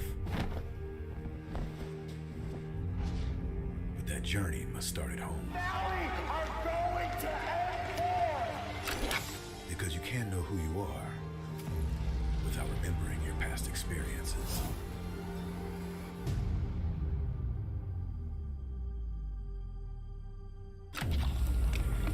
Basic is returning to Asia for his redemption. The BTK trio wants to prove M3 wasn't just a fluke, and Hoon looking to win back his fans. I got basically kicked, but they still call me traitor for, I don't know, for pursuing my dream. I thought living that comfort zone and then try new things was a better way for me to pursue the win. We're coming and we're gonna compete. We're gonna put a fight, that's for sure. I'm coming for you, M4. This is what we have all been waiting for. You push us, we push you back. You respect us, we respect you back. You doubt us, we will bleed to prove you wrong. Everything on the line, right here, right now.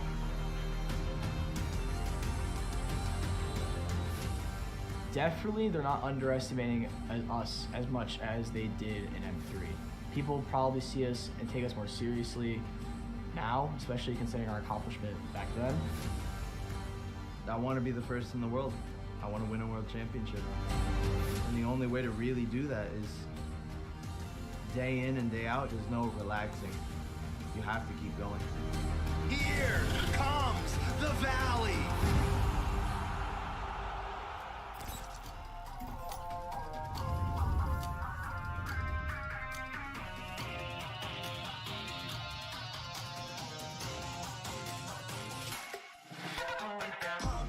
It's my time, I'm a ball. I'ma get this money right. I'm gonna live my best life. They been talking, tell me on me, but you know they'll never win. I'm controlling all my victories, and something has gotta give. Cause this is just what I made it now, made it now. You can't ever break us down, break us down. I'll be speechless for the stars. Promise I'll be what they not, and I'll never ever stop. Won't never stop, yeah.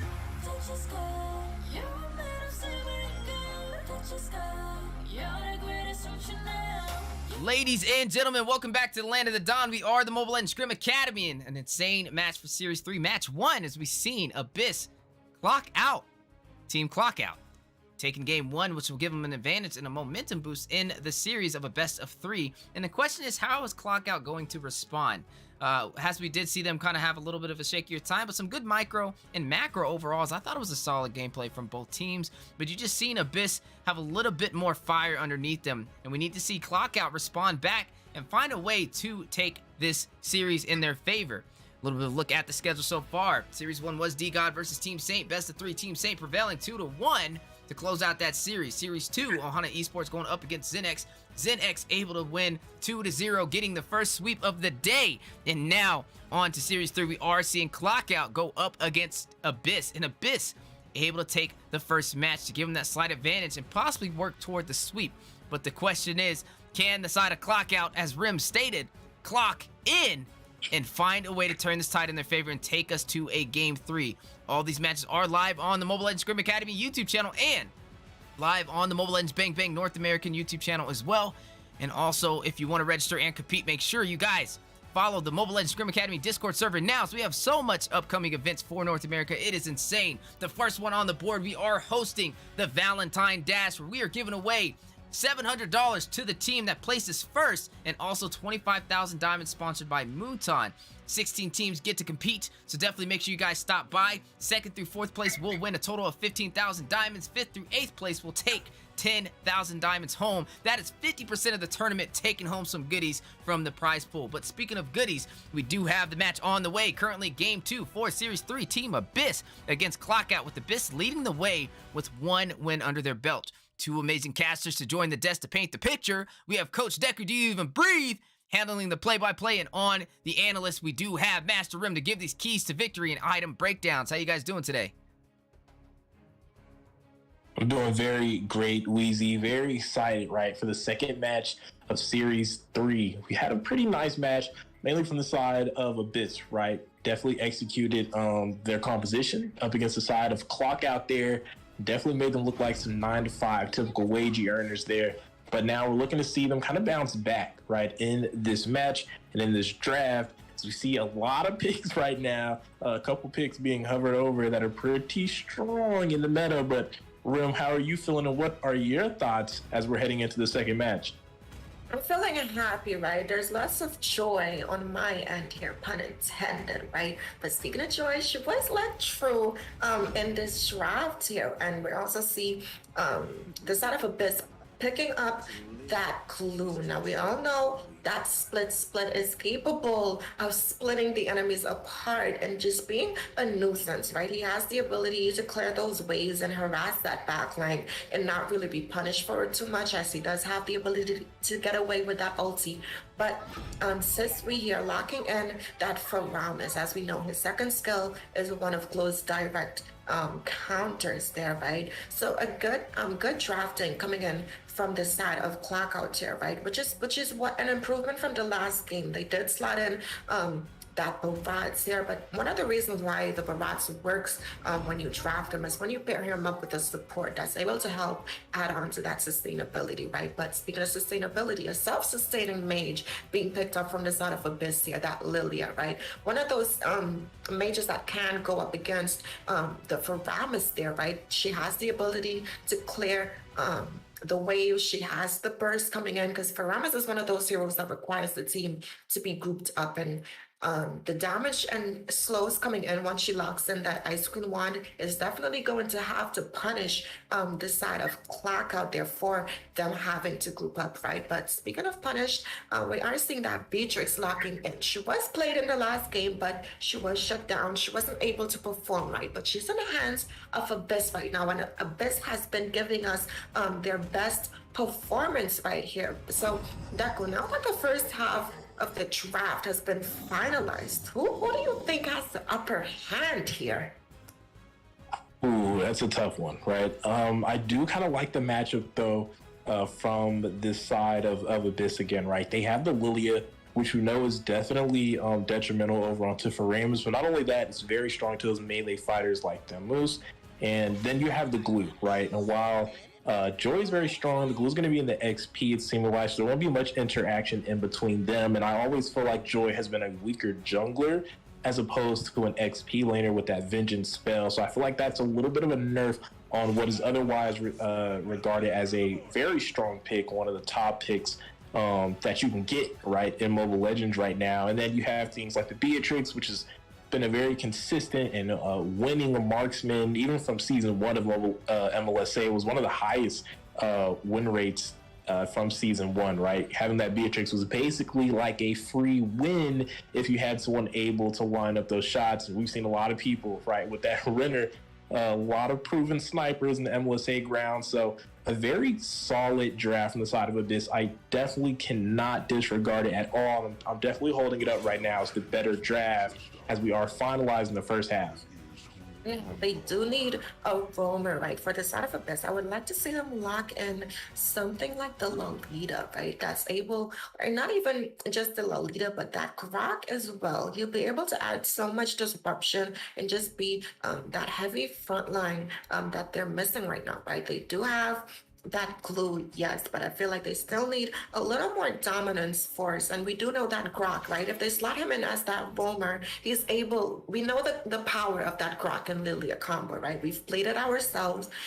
The wave clear, even though it's already fast on Lilia's own, just adding the Grok there is going to add so much onto the rotations that they are capable of, right? But the side of Abyss, they need an ADC. I see who's open right now. I would definitely think that the Clint would be a safe pick for them here to go in that gold lane, or they can even slot in that Lunox, right, for some burst, but that Harrod as well to kind of not only, you know, be able to self-sustain as well, but to be able to dash around and avoid glue here in the EXP lane, right? Because again, we see them picking up this Leomord. Is it a comfort pick here? It's looking like a comfort, right? We haven't seen him drafted so much because of these nerfs here, but nonetheless, they are gonna pick him up. There's not much answers to him. On the side of Abyss here, they do have the Kufra to mitigate those dashes, but speaking of dashes being mitigated, that Ruby as well is also going to be, you know, countered by that Atlas. But, you know, it all comes down to how effective these players are able to use these heroes to their advantage here. But the draft has been finalized, Deku. I'm gonna ask you again here, now that we were seeing everything on paper, what do you think is gonna come out with the coloring here in the end?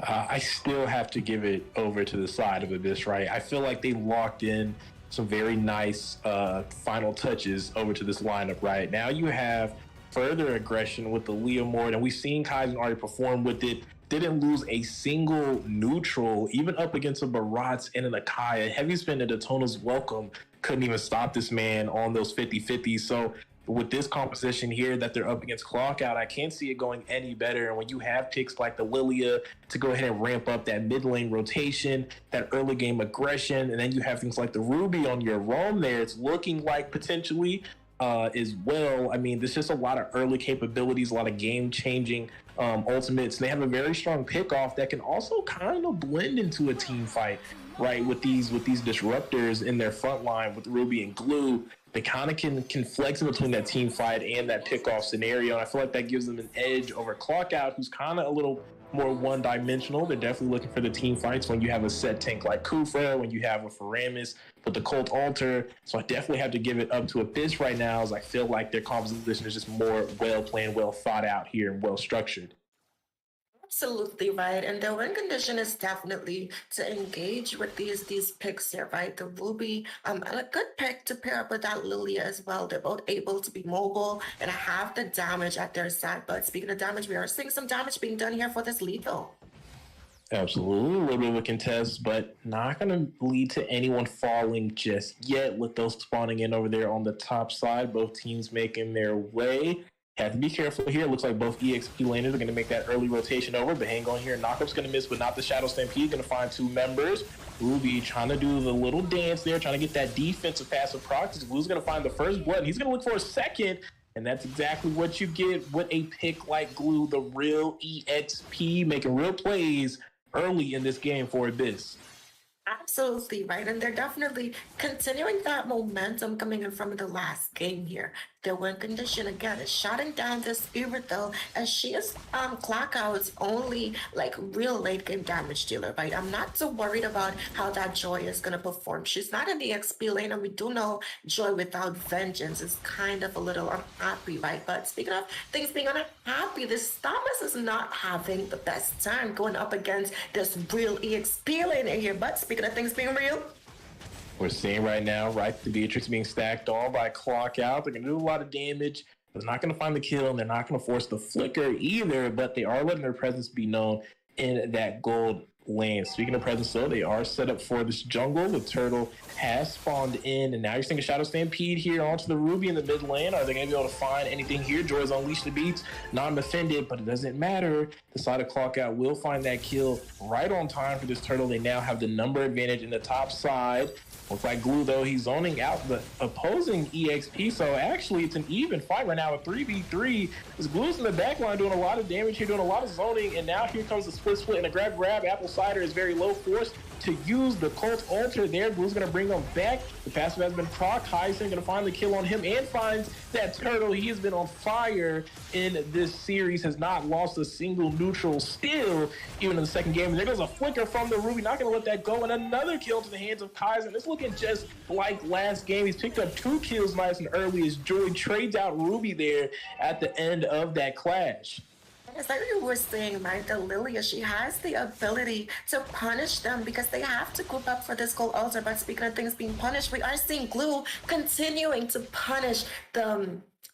This Thomas here showing the side of Clock Out who the real EXP is indeed after all. But we are seeing some items being picked up. Glue already locking in that cursed helmet is going to help stack with that ultimate when he does grab onto somebody, right? But speaking of needing some help here, we're seeing the I'm Offender from Ruby onto this Kufa here, but here comes the Shadow Stampede from Apple Cider, leading right into a Tyrant's range. Nibiru's Passion stacking up with the damage. Now, so obviously in an uncomfortable position, he has been isolated, and you can see that the Beatrix is locking on. But speaking of locking on, look at Joy in the background. Finds Ruby on a killing spree, looking to pick up 2. Does find a second kill, as Apple Cider is going to pick that up on this Lilia here. Clock Out finding their mark in these fights. Had a little bit on the back end, but hang on here. Colt Ultra from Farims, he was dropped low. Beatrix might have been a little too eager, a little too early, a little too aggressive. Ooh, but the flicker play to outmaneuver and what could possibly be smoother as he's able to secure that disengage and a winning trade for the side of Abyss.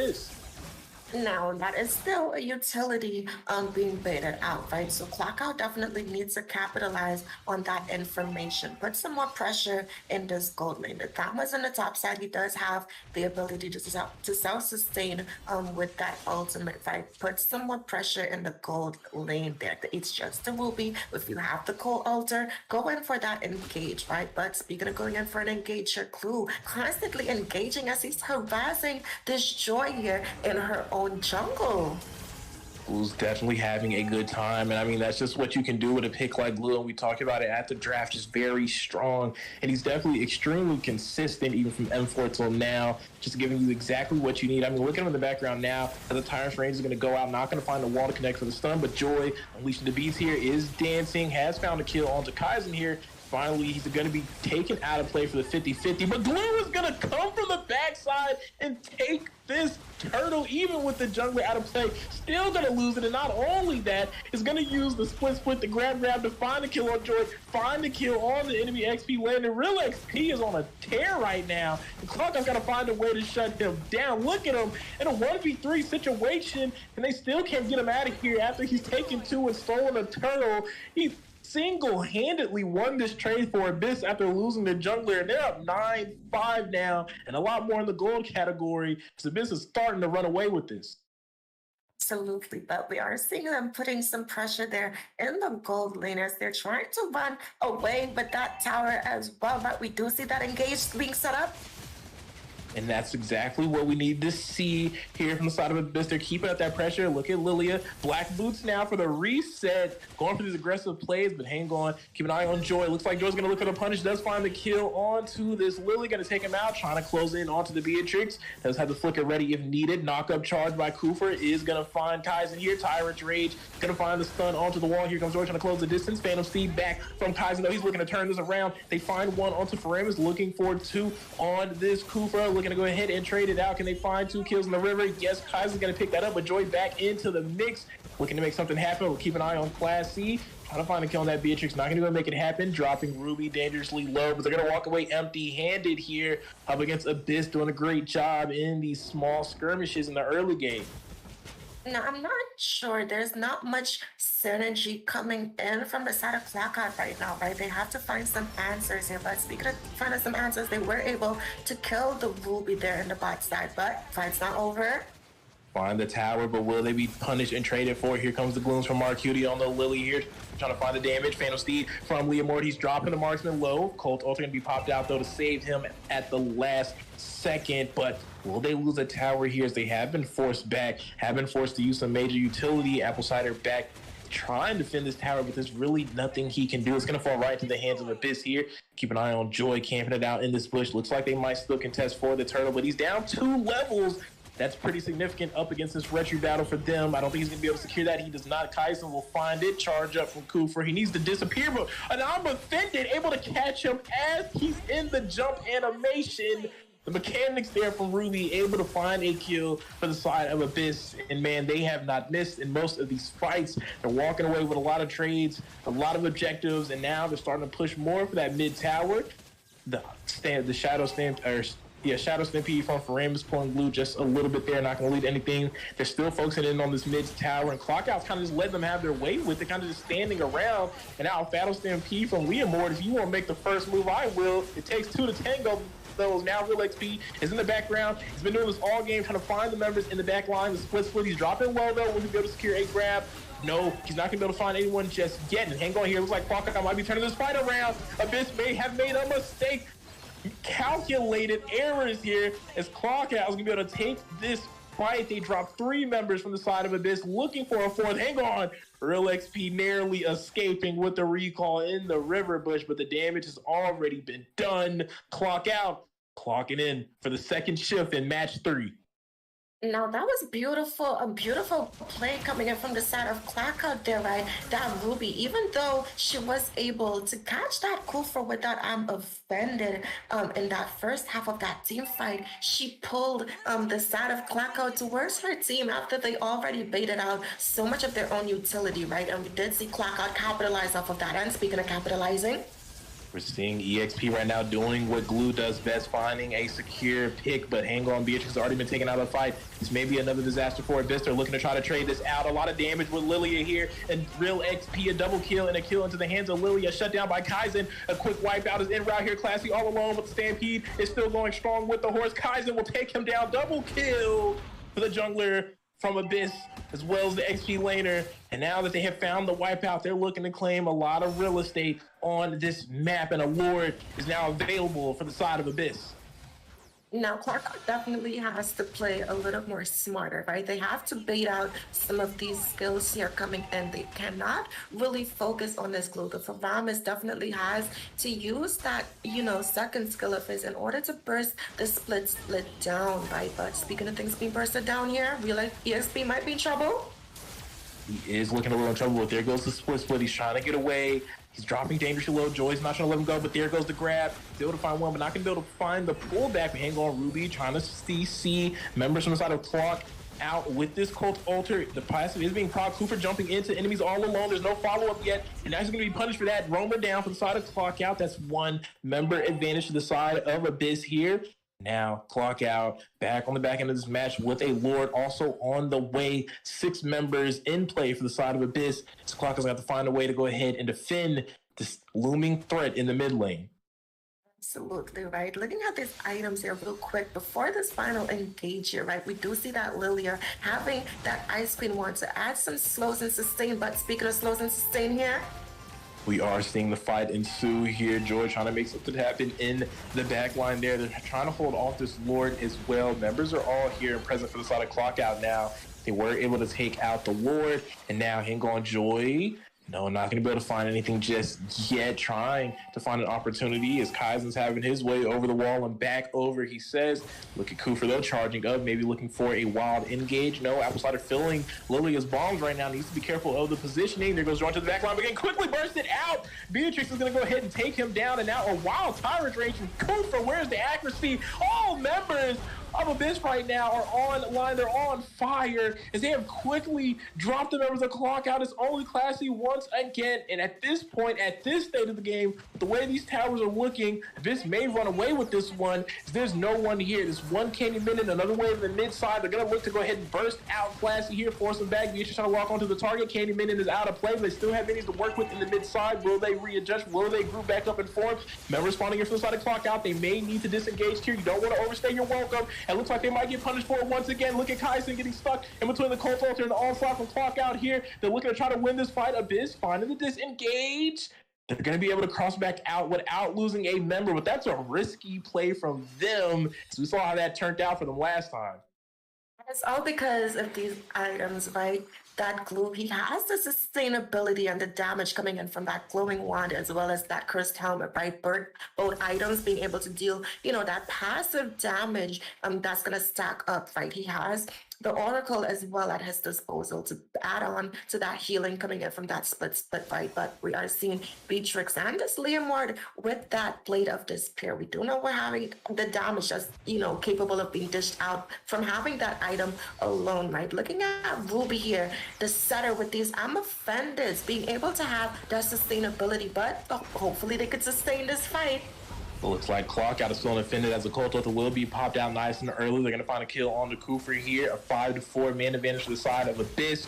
Look at the backside, Real XP flanking around as he's been doing all game with the glue. There goes the split class. He's in trouble. Finds the grab, and that's going to be a kill facilitated in the hands of Mark Cutie on the Lilia. Real XP has been finding these pickoffs, been finding the crucial members. So it's like a Clock Out as Kai's going to find the Lord, and now they're looking to make their way with the rest of the members onto the base here. They're going to find a kill in the Apple Cider, and now another split is going to secure another member, potentially another kill. The hang on here. Joy has been unleashed in Bruce Passion, going wild, but look at the burst again. ADC, the Marks are going to be able to take him down the killing spree, and now they're moving on to the Nexus. Abyss can take the match right here. They can end it, and that's all that she wrote as the members of the Clock Out have been wiped out along with the Nexus, and that's a sweep from the hands of Abyss.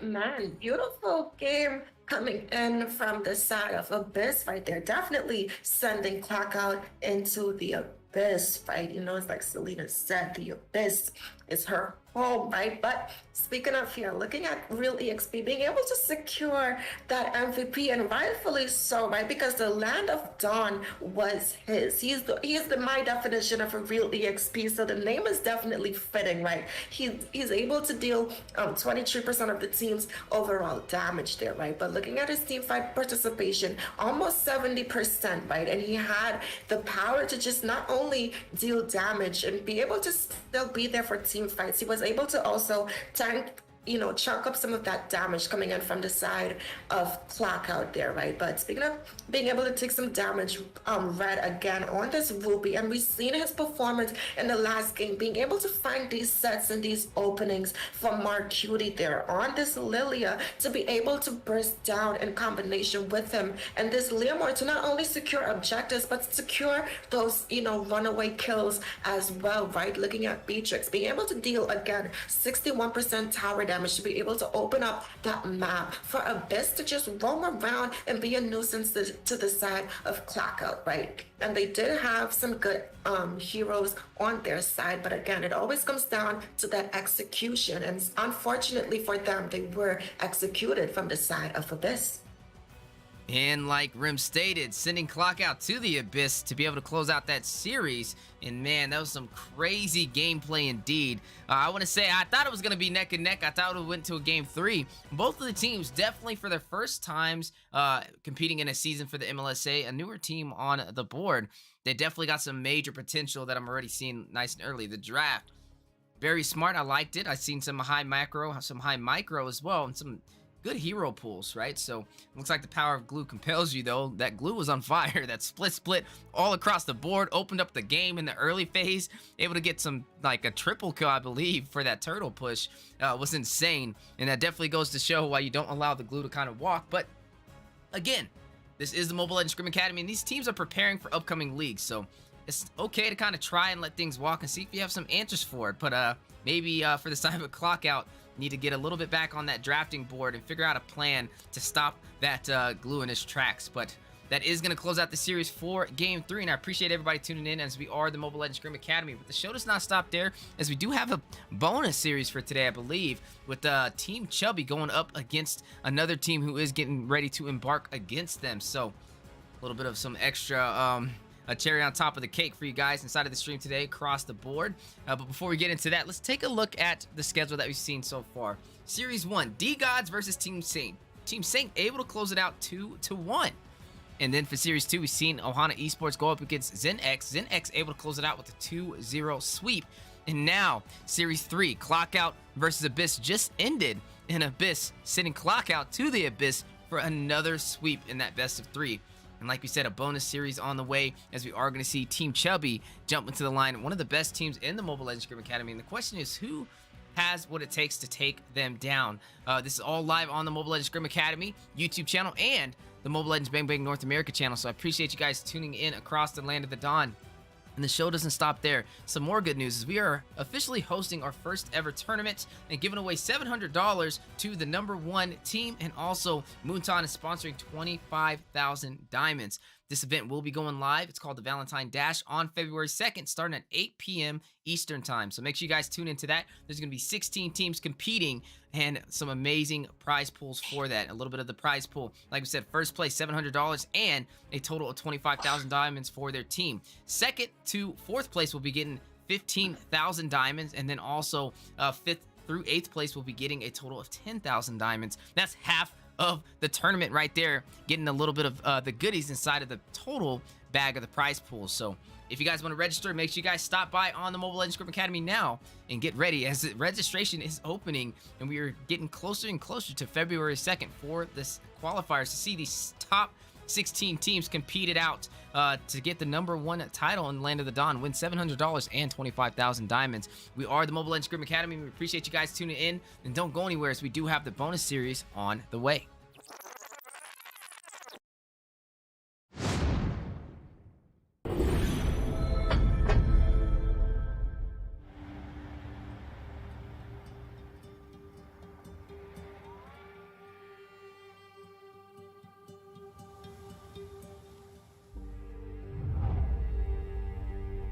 You can travel the world to find yourself. But that journey must start at home. Now we are going to end war! Because you can't know who you are without remembering your past experiences.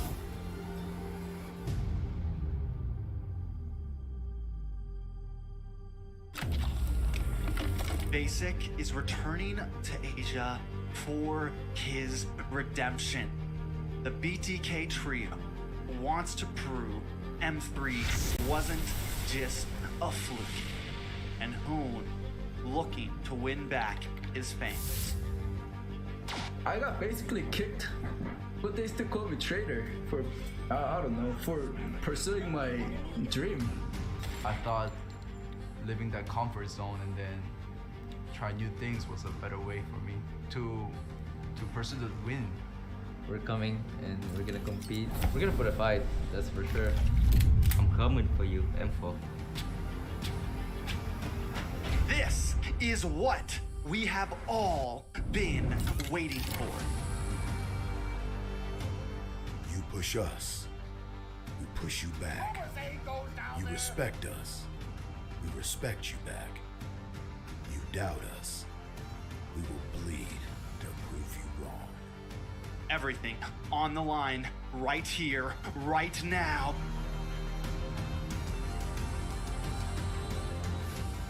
Definitely, they're not underestimating us as much as they did in M3. People probably see us and take us more seriously now, especially considering our accomplishment back then. I want to be the first in the world. I want to win a world championship. And the only way to really do that is day in and day out. There's no relaxing. You have to keep going. Here comes the Valley.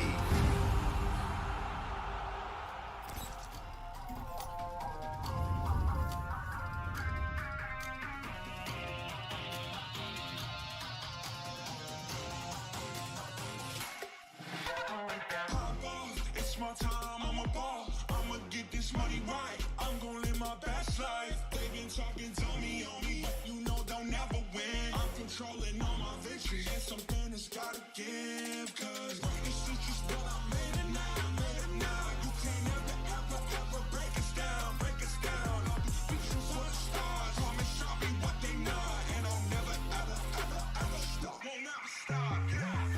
Touch the sky, you're a man of simmering gold. Touch the sky, you're the greatest option now. You and I can make it out of the crowd. Hang tight, we gonna reach for the greatness.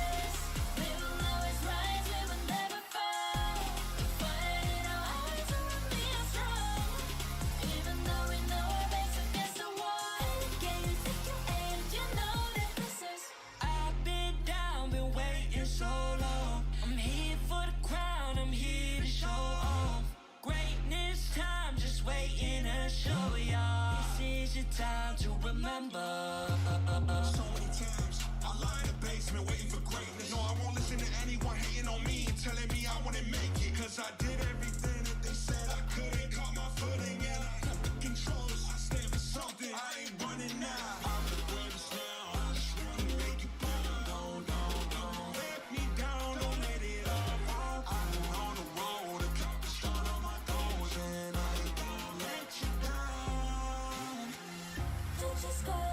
You're a man of simmering good. Don't just go. You're the greatest function now. You and I, we can make it up the go. Hang tight, we gonna reach for the greatness. We will always rise, we will never fall. The fire in our eyes and the me are strong. Even though we know we're backs against the wall.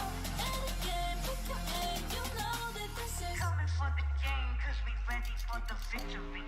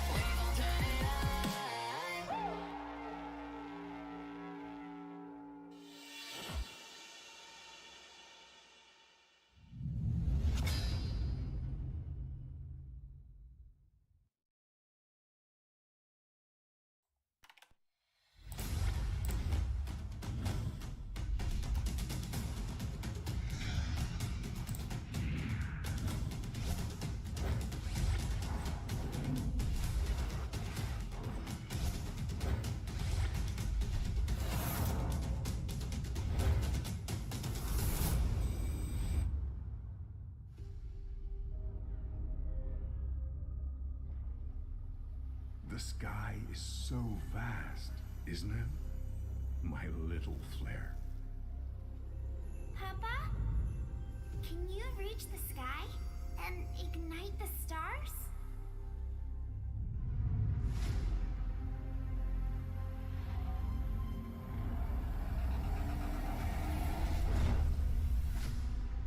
Of course, honey bunch.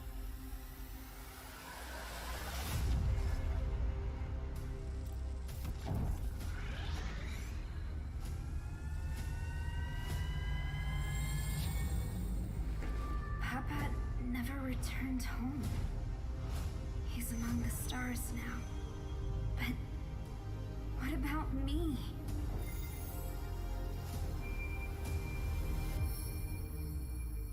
Have faith, little flare.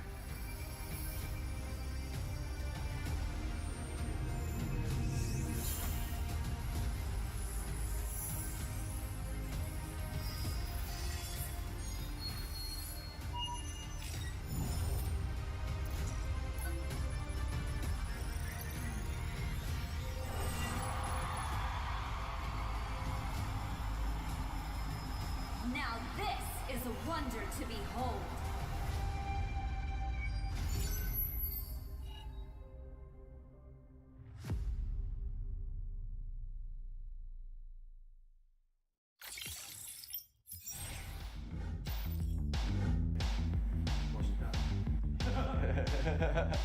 Time. Oh, it's time to make the most of the moment. I'm Hoon, I'm mid lane for the Valley, and I'm ready. I graduated high school a few months ago. Yeah.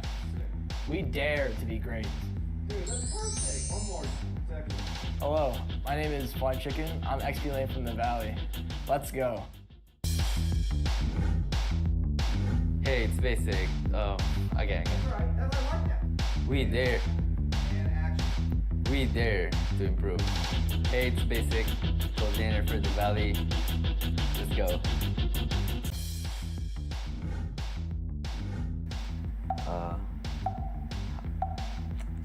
Say hi. 3 wasn't good enough. There you go. One more time. 3 wasn't good enough. One more time. You got it better when you get Hi, I'm Chuck. I'm legend for the Valley. Let's go. You see my chapped lips on the camera? Like here a little bit?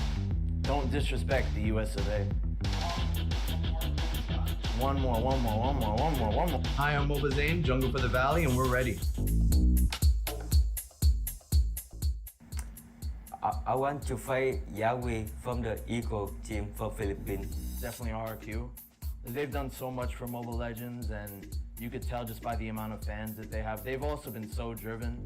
I mean, they've been in Mobile Legends for years and years and years, and they've always been pretty good. They've always, even when they weren't doing as well, even in this MPL, they bounced back in the second half of the season. And I have a lot of respect for them. They've brought a lot for Mobile Legends. And in the Philippines, it probably blacklist because they're actually the first team that, even after winning a World Cup, they just stayed driven, stayed focused, and now they're on their way to having a chance of getting their second World Cup win.